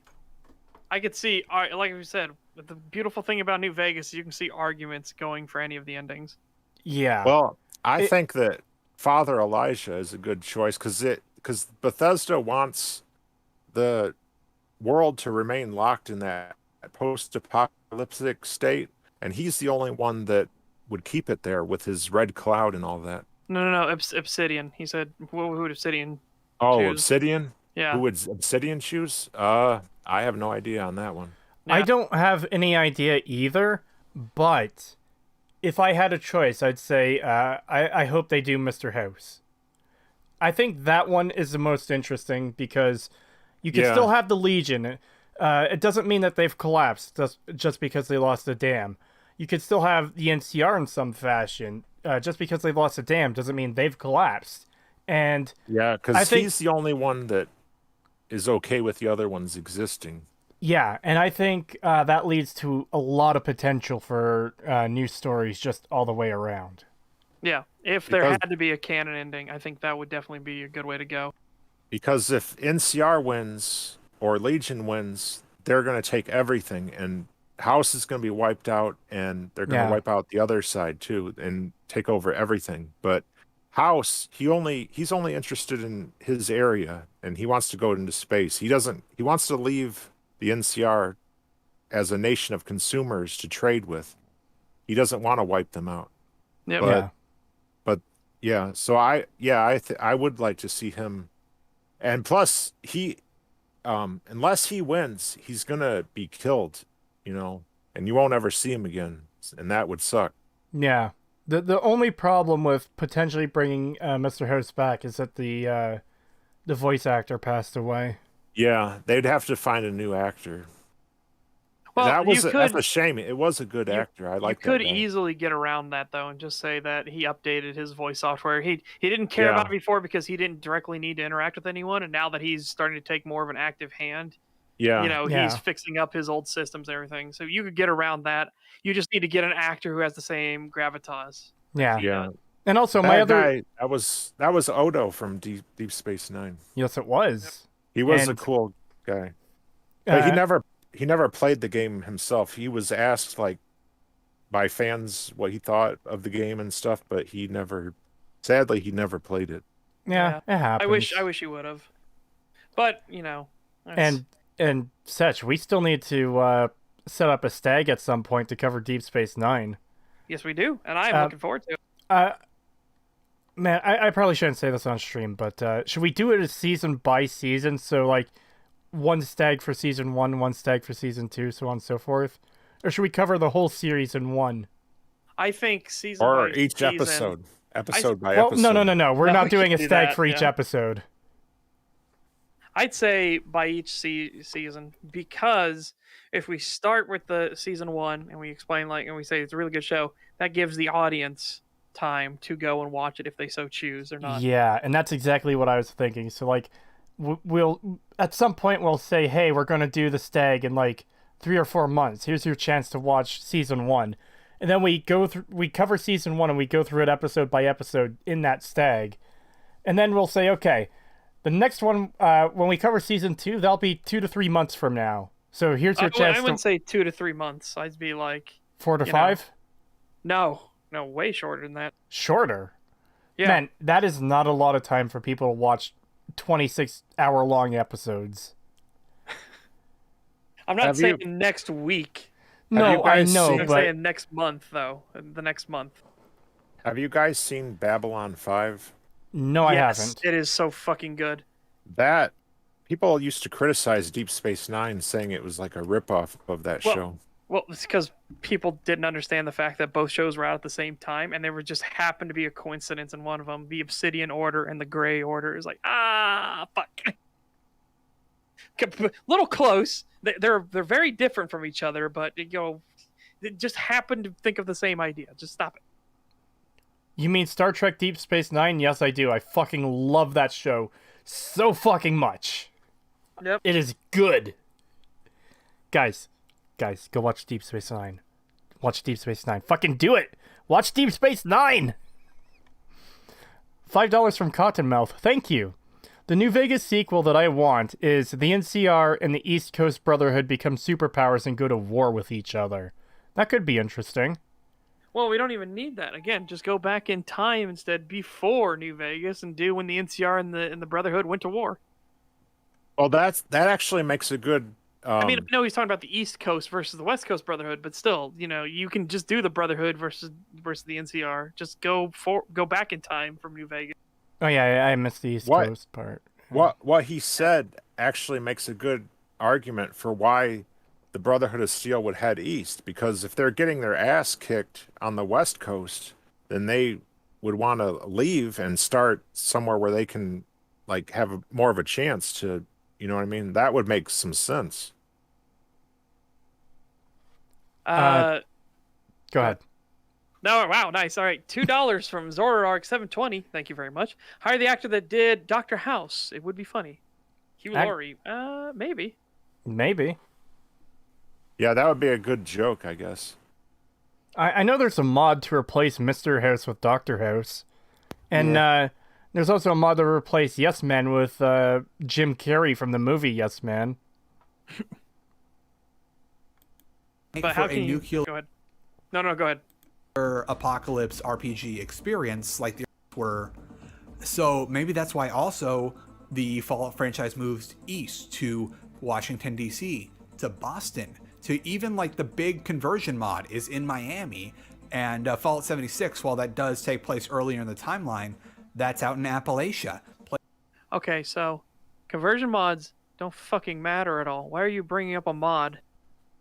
I don't know. That's weird. You know how many mods are set on the West Coast that completely destroying your... If you're going to bring mods in this, how many mods are set on the West Coast that completely destroy your argument? Holy fuck, dude. The Frontier. I think he kind of, oh man, that sounded so much better in my head. If only I had done a script or I had, Post-it notes on a note card or something like that. Oh, what are these cards I'm holding in my hand? He has cards. Oh my god. Yeah, he's so much of a fucking idiot. He has cards in his hands that he could have put valuable information to make sure you get correct, and you fucked it. You fucked it up. To Boston, to even the big conversion is in Miami, and Fallout 76, while that does take place earlier in the timeline, that's out in Appalachia, places where we haven't seen the story, we haven't seen how things are settling down. So if we go back to the Mojave, it's going to be a very dull experience. So on top... How do you know that? How can you make that claim? You can't. How will it be a dull experience? Would you elaborate once, explain once in this video, just once, for God's sakes, at least explain something. Sigma male video essay rule number 2. Never research. Yeah. Why is he bringing up a mod for his argument? That's what I pointed out. It's like, why? If mods don't fucking matter in this argument to begin with. Even bringing up DLC, you shouldn't really sometimes, but a mod, that's not even... Yeah. That's not even canon. Dude, what's more amazing is that he actively made sure everyone was aware that he had fucking post-it notes. He had fucking note cards. Hold on a second. Flip. And it's like, oh my god. I wonder what the And- fuck is written on those cards. I have to know if what is written on it is be a disingenuous piece of shit. Don't research anything. Make up everything. Get all your facts wrong. That's probably what's written on those. If I had to guess by what we've seen so far. Another question is, what is he smoking in that bong? Who fucking knows? At this point, I can only assume each of those cards just has dick butt drawn on it. Maybe. Long Dick Johnson. But no, That's his whole argument. He hated Long Dick Johnson, so he can't have a Long Dick Johnson on him. Nope, not allowed. That was his whole argument. Yeah. New Vegas sucks because it has bad writing because Cass said Long Dick Johnson. Case Yeah. closed. Yeah, fucking, oh boy. Well, he I didn't rest- say New I Vegas rest my sucks. case. He says there's bad writing, and here are my examples of bad writing, and he didn't even give... Not only did he get the examples fucking wrong, but they're not even bad writing. And here we It's going to be a very dull experience. Top of invalidating whatever story choices that the player character did in New Vegas, which was one of its big selling points, is you can do whatever you wanted in New Vegas, is that there'd be a massive amount of hand-waving to try and explain, oh, why are we still in New Vegas? Why are we still here? What is happening? Like, factions that were dealt with in the previous game by one way or another would have to suddenly be back. No. Okay, what So, factions? As we Here's said, we explained with the house ending. No, you can literally keep basically everything. The Brotherhood would be gone. yeah. that's This is Please the let them issue. know. This is the issue. Is that he seems to be making an assumption that, like, oh, we have to explain why this faction would be back when it would be like, well, the faction wouldn't be back. It you would know still why? fucking be Wait, there. I realized why he's making this assumption. Oh. Because Bethesda has to shoehorn in the fucking Brotherhood and super mutants into every goddamn thing. He's like, oh, they have to keep every faction exactly the same. That's how Fallout works. Not allowed to, no changes whatsoever. Must bring every faction back. We need the Gunrunners back. We need Oh, the Brotherhood God. back. We need the Enclave back. We need the super mutants back. Yeah. Yes, Charlatan, I am making you sound like a fucking moron because, sorry, you kind of proved it. Yeah, it wouldn't be hand waving to include the factions that would be there. They would give reasons for them being there. It sounds like he's basing this off an ending almost. It's like, okay, so you end with the NCR, so you'd have to hand wave the Legion returning in some way. It'd be like, well, no. They would figure out how things would naturally progress and what would make sense. That's not hand waving. Yeah. And again, the thing about player choice, it's like, you do realize Fallout 1 and 2 had a bunch of choice, and the following games confirmed, like, which endings were canon. Yep. That happens. Or did you really think that because Fallout 2 existed, that it didn't automatically invalidate people that went for the super mutant ending in Fallout 1? Yeah, just because the ending you choose doesn't get continued doesn't mean it's a valid choice. Right. Yeah. The games are And, still worth playing, even if it's not canon outside of that game. Yeah. Yeah. To suddenly be back. You could say maybe they go north to like what is it, Colorado and Washington, but I wouldn't be unsympathetic of Obsidian, Microsoft, or Bethesda if, thanks to certain events, they don't want to touch that area with a 10-foot pole. Another thing to consider. Okay, so... Modern day fucking politics and those places being an absolute leftist shit show don't fucking matter. I assume he meant the Frontier mod, but he could... We'll argue on both I assumed cases, he so... meant fucking Chaz and the fucking Seattle peaceful protest nonsense. Yeah, but I was thinking that the issue would more be the Frontier. Like, either way works to argue against, but, like, okay, so... Wait, was Frontier out by the time of this? Well, this was released in March.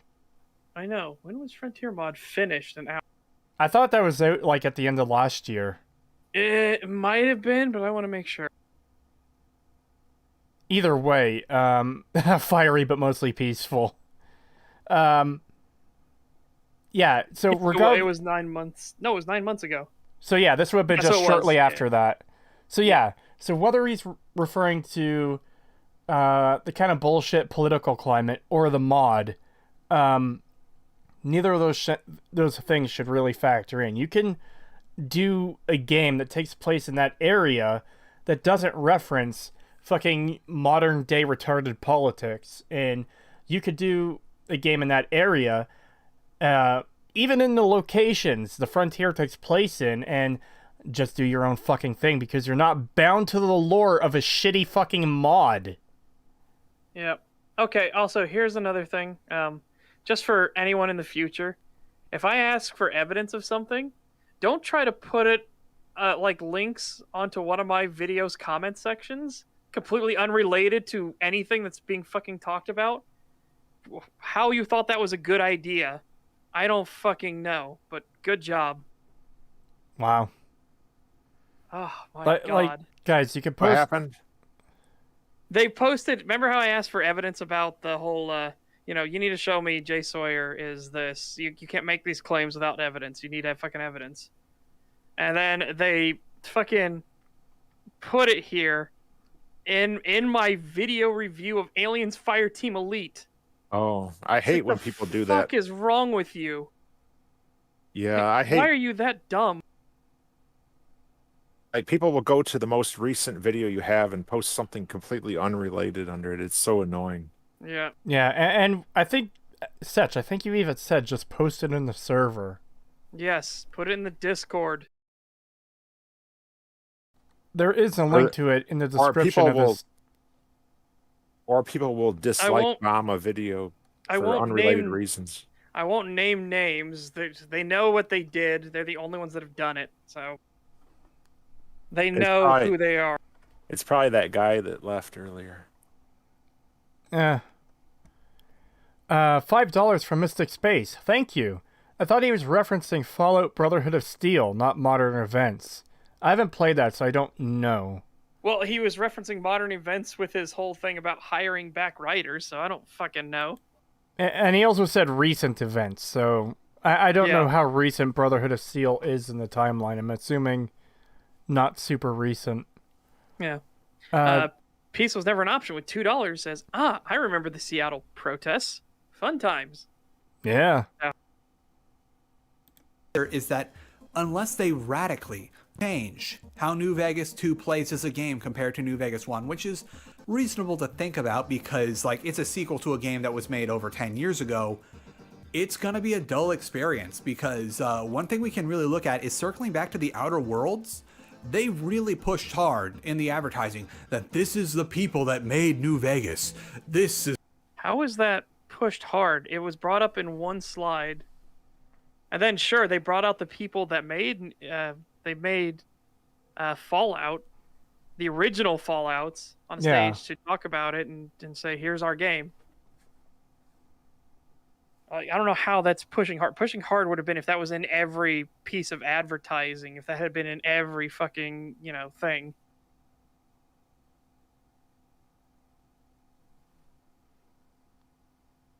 Yeah, I don't know what he's getting at here.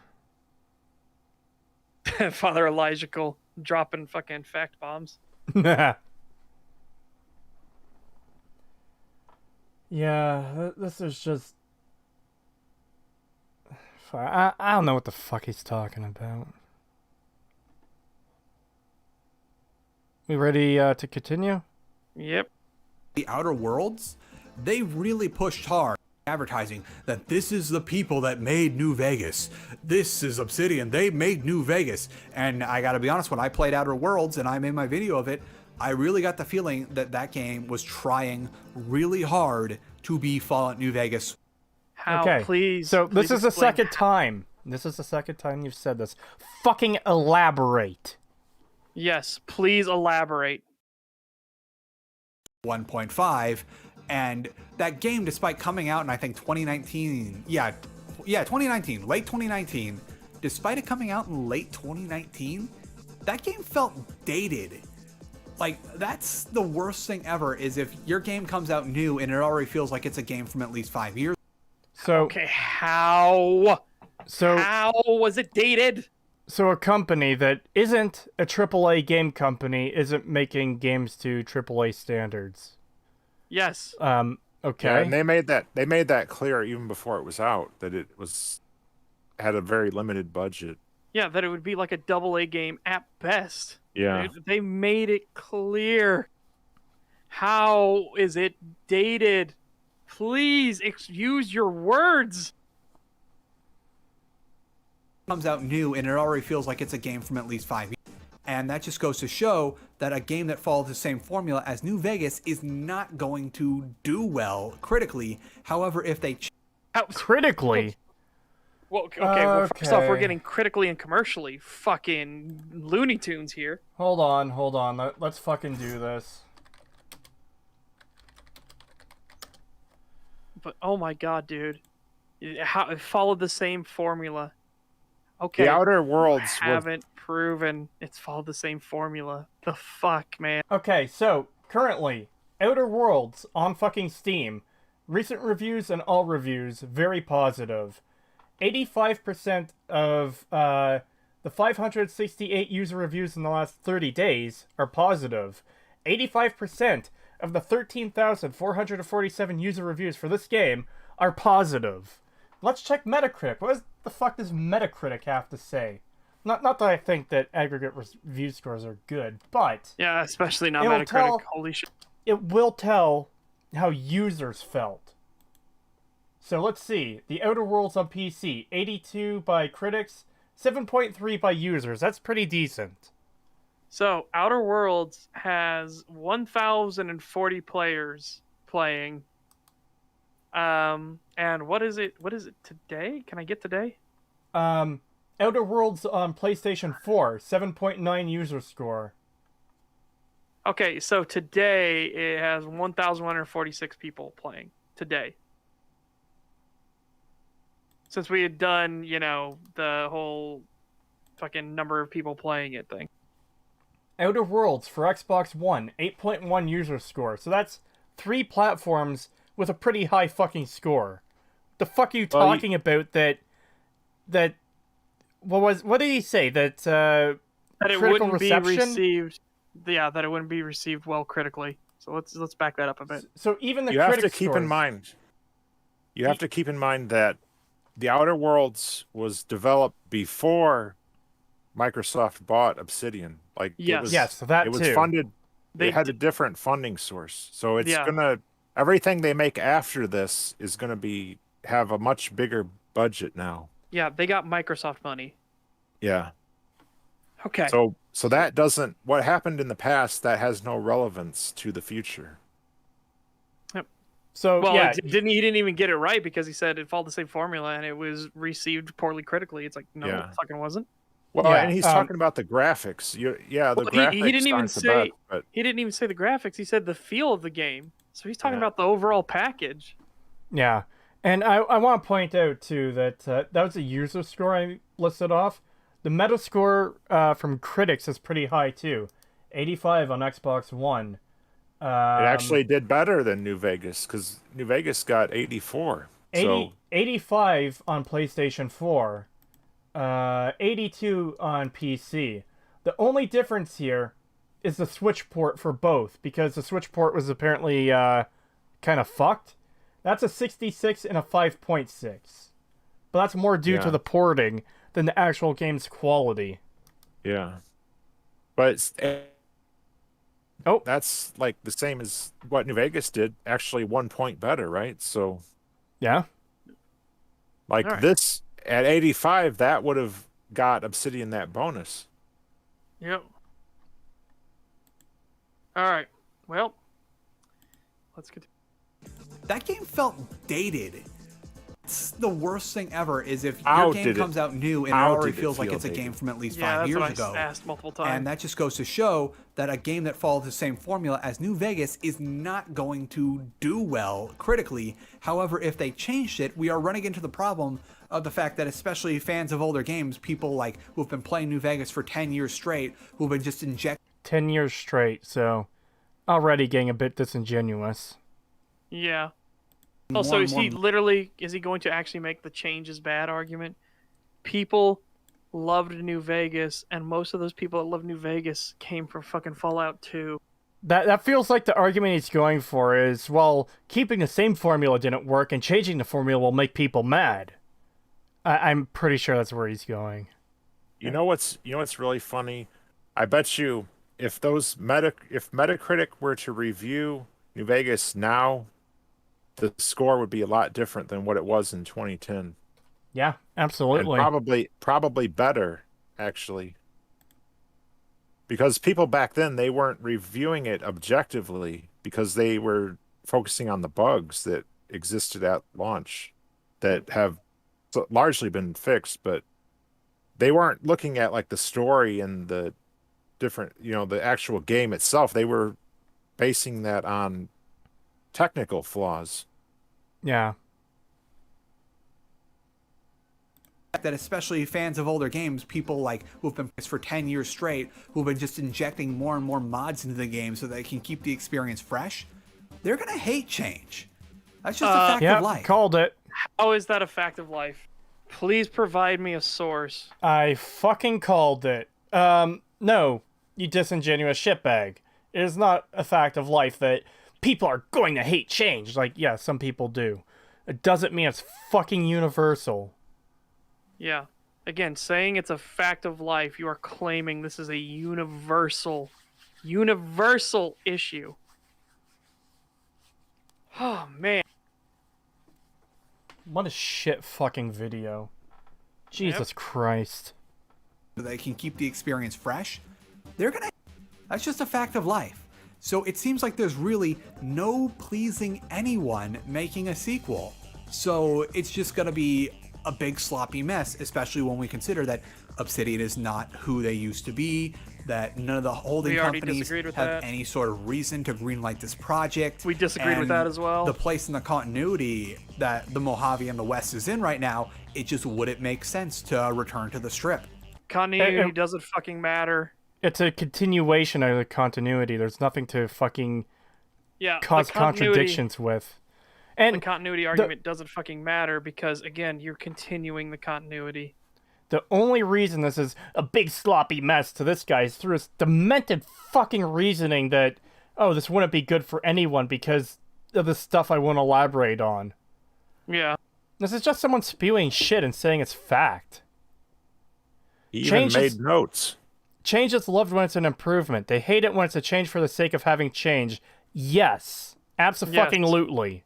How could he still get it wrong when he's got notes right there? Yeah, like I said, he made an effort in the start of this video to highlight the fact he has note cards. And he still can't get a single fucking fact right. I'm still convinced I'm right about his notes. He just has dick butt drawn in each of them. That's the only thing that makes sense. It just would it make sense to return to the strip? And then, since we've talked about him a bit, the New Vegas fandom and the Fallout fandom at large probably would not need a Fallout New Vegas 2 right now because Fallout New Vegas is deified among fans. They love it. They make, like we said before, so many excuses for the game. They talk this thing up to high heaven. They refuse to compare it to other games because other games just aren't good enough. And having a direct sequel... The fuck are you talking about? I don't know what he's talking about. He is going off the fucking rails here. It's deified by New Vegas fans? Like, no. They're glad to have a drop of water in a fucking desert. Fallout 3 is shit. Fallout 4 is shit. But assuming it even was, why is that, though? It's not for no reason. Yeah. There's a reason why it is so beloved. Just look at the fucking arguments, my dude. And he's saying people keep making up excuses. What excuses? You've claimed that Bethesda was super helpful to Obsidian. And, like, okay. But 18 months isn't a fucking excuse. It is goddamn impressive what they accomplished in that amount of time. Holy shit. Well, I'll tell you this. especially since Bethesda, with 4 to 5 years on Fallout 3, I think it was 4 or 5 years on Fallout 3, did fucking 18 side quests and a shitty main story with pretty much no choice. And don't forget that Rube Goldberg machine. That's what Bethesda put their time into. Yeah. At Gold Ribbon Grocers. Yeah, the one dungeon with the Yeah, that's what Bethesda chose to squander their time on. $10 super chat from Mystic Space. Thank you very much. Obsidian still has some of the same people that made New Vegas, damn it.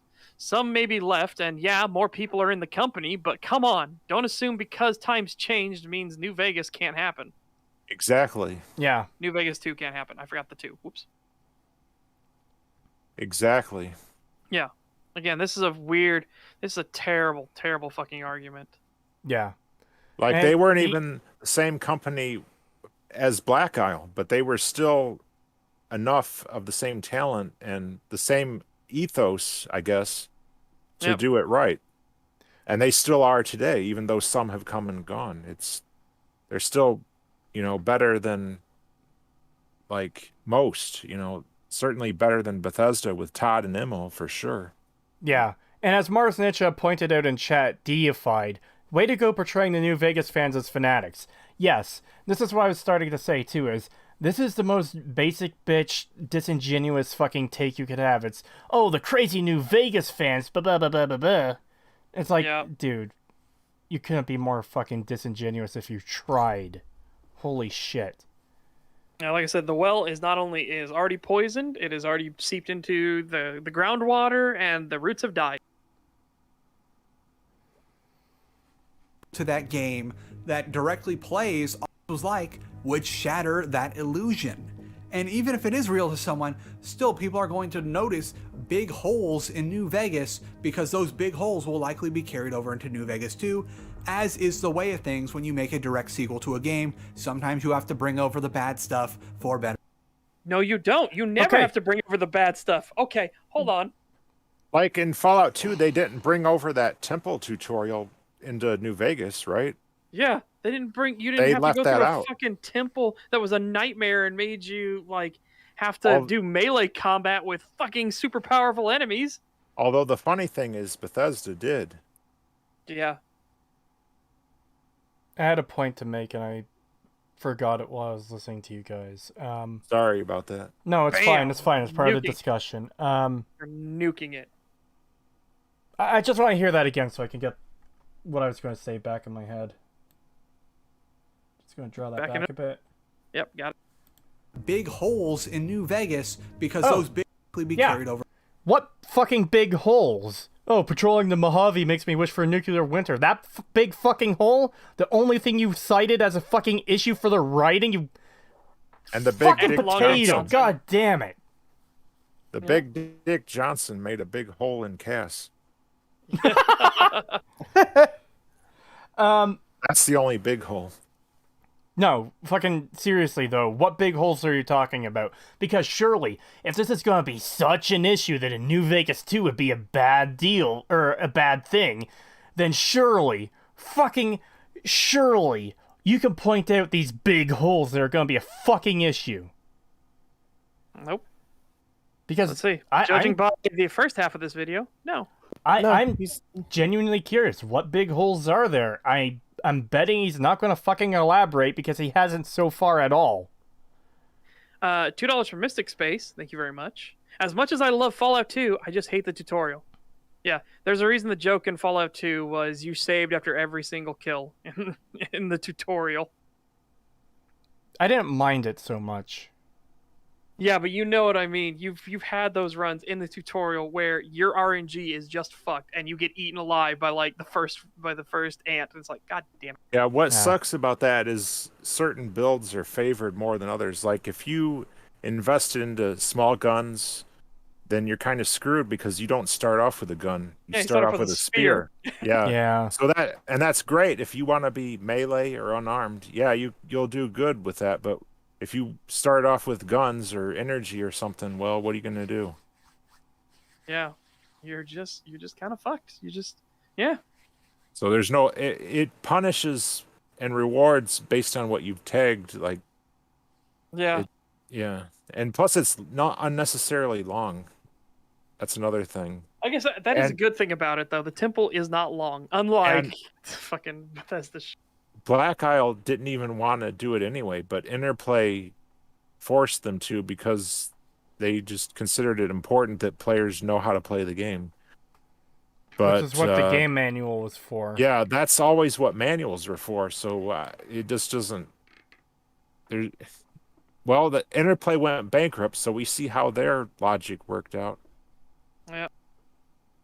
People are going to notice big holes in New, because those big holes will likely be carried over into New Vegas 2, as is the way of things when you make a direct sequel to a game. Sometimes you have to bring over the bad stuff for better or worse. No. Oh, and No. by the way, Doesn't this is matter, completely no. disregarding the fact that if there are any holes in the previous game, you could, I don't know, fucking correct them. Yeah. Yeah. That's what retcons are for. Yeah, I mean, that's Bethesda a- there sure is doesn't have something. If there is this part in the story where you realize that a weird series of events will combine together, and oh yeah, we can't say that because by this we implied this, and then there that happened. Is oh fuck. Well, you can just retcon that. Well, not even necessarily retcon. You can just add some additional details to like bridge that Yeah. gap. Yeah. Yeah, and there are all kinds of things you can do with. So, like, There's almost never a situation where you can't fix it by some And- additional writing. and let me give an example I kind of just came up with. Let's say you were to have Fallout 5 take place not in the capital wasteland, but close to it. And you have characters mentioning, oh yeah, there's a whole bunch of farms there. That's where they get their food from. That would be a retcon to correct the issue with Fallout 3 of no one having food. Like, Yep. sure, that doesn't fix Fallout 3 itself, but it's course correction for the canon. Now, a kid in the fridge, I guess you could fix that by just saying it was just a bad dream or something. Yeah, you could have, well, I guess they want to grow up into an adult. Maybe you could have the family traveling and be like, oh yeah, I got trapped in a fridge for a few days. Yeah, just a few days. That's more plausible. Way more plausible. $2 from Mystic Space. Thank you.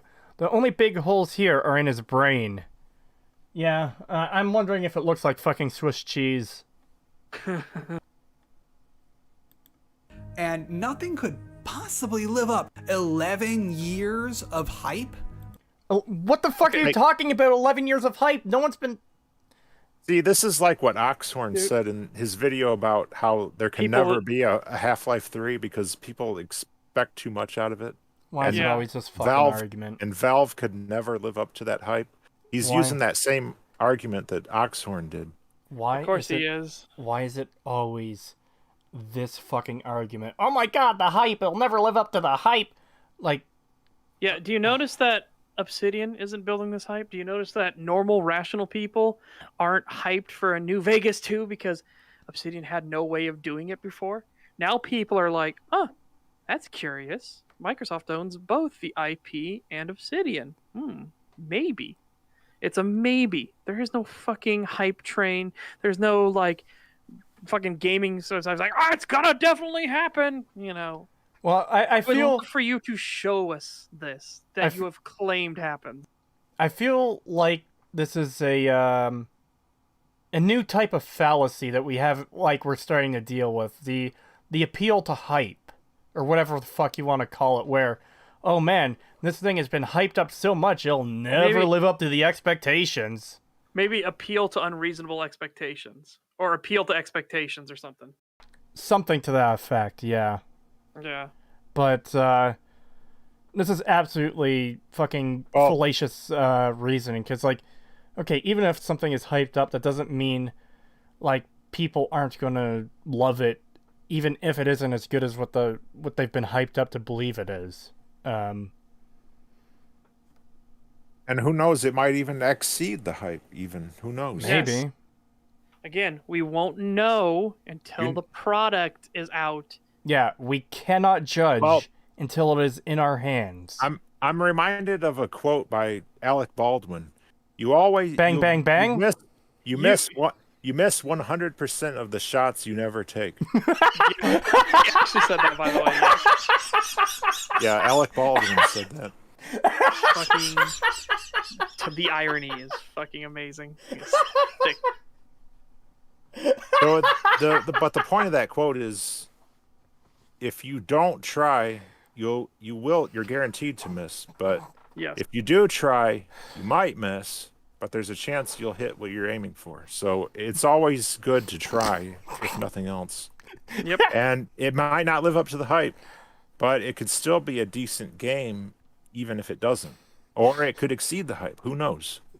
He also said, "I It's- wonder what it's like to accidentally kill someone." Yeah. No, he said to wrongfully murder someone or something like that. Yeah, he did say that too. Yeah. And as I said, he also said he was also telling people that they should execute and kill people like constantly. So Yeah. So I'm I'm actually kind of suspicious about this just being an accident, because based on the things he said, makes me wonder. I don't know. I think this could be an accident, and it's just a huge Yeah. fluke that this happened. But what isn't an accident is apparently the prop master was constantly being yelled at on multiple different movie sets for being a fuck up. Oh. Yeah. So maybe that's who needs to go to jail. And if Maybe. you've seen the video I shared of who the prop master was, Oh God, yeah. yeah, I'm not surprised. Peaky the Cat says, "Call it expectation fallacy." Maybe. Maybe. could- We'll, maybe we'll that's come up with a name for it, or someone will. It's common enough at this point where people Yeah, are using it. Or when we explain it to somebody, they'll be like, "Oh, that's actually this," and I'll be like, "Oh, okay." So we'll get it found out. But yeah, expectation fallacy, I think, is what we The can fallacy of expectation or something. No, as we said, we just keep it expectation fallacy, and then when people say, "Well, what's that?" and be like, "It's an argumentation that people make that nothing can live up to the hype because people Yeah. demand perfection or expect perfection." You It's remember when Oxhorn said that, right? Yes. Yeah. Again, I wonder if that was. I wonder if that was the first. I That wonder was. if that was the first example of it, or if others have done that before. I I'll be- guarantee others have done it before. I guarantee. I'll be right back. But Okay. that's the first one I remember where I heard that. There's probably others, but Yeah, I'll be right back too. I think I'm gonna snack. My stomach just growled at me real heavily. Yeah, I I might go mean- get something to eat as well. for as far as Fallout goes, that's probably like the first time. Yeah. Also, sorry guys, I've been so quiet. I've been dealing with a lot of shit. Between my family getting into a fight with each other and then dealing with some absolute shit show on another server, just oh my god. I've been kind of dealing with that more than I've been paying attention to the video. Yeah.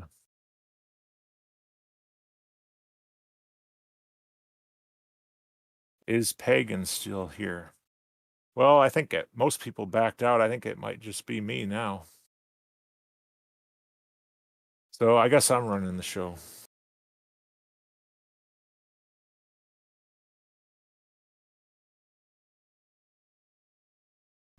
Were you guys being silent while I was gone? It's just been me. Wait, I did the other wasn't two go? silent. Did the other two go? Yeah.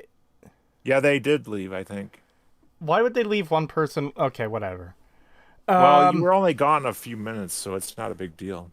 Yeah. But I noticed there was a super chat if you want to read it. Yeah, I'm gonna grab that. $2 from Peace was never an option. Thank you. You know who didn't miss? Alec Baldwin. I mean, maybe he missed what he meant to aim at and didn't miss what he didn't mean to aim at. Well, I just don't understand why he was aiming at somebody and shooting when they weren't even like. Why would the script call for that? I'm pretty sure that it's. I've heard other people talking about it, and they say it's like procedure on set to never aim even a prop weapon at someone, just because shit like this can happen, and it's general. Oh, hey, welcome back. And it's general like gun advice to not aim the gun at anything you don't mean to kill. To destroy. The destroy is very specific. Because it means don't aim it at anything. If there's a fucking camera over there that's really expensive, don't aim your gun towards the fucking camera. Yeah, so All right, never mind. I'm not Um, getting anything to eat. My family's being an idiot, so I'm But not gonna yeah, fucking have anything. so what's funny is I can't remember who it did. I think it was The Quartering. Did an example of showing like maybe Alec Baldwin should have taken some fucking tips from Will Smith. Then he shows a clip of Will Smith on a set, and a prop master is pulling a gun out, and the prop master accidentally flags the guy to Will Smith's right and starts pointing it towards Will Smith as he's just waving the gun around. Will Smith slaps the gun away from himself, grabs it from the dude's hand, ejects the magazine, racks the slide, shows that it's empty, puts it all back together, and then puts it down on the table away from everybody. Here's the clip. Here's the clip. well, we can't really show it on stream. No, but- no, no. You don't have to show it on stream. I'm just saying. Here's the clip if you want to watch it. Yeah, I'll Yeah. check that out later. But yeah, the other thing too is maybe if Alec Baldwin wasn't such a fucking anti-gun nut, maybe some basic training and knowledge about how fucking guns work, this might would not have have prevented happened. this. Yeah, Yes. He's also an anti-Trump nut too. of course. Oh, he we is. know that. Yeah. He literally made that his living for like 4 years. $2 from Spark. Thank you. New Vegas intro, but Benny is Alex Baldwin. Dude, we need... I would love to see someone do a An deep Alec fake. Baldwin mod. Yes. Yeah, do a deep fake of Alec Baldwin's face on top of Benny in that intro. Holy If shit. If Alec Baldwin had been the voice actor of Benny instead of Matthew Perry, the Courier would have been dead. Because unlike Matthew Perry, Alec Baldwin gets the job done. Damn. Holy shit. All right.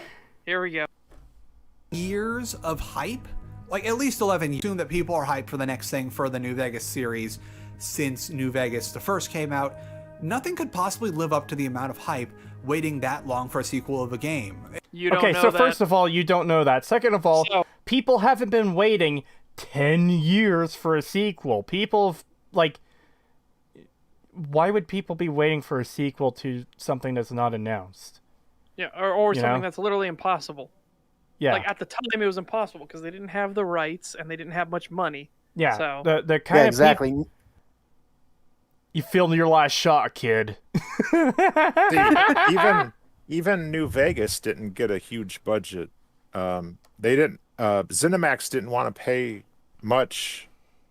Like that's why they reused the engine and the assets, and why they didn't license Elvis's music like Obsidian wanted to, because like ZeniMax was being cheap about it. Yeah, I'm not surprised. But yeah, pretty much Oh. nobody was expecting. So even New Vegas could have been a lot better. Like it's funny how he says how it's been deified and all that, but New Vegas did have a lot of flaws itself, and it could have been a lot better. So even as deified as it is, imagine if it had like twice the development time and twice the budget, and on today's consoles, as opposed to back then. Imagine what it would have been now. So like that's why I say, like, if New Vegas 2 were made and Microsoft funded it with a massive budget and gave it the full time, I bet you it could blow New Vegas, the original New Vegas, out of the water. It probably would. It might have, yeah. Um, This whole reminds me of the fucking Demon Souls remake. You know how long the Souls community was waiting for Demon Souls to be remastered, or just remade or remastered at the very least? A long, long fucking time. And Well- when the remake came out, it lived up to the hype that was built. and here's Now, the other. there are problems with the remake, but still, it fucking lived up to it, my dude. It happened. And here's the other issue too is you could apply this fallacy to pretty much anything else. Oh my god, it's been over 10 years since Skyrim came out. The hype for Elder Scrolls 6, Skyrim 2 is going to be unimaginable. It'll never live up to the original Skyrim, so they should probably just not do it because it'll never be as good as people think it will be. Like, what a dumb fucking argument. Yeah, it's dumb, especially considering that the vast majority of New Vegas fans were not expecting it to ever get a sequel, considering its like development. Like, there was nothing that was hinting that, yeah, we're going to get a New Vegas 2 ever. So, Somebody asked. Demon Souls is from 2009. Yes, early 2009 was February. Guys, give me a I second. remember playing that on the PS3. oh, did you see it? Yes, I saw it. yeah. I'm going to share it. I'm going to share it. It's so fucking good. It is good. It is fucking beautiful. Thank you. Let me get the name. Mihawk. Thank you, Mihawk. You absolute fucking legend. POV, you're the cinematographer for the upcoming movie, Rust. Truth is, game was rigged from the start. You know what else I realized, too? Alec Baldwin's favorite song must be You Give Love a Bad Name. Shot through the heart! I was just about to say, shot through the heart, and you're too late. Oh, dude, shoots her and then points at Prop Master. Oh, my God. Did you guys hear that woman he shot was married to a lawyer who was working with the Clintons or something like that? I heard something about that. There's like some conspiracy theories about. Did you know that most of the crew walked off the set before this happened, citing safety violations and being unwork and unhealthy working conditions? Oh boy. Yeah, it looks like they were right about that. Yeah. Dude, you know everybody that walked off the set is like, woo, dodged a bullet there. Oh, wait. That woman that was shot, she was like, wasn't she one of the people that threatened to walk off or something? Yes, she was one of them that threatened to So walk there off. was a lot of, I guess there was a lot of tension and anger leading up to it, so it makes you wonder. Yeah. Oh, God. Man, this stream has been a fucking roller coaster. Holy shit. That's just fucking crazy. Yeah. Well, I'm glad to be a part of it. Sorry for that. Sorry for that. I know it is a tragedy that someone died, but come on. Yeah. That one was way too funny. The dodge the bullet was way too funny not to say. Yeah. Yeah. Obviously, it shouldn't have to be said. It is a tragedy that someone died. That said, Yeah. I fully believe that you can make fun of fucking everything. You can make jokes about anything and everything. So, Yep. man, I am not going to hold back. Well, just because somebody makes a meme about something, that doesn't mean that they don't feel bad about what happened. Yeah, exactly. We're making Like, there's light of a people horrible situation, but if I had things my way, that person wouldn't be dead. Yeah. Oh my God. High Speed Taco's going in full fucking meme as well.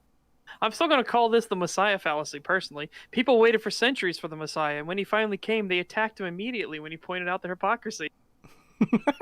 Oh God, that fucking meme picture is beautiful. Like, there's people that'll make memes about 9/11 and stuff like that. Yeah. Yeah. So it's, it's just life. Death is a part of life. You have to, like Sarah Silver says, the wasteland sucks, kid. You have to get used to it. Or you might as well get No, the Wasteland doesn't suck. It's a gonzo wacky adventure. Oh! When is that show coming out, by the way? I have no idea. I feel like I need to prepare myself immensely to deal with that fucking shit show. Are you talking about the Fallout TV Yes, the series? Fallout Yes. TV series. Yeah. Yeah, the showrunner has called it a crazy, funny, gonzo, wacky adventure. Hopefully Yeah. it has enough diversity and wokeness. Yeah. Because that's Alright. all that matters nowadays. Let's get back to video, but first, what points have this guy, what points has this guy, made? Pretty much. Really bad ones, unfortunately. And he hasn't backed up of any of them. Long Yeah. Dick Johnson, and he didn't even show it. He said and Long Dick Johnson and and he said patrolling the Mojave or something was bad writing, and he didn't explain He showed how. footage of himself heading towards Cass, but he couldn't show like 1 minute later where he was actually talking to her. Yeah. He didn't show. He said the game crashes for him every 20 to 30 minutes, but he didn't show a single crash. maybe he was gonna show it, but then the game crashed, so he couldn't. Maybe that's what happened. Nothing could possibly live up to the amount of hype long for a sequel of a game. It Wrong. just wouldn't do it no matter how good of a game it is. Even Wrong. if all the issues that I have brought up previously in this video so far get resolved. What issues? You haven't brought up fucking anything. You said the writing was bad and gave 2 shit fucking Wait, did examples he of say- dialogue you don't like, you fucking potato. God, Hang on. what a fucking idiot. Holy shit. Did he say the issues I brought up? Yeah, in this video. Hold on. Yeah, hold on. Yeah. It's even more What? fucked. Waiting The issues that I long for a brought up. sequel of a game. It just do it no matter how good of a game it is. Even if all the issues that I have brought up previously in this video so far get resolved. Fuck you. Fuck you. Fuck you. What? Absolutely issues? fuck you. You Holy haven't shit. said anything, you fucking idiot. You said the game crashes and you provided 2 examples of dialogue that you don't like. Those aren't fucking issues. You fucking... Dude, Ugh. my favorite part of these issues I brought up, it's like, oh, like how Bethesda, the Bethesda higher ups wouldn't want to get involved in a New Vegas 2. What does Bethesda have to do with this, you fucking idiot? I don't think you understand how this works. Or when he fucking named games that and saying that Bethesda they're busy with didn't these games. and create- it's not yeah. even games they're working on. Hey, Creetosis, would you say this guy is better or worse than Acerthorn? I don't want everything to be compared to Acerthorn. That is a hard bar to cross. I say this is easily worse because people actually listen to this fucking, just this actual Yeah. plank of wood. Yeah, it's Yeah. always worse when something like this has traction, which Yeah. Acerthorn, thankfully, he doesn't. I mean, the only kind of fame or popularity Acerthorn will get is being the next fucking DSP. He'll be the Yeah. dark side Phil of game criticism. Someone who's just so absolutely fucking stupid and gets hardly anything right that it's just a joke, and the only reason people watch him is to fucking laugh at this fucking brainlet trying to be an analyst or fucking critic. I seen some video some Analysis. guy posted of Acerthorn where he was playing this game and he was like shooting some targets and Acerthorn would save the game after every shot. Like it was, and then it was really weird. Yeah, he sure does love to eat paste, doesn't he? Anyway. No way that, like, assuming it takes them that New Vegas 2 lives up to 15 to 20 years of hype. 15 to 20? Where the fuck are you getting that from? 15 to 20? I guess he's saying when it's eventually released, but holy Oh. fuck, dude. Oh, man. Well, it could be under development right now for all we know. I mean, we don't know everything that's going on behind the scenes. Yeah, if he said by the time it's potentially released, that's more understandable. I might have missed that, but still. Mark my words, the best part of this video will be the cat at the end. I am fucking positive that'll be the best part of this video. Yeah. Well, it's been 11 years already, so by the time it does come, it probably will be like 15. Yeah, that's or what I so. said. He's probably talking about when it's finally released. Yeah. Yeah, Well, we got to give him that one. It's yeah. Who is actually hyping Fallout New Vegas 2? Is there anyone? Name one. I I've don't never fucking seen it. know. I've never seen it. He says it's a big deal. I've never seen anybody do it. The most I've seen is speculation that, oh hey, now that Microsoft owns Bethesda, Obsidian could make a new Fallout game, and that's the extent of it. They could, not that they are, not that it's guaranteed or fucking whatever. a few years ago there was some hype about Project Louisiana, and people started saying that it was going to be a Fallout game set in Louisiana. This was but that game turned out to be Pillars of Eternity 2, I think. Yep. Because so, yeah. Obsidian names their projects after states. Oh. Like what was it? The Outer Worlds, that was Project Indiana.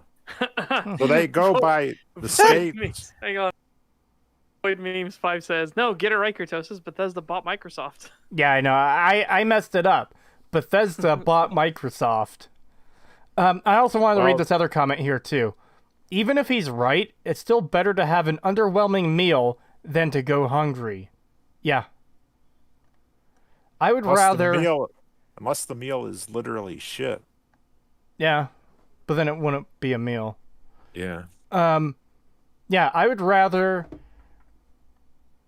a 5 out of 10 fucking mediocre Fallout game over getting another Emil Pagliarillo Fallout game, another Fallout 3 or Fallout 4 or Fallout fucking 76.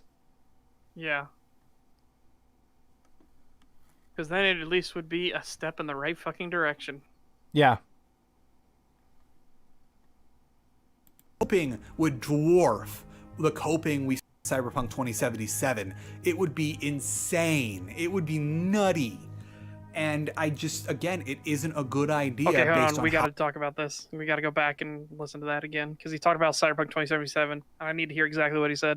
assuming it takes them a few years to make, that New Vegas 2 lives up to 15 to 20 years of hype. The coping would dwarf the coping we saw in Cyberpunk 2077. It would be insane. No, it wouldn't. Do you know why it won't? Because the fucking company, Obsidian, isn't hyping up a New Vegas 2. Do you know what CD Projekt Red kept doing? When it's done, when it's ready. We're still working on Cyberpunk 2077. Get excited. Oh, look at this. We did it. Oh, it's a CG trailer of Cyberpunk 2077. It's like, oh my god.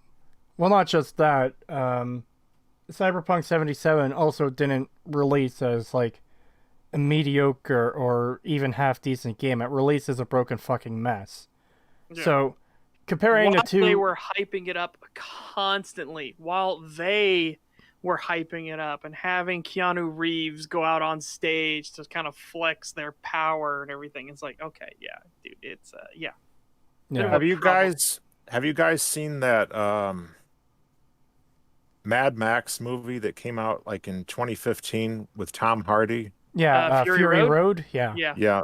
Now, see, the thing is, the last Mad Max film came out in like 1985, so there was like 30 years between, and yet this new Mad Max film, which came out 30 years later, nobody was disappointed about it because it was actually a good movie. Yeah.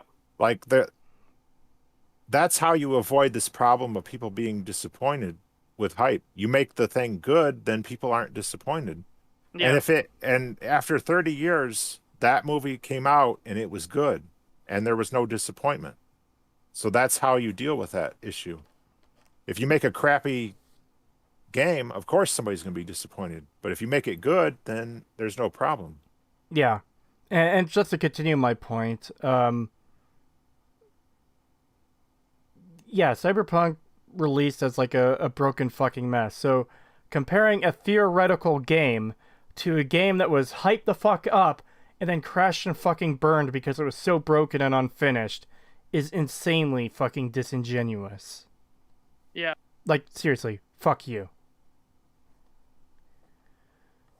God, what a stupid fucking point from this guy. Yeah, pretty much all of his points. Oh, sorry. Yeah, pretty much all of his points have been stupid. Yeah, they have. It's insane. The coping we saw in Cyberpunk 2077, it would be insane. It would be nutty. And I just, again, it isn't a good idea based on how long it's been and how the people that made the first game just aren't around anymore. And this isn't one of those, like, very smarmy, oh, you think you want this, but you don't actually want this type of situations. This is a, yes, you want this, you have every right to want this, but you need to be aware that nothing could possibly live up to your expectations based on circumstances and what we've got to work. Okay, how the fuck do you know what my expectations are? Yeah, so you don't assume for me what my expectations are. Because I'll tell you right now, my expectations when it comes to a Bethesda game are like, I would like a 4 out of 10 fucking Fallout game, please. Something that is at least just below average, and then that would be going in the right fucking direction for Bethesda. Yeah, a 4 out of 10 from Bethesda would be a massive improvement. Holy shit. Yeah. I've been pretty consistent on this point, too. Like, I'm not asking for anything amazing or knockout or fucking revolutionary, fucking groundbreaking, world-changing.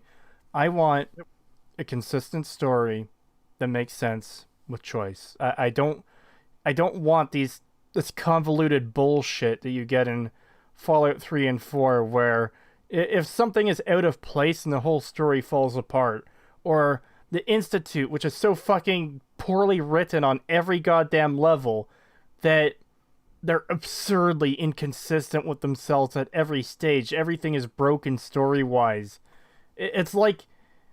Are you sure you wouldn't rather have settlement building and fishing and looting and shooting? Oh, yeah. If it was a different game, if I was playing like fucking 7 Days to Die 2, sure. But you know what? I ain't playing 7 Days to Die 2. I'm supposed to be playing a fucking Fallout game. Wouldn't you rather just rip up the story and make a paper airplane out of it? Absolutely fucking not. Cree, Dude, I'm hyped for the Skyrim video, so I'll definitely be expecting perfection and will then unfairly critique you. Thank you. Yeah. Yeah, I don't know anybody that literally expects perfection out of anything. No, I don't. It's another... There have got to be some fringe crazy people, sure, but there's a reason they're called fringe crazy people. Nah, you don't get a 4 out of 10 Fallout game, you get Skyrim. I love the name of this account too, Senator Abby Strong. Oh, Manby's coming to town. It's like, oh no.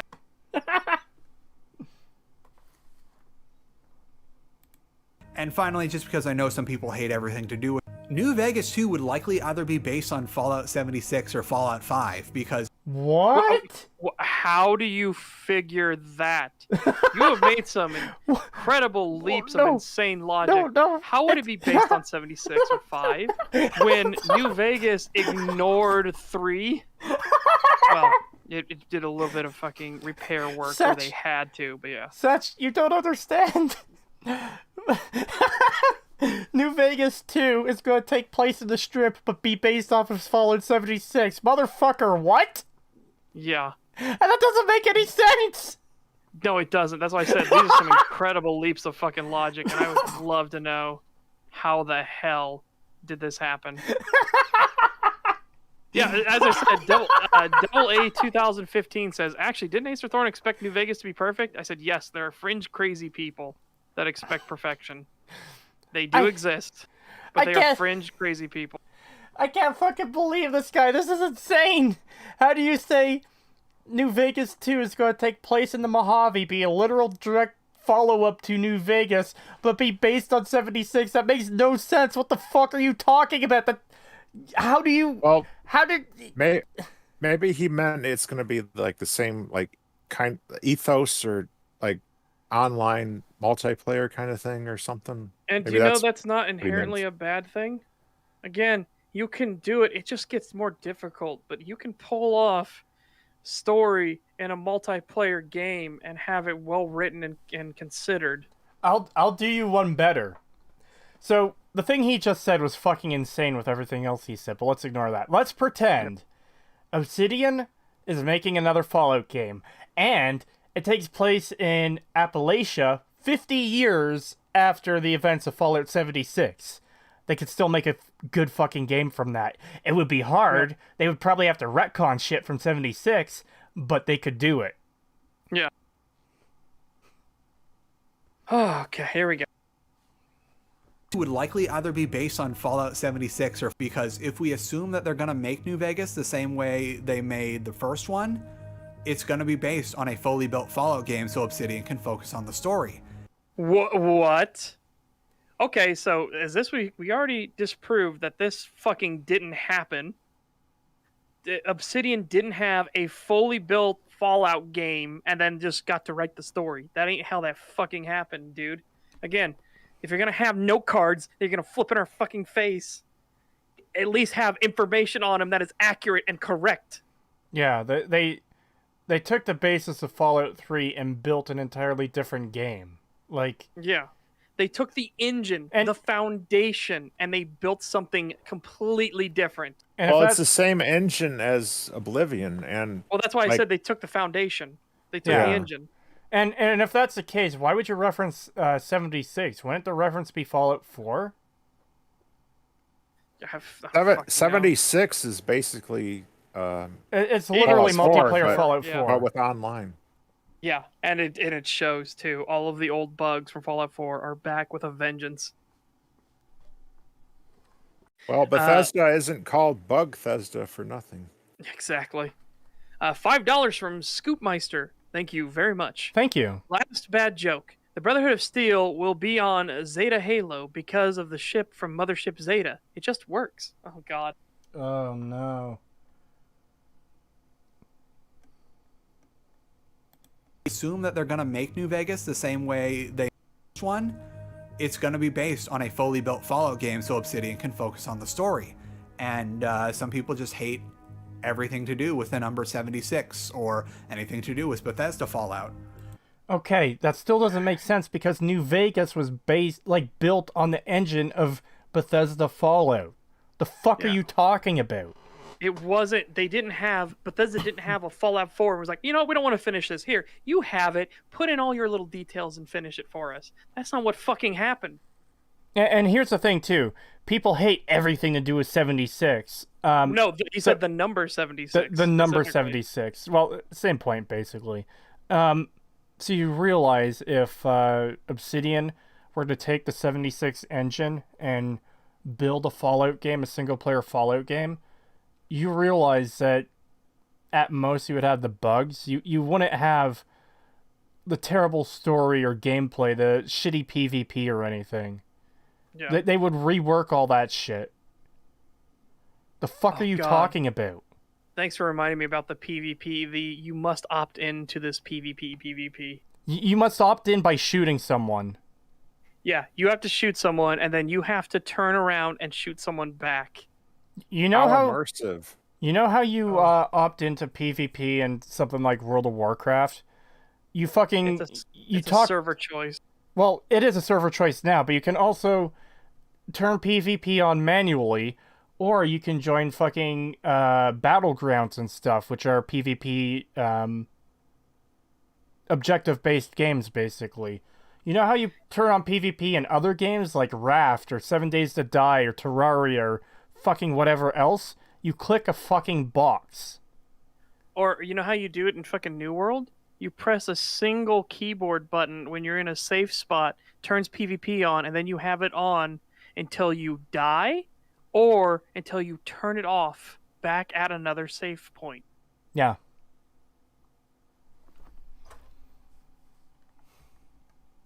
Man, oh man, it's real fucking good God. This guy's logic is fucking out there. Oh my god. Thanks for reminding me about the PvP in Fallout 76, though, you asshole. Fucking criticism like smack. Hey, I deserve to get my revenge for all the shit you guys have put me through. Okay, do we want to talk about Exhibit A on Raft? Exhibit A, Exhibit B, Exhibit C. Or anything to do with Bethesda Fallout. That's just not going to do it for some people.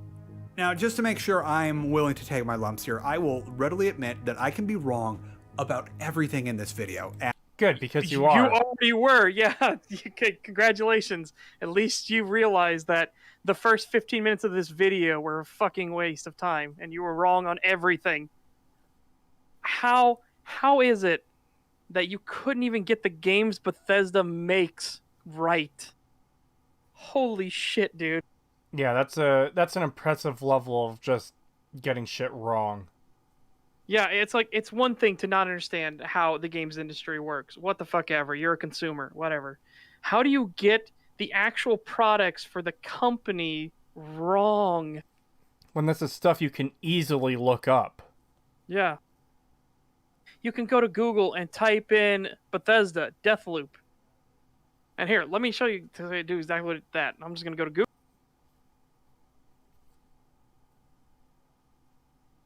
I type in Bethesda Deathloop. Oh, and what's the very first result there? Developers, Arcane Studios. Wow! The very first fucking result on Bethesda.net. Arcane fucking Studios. Holy shit, that was really difficult. I understand why you needed note cards now.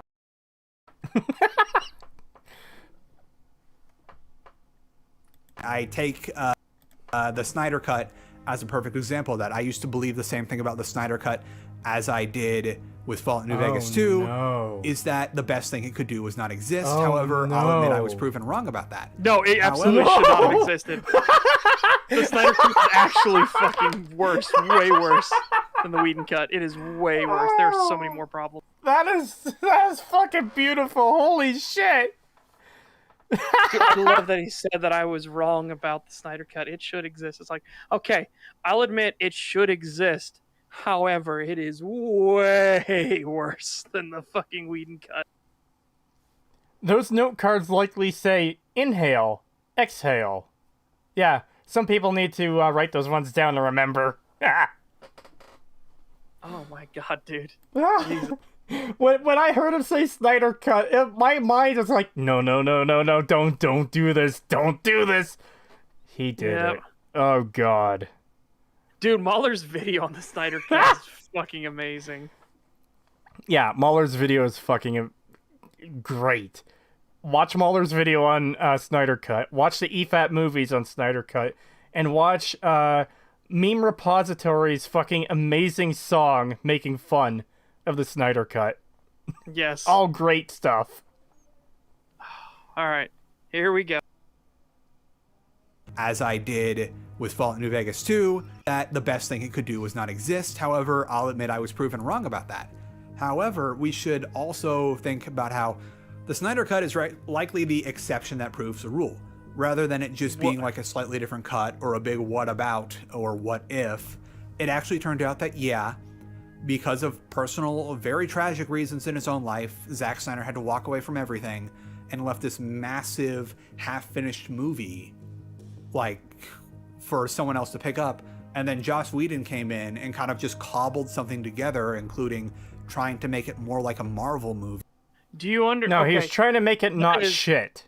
That is incredibly disingenuous to the sheer amount of work that Whedon had to do to try to make the Justice League movie even fucking work. And you know what? Fucking Snyder got to see all of that feedback and everything. And then he got to make that in his own movie, and he still failed.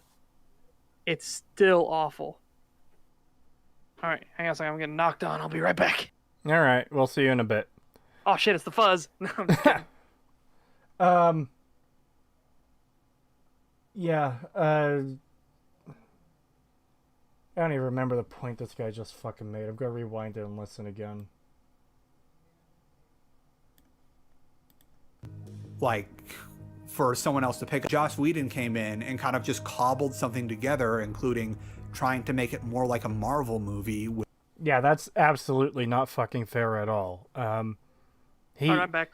The Whedon cut isn't good, but he worked with what he had to try to make the best product he could. He wasn't trying to turn it into a Marvel movie. He was trying to make it not the fucking grimdark shit that Snyder was going for.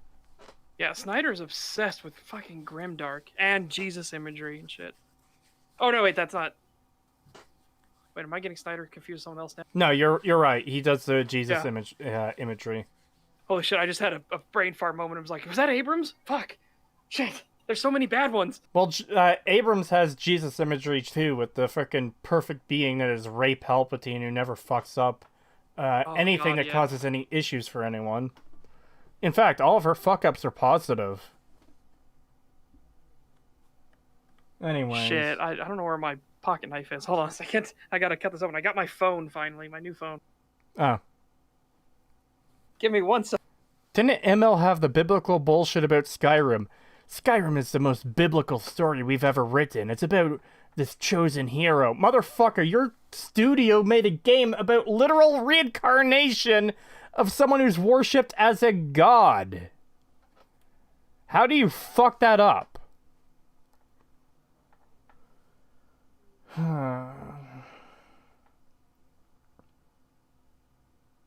It's insanity. It's fucking insanity. I'll give the Snyder Cut the music at least. What, you mean the yodeling or the singing moistened bints?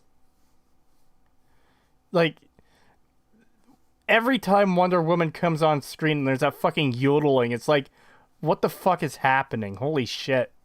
Okay, I had to get a knife from the kitchen. I'm back. I was talking about the yodeling. What yodel? You mean the...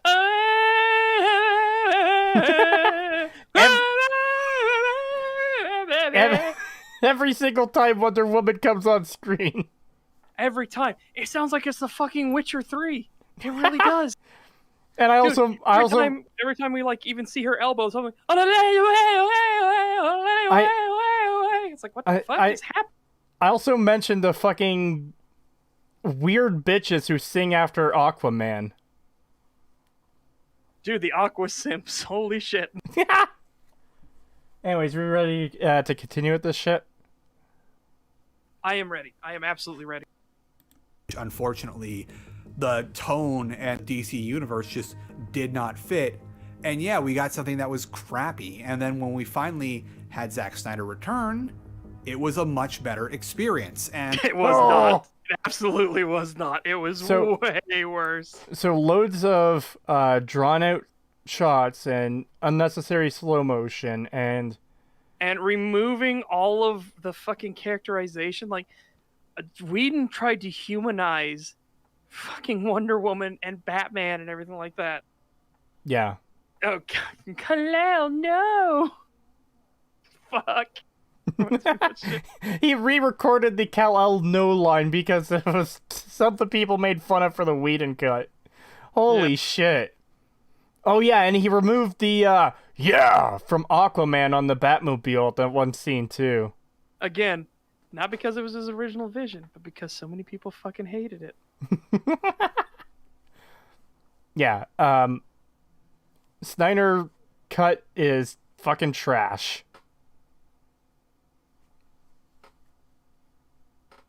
that's all I'm willing to delve into that, because that's another mess and another beehive that I really can't kick anymore right now. I could be wrong about this. It could turn out that, yes, Obsidian could pull it together, that Fallout New Vegas 2 could be their rallying cry. Okay, I need to point something out here. It will never live up to the hype. Now, I could be wrong. Which fucking one is it? Either it's never... You gotta pick one. Either it'll never live up to the hype, or you're wrong and it does. So, fucking pick one.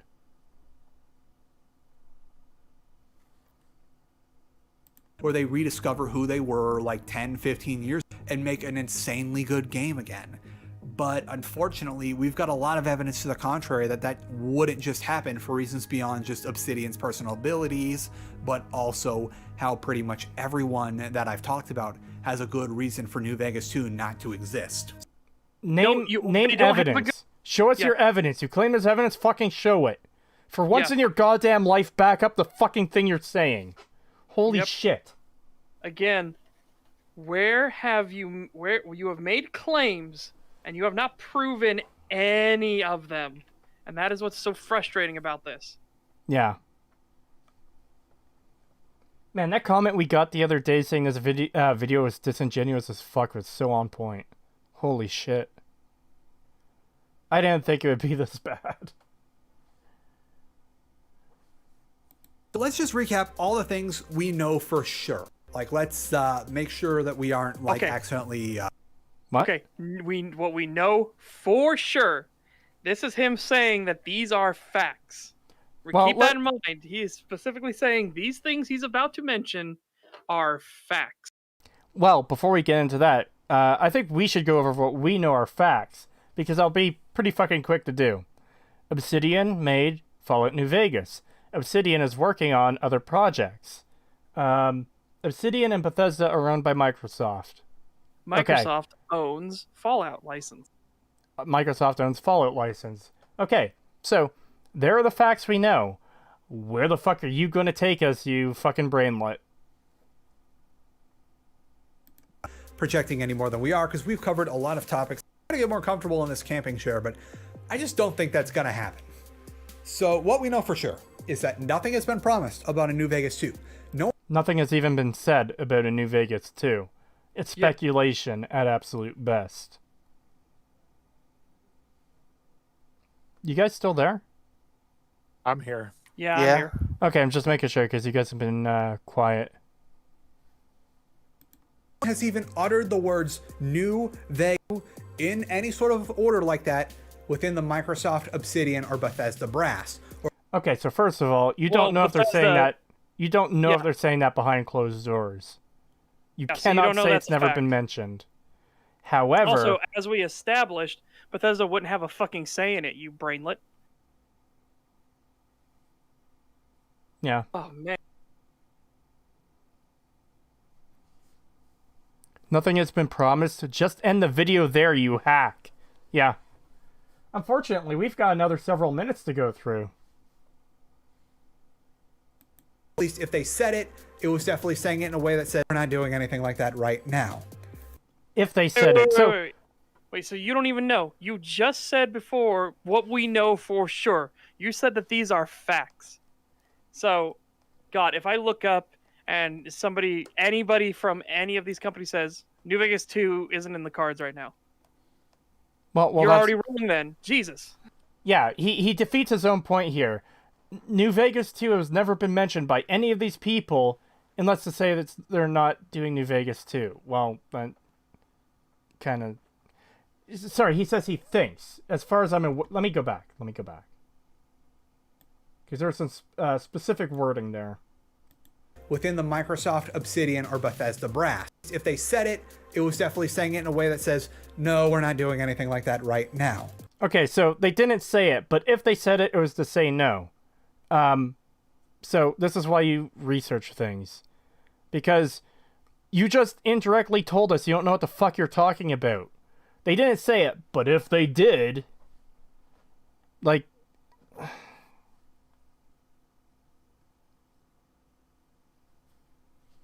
Fucking whatever. Let's continue.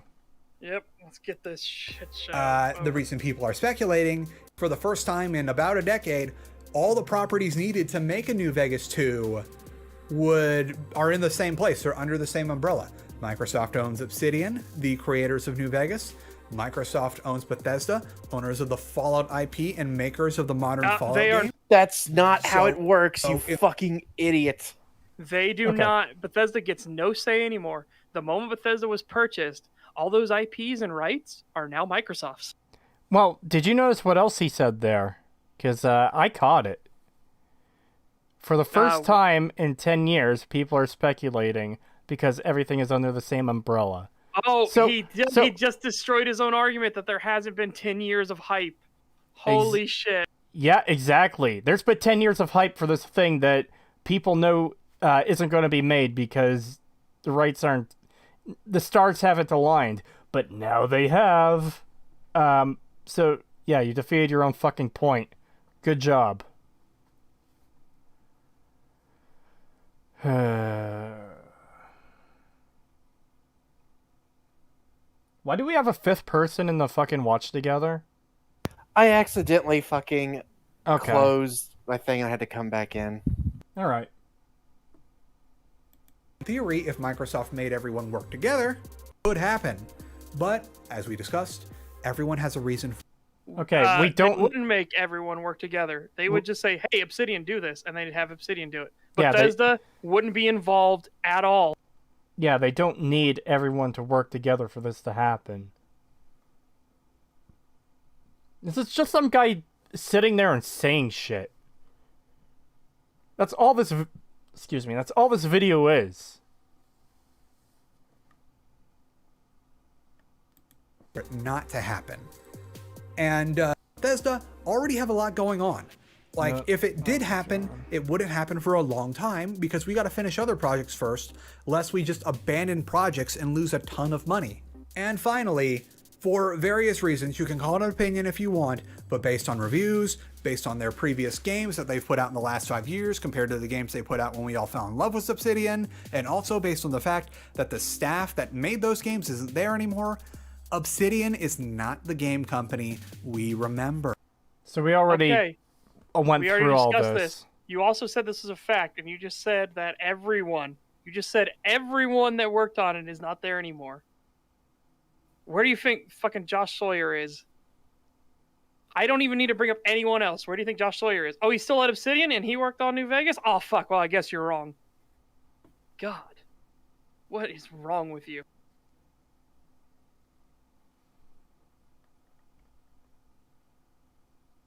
Well, at least we're making progress through the video. There's only like 6 minutes left. God damn it.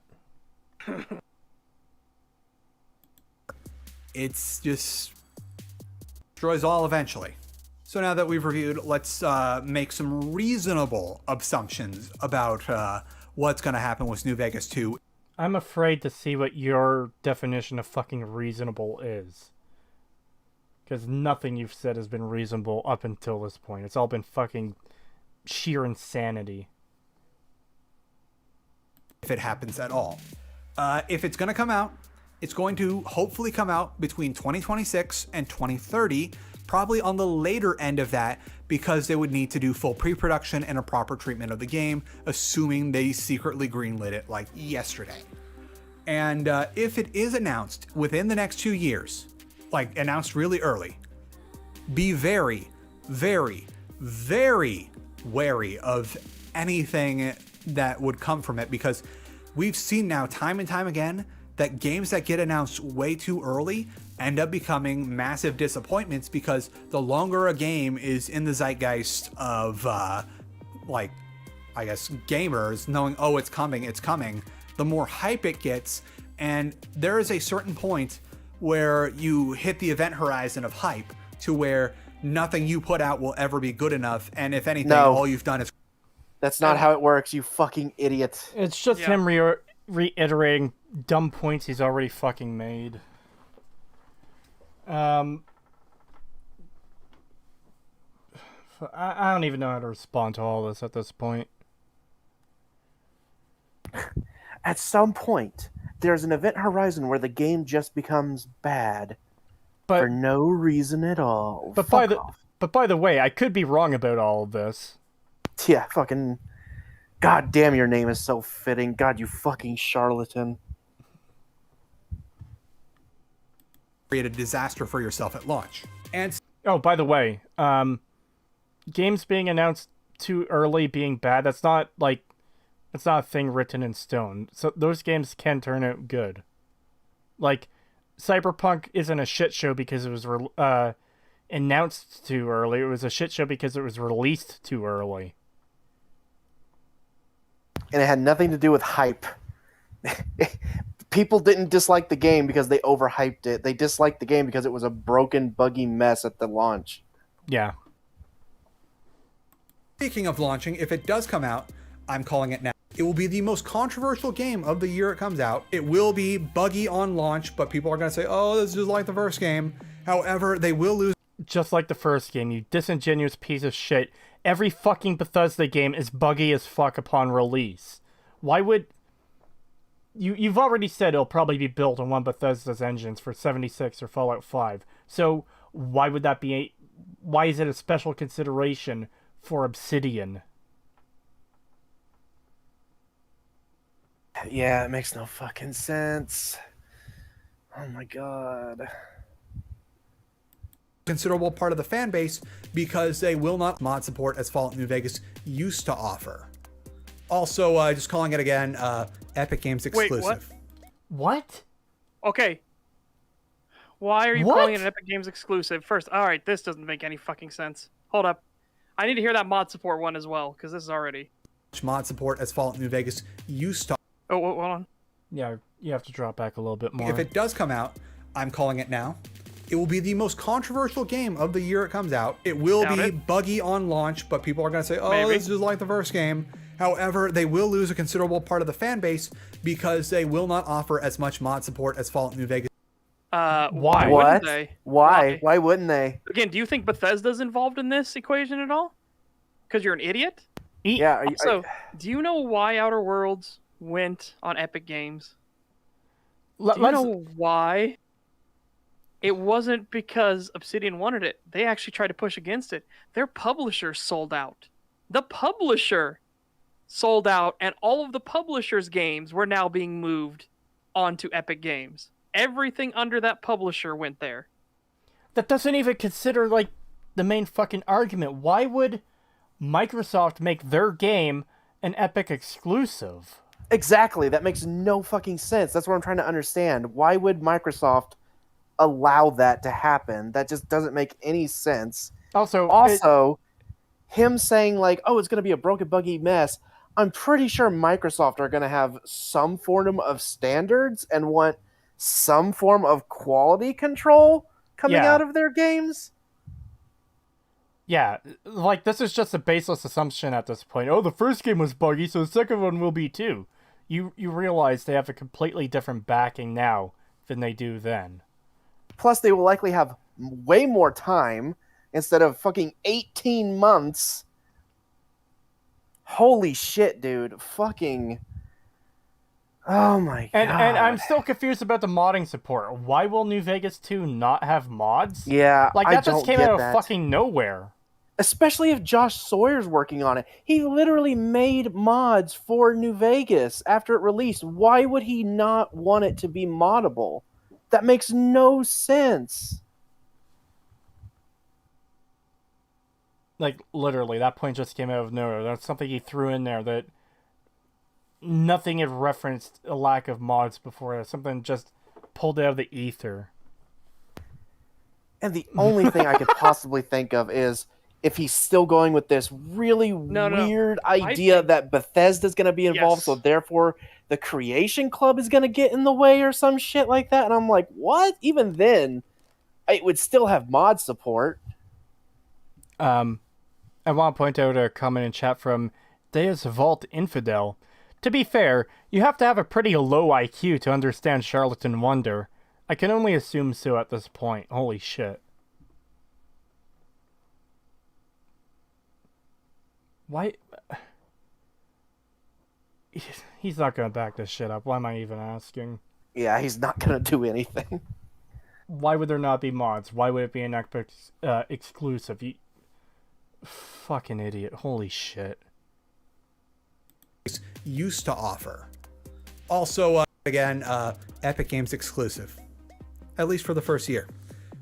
So mark my words on all those. That's what I think is going to happen to New Vegas 2 if it does happen. But again, I am still leaning on the side of no one has a reason for New Vegas 2 to happen. Everyone has a reason for New Vegas 2 to happen. Yeah. It would sell on name alone, especially if they let Obsidian make it. Just that alone would be enough to get people to fucking buy it. You fucking idiot.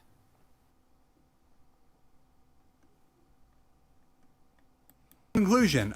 Do not trust anyone that says anything New Vegas 2 coming. I don't care. Why would you trust randos on the internet to say that a big major game release is coming? And who are making these claims that you still haven't shown us even once? He hasn't shown evidence or proof for fucking anything he said. Yeah. Which is, oh my god, it makes that fucking intro all the more fucking damning. Like, dude, you fucking said you were going to explain this shit. You've not explained anything. You gave two shitty examples. I'm honestly glad that the 34-minute version of this video is locked behind Patreon, so we don't have to suffer through 10 more minutes of this fucking stupidity. Yeah, holy fuck. In fact, I'm praying the last 4 minutes are a fucking Patreon plug or something. Yes, buy my please. merch, join my Patreon, join the channel membership. Please, God, give me that, please! How convincing they sound, but right now nothing has been and let's face it, it's in nobody's best interest. You're wrong. No, you're wrong. Quit saying that over and over like you fucking know. Like you somehow magically fucking know how these studios and fucking companies work better than they do. Just shut the fuck up, you goddamn moron. Yeah, it's apparently in nobody's best interest, even though that New Vegas is fucking beloved, and Fallout 3 and 4 are pretty widely fucking reviled. Yeah, I don't know what the fuck you're talking about, dude. Yeah, you've got name recognition, you've got track record with the studio, you've got in fact fucking backing from Microsoft. There's literally no reason to suspect that it would be shit out of the gate. There would be tons of people who would buy it just on that alone. In fact, I'd argue the opposite. Fallout's reputation is so in the shitter that you might need a New Vegas 2 to fucking save it. Yeah, you fucking might at this point. Actually, no one has good reason to make a right now, and I think nobody would be happy with the final product if it does get made.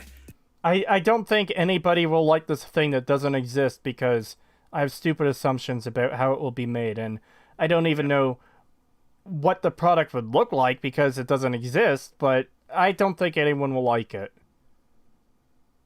Literally just baseless speculation from a fucking brainlet. And up to anyone's expectations, especially because we've been modding and recycling the first Fallout New Vegas game for 10 years now, and we're very set in our ways. I wouldn't be surprised if it's a situation where like everyone from the Mario speedrunning community had a big fit about the remasters, but you do. How are remasters anywhere comparable? What the fuck are you... Yeah, do you fucking understand the difference between these? I don't even know what this is the first I've heard of the thing, but I can guess because of frame timings and things being different in the remasters, that can fuck with the leaderboards pretty hardcore. So they're going to need to do a lot of work to make sure they filter that shit out. Also, this is the second time I've seen speedrunner community reference in like a super disingenuous way. Yeah, the speedrunners are going to be...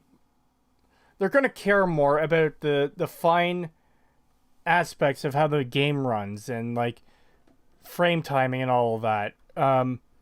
So yeah, they're going to care more about that kind of shit. That's nowhere comparable to people wanting a sequel to a thing they love. The fuck are you talking about?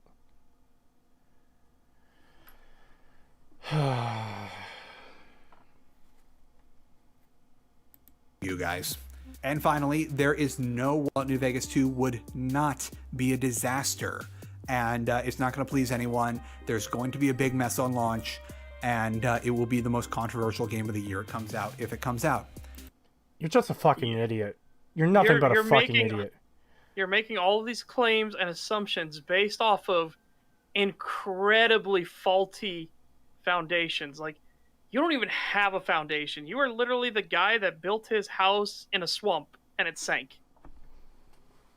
Well, I mean, we could easily pull the same kind of shit with literally everything. Elder Scrolls 6 is going to be absolutely going to be a dumbed down piece of shit game. There's no chance it'll ever be good. What other baseless shit can I say about it? Well, actually, we have a bit of a basis because of Bethesda's fucking track history, but like, just saying that there's no way it'll ever be good is fucking dumb. God. What the with fuck the track is this record we have video? now, we could say the next Elder Scrolls is going to be a fucking shitty MMO full of microtransactions, and they're going to make you pay for updates and all kinds of crazy shit. And fucking Creation Club will get expanded and ruin it even further. We could say all this shit, and we'd be totally within reason to say that. We'd at least have the justification of track record. He's got one game. Sorry, 2 games if you count Outer Worlds, and it's just... Nothing connects here. With Bethesda, we have Oblivion dumbing down from Morrowind, Fallout 3 dumbing down from Oblivion, Skyrim dumbing down from Fallout 3, Fallout 4 dumbing down from Skyrim, and obviously the immense shit show that was 76. So there's a lot of evidence there to suggest their next game isn't going to be that good. He has fucking nothing. The only things he referenced about New Vegas itself are 2 lines he doesn't like, and that it crashes, neither of which he backed up. And that was him saying New Vegas isn't as good as people think it is. That was the extent of it. And because New Vegas had issues on launch, well, it's guaranteed that New Vegas 2 will have issues on launch. No, it's not guaranteed. Outer Worlds was a Epic exclusive, so it's guaranteed that New Vegas 2 will be an Epic exclusive. You've got fucking nothing, buddy. You're a fucking idiot. Holy shit.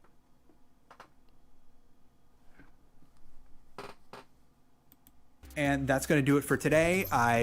Thank me on this. I am trying to further improve these videos as I go and see if You've got a lot of work to do to fucking improve these videos. Holy shit. Yeah, you're not even close to being good. can't make this a more viable format. I feel like this one is going better than the first one at the very least because I was able to reshoot things and get it back. You reshot things and you fucked up this much. Oh my god. Jesus Dude, Christ. This is you actually trying. And if you reshot these things and oh man. Yeah, that does not bode well. What an unintentional fucking condemnation of his own goddamn video. Bethesda acquired Microsoft. What did he say about Obsidian? It was fucking Obsidian or Obsidian or something? He fucked it up somehow. So you retook shots and you didn't replace those. That is sad. That is fucking pathetic. Holy shit. Did no research, didn't bother to put any like corrections in, didn't bother to research something and cut something out and put something new in. Dude, if he made corrections, 90% of his video would be fucking gone. Yeah, I would. Oh my god, dude. How can you put fucking any kind of work into a video and it still be this bad? The cat, while he is not here, don't have the camera pan that low because he was just wandering around today, and he's just being a silly. I don't know if you noticed, but I had to like do 2 different recording sessions for this second recording session because he was naughty. But that's beside the point. And you still didn't fix your mistake. Show us the cat. Show us the fucking cat. It's the only good thing about this video. Show us the fucking cat. Drink my coffee and call it a day. Do it. Thank you so much for joining me, patrons. Thank you so much if you are watching the uncut version. Shut the fuck up. Show us the cat. This is just adding to the channel, making it bigger and better. And please stay safe, stay indoors. I'm muting this fucker. I don't want to listen to him anymore. Show us the cat. Yeah. That's the only possible redeeming factor of this fucking video. Yes. And enjoy this cat video. Yes! We have cat. Literally the only good thing about this video is the kitty. Come on, give him pets. Give him pets. Or play with them, that works too. There we go. Happy cat getting some pets. Yeah. What an immensely shitty video. Holy fuck.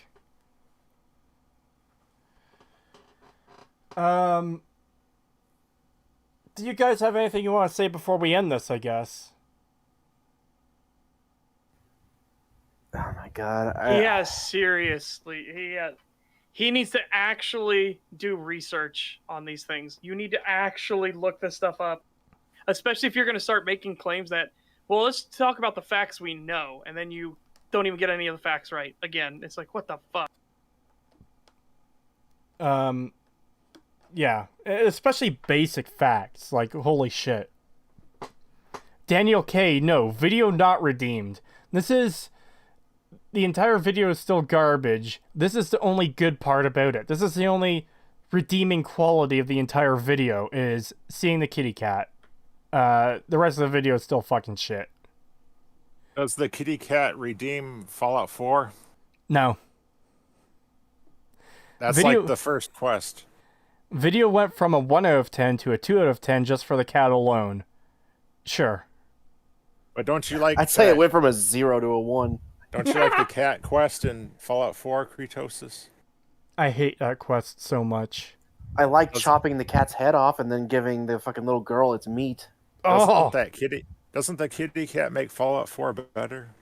No. No. God, yeah. Fucking Jesus. Alright, well, at least that's over with. Yeah, it's fucking done. Holy shit. That's the second video from this guy we've covered, and both have been god-awful.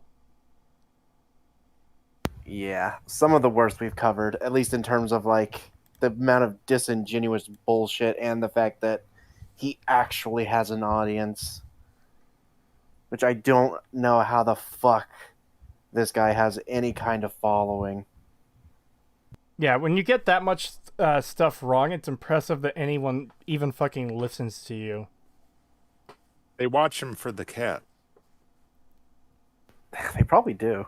I mean, it would be a lot better if all he did was cat videos. There's lots of channels out there that just do videos about their pets. There's a channel where someone has an owl and they upload lots of videos of the owl and it's super cute. I had to. Well, I had to mention of that. course, you would go in for the owl. Well, Yes. it is you after all. So Hey, owls are fucking awesome. I'm just imagining like the person who does those videos doesn't know that their owl actually goes on YouTube and makes like critique videos and stuff in its free time when he's not watching, and then it's literally just Cree. Anyways, yeah. Do you guys have anything to say before we end the stream?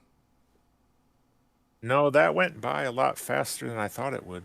Yeah, the last half of the video went a little bit. Well, the last quarter of the video went a little bit faster because he's just reiterating points, and I think all of us were so done with this bullshit that we just like, yeah, we covered that already. It was the same point, so I thought it was we already covered it for the most part. Yeah. At least we got to see that cat at the end, so there was that. Yep. The videos with the wolf dog and the husky are good too. Yeah, those are pretty interesting. Seeing that wolf get fed and you hear the like loud snap when it closes its mouth. Holy shit. That's a little bit scary. Pagan, Setch, anything to say before we end? well, I mean, not really much.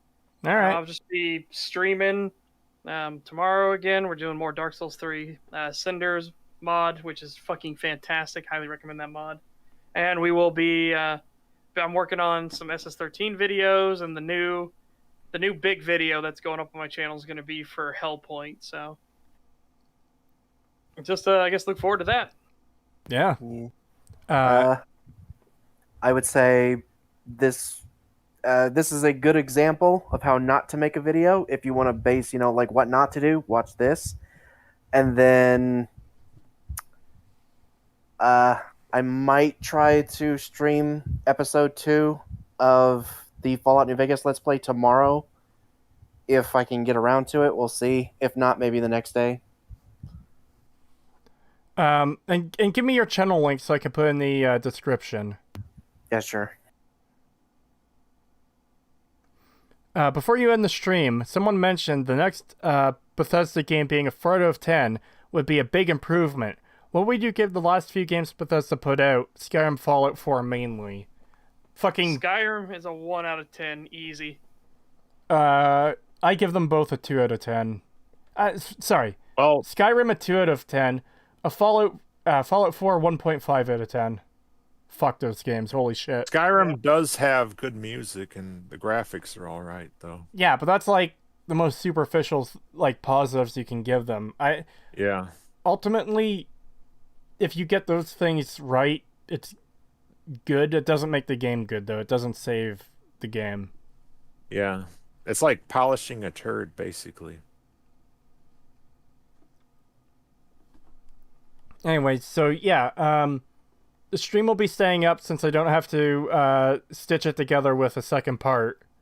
And I'll update the description with the link to Pagan's channel and the link to Father Elijah's channel. Thank you. And by the way, do you have anything you want to plug before we end? I can't think of anything. All right. Have a good night, everyone. Hope you have a good one. Good night. Night.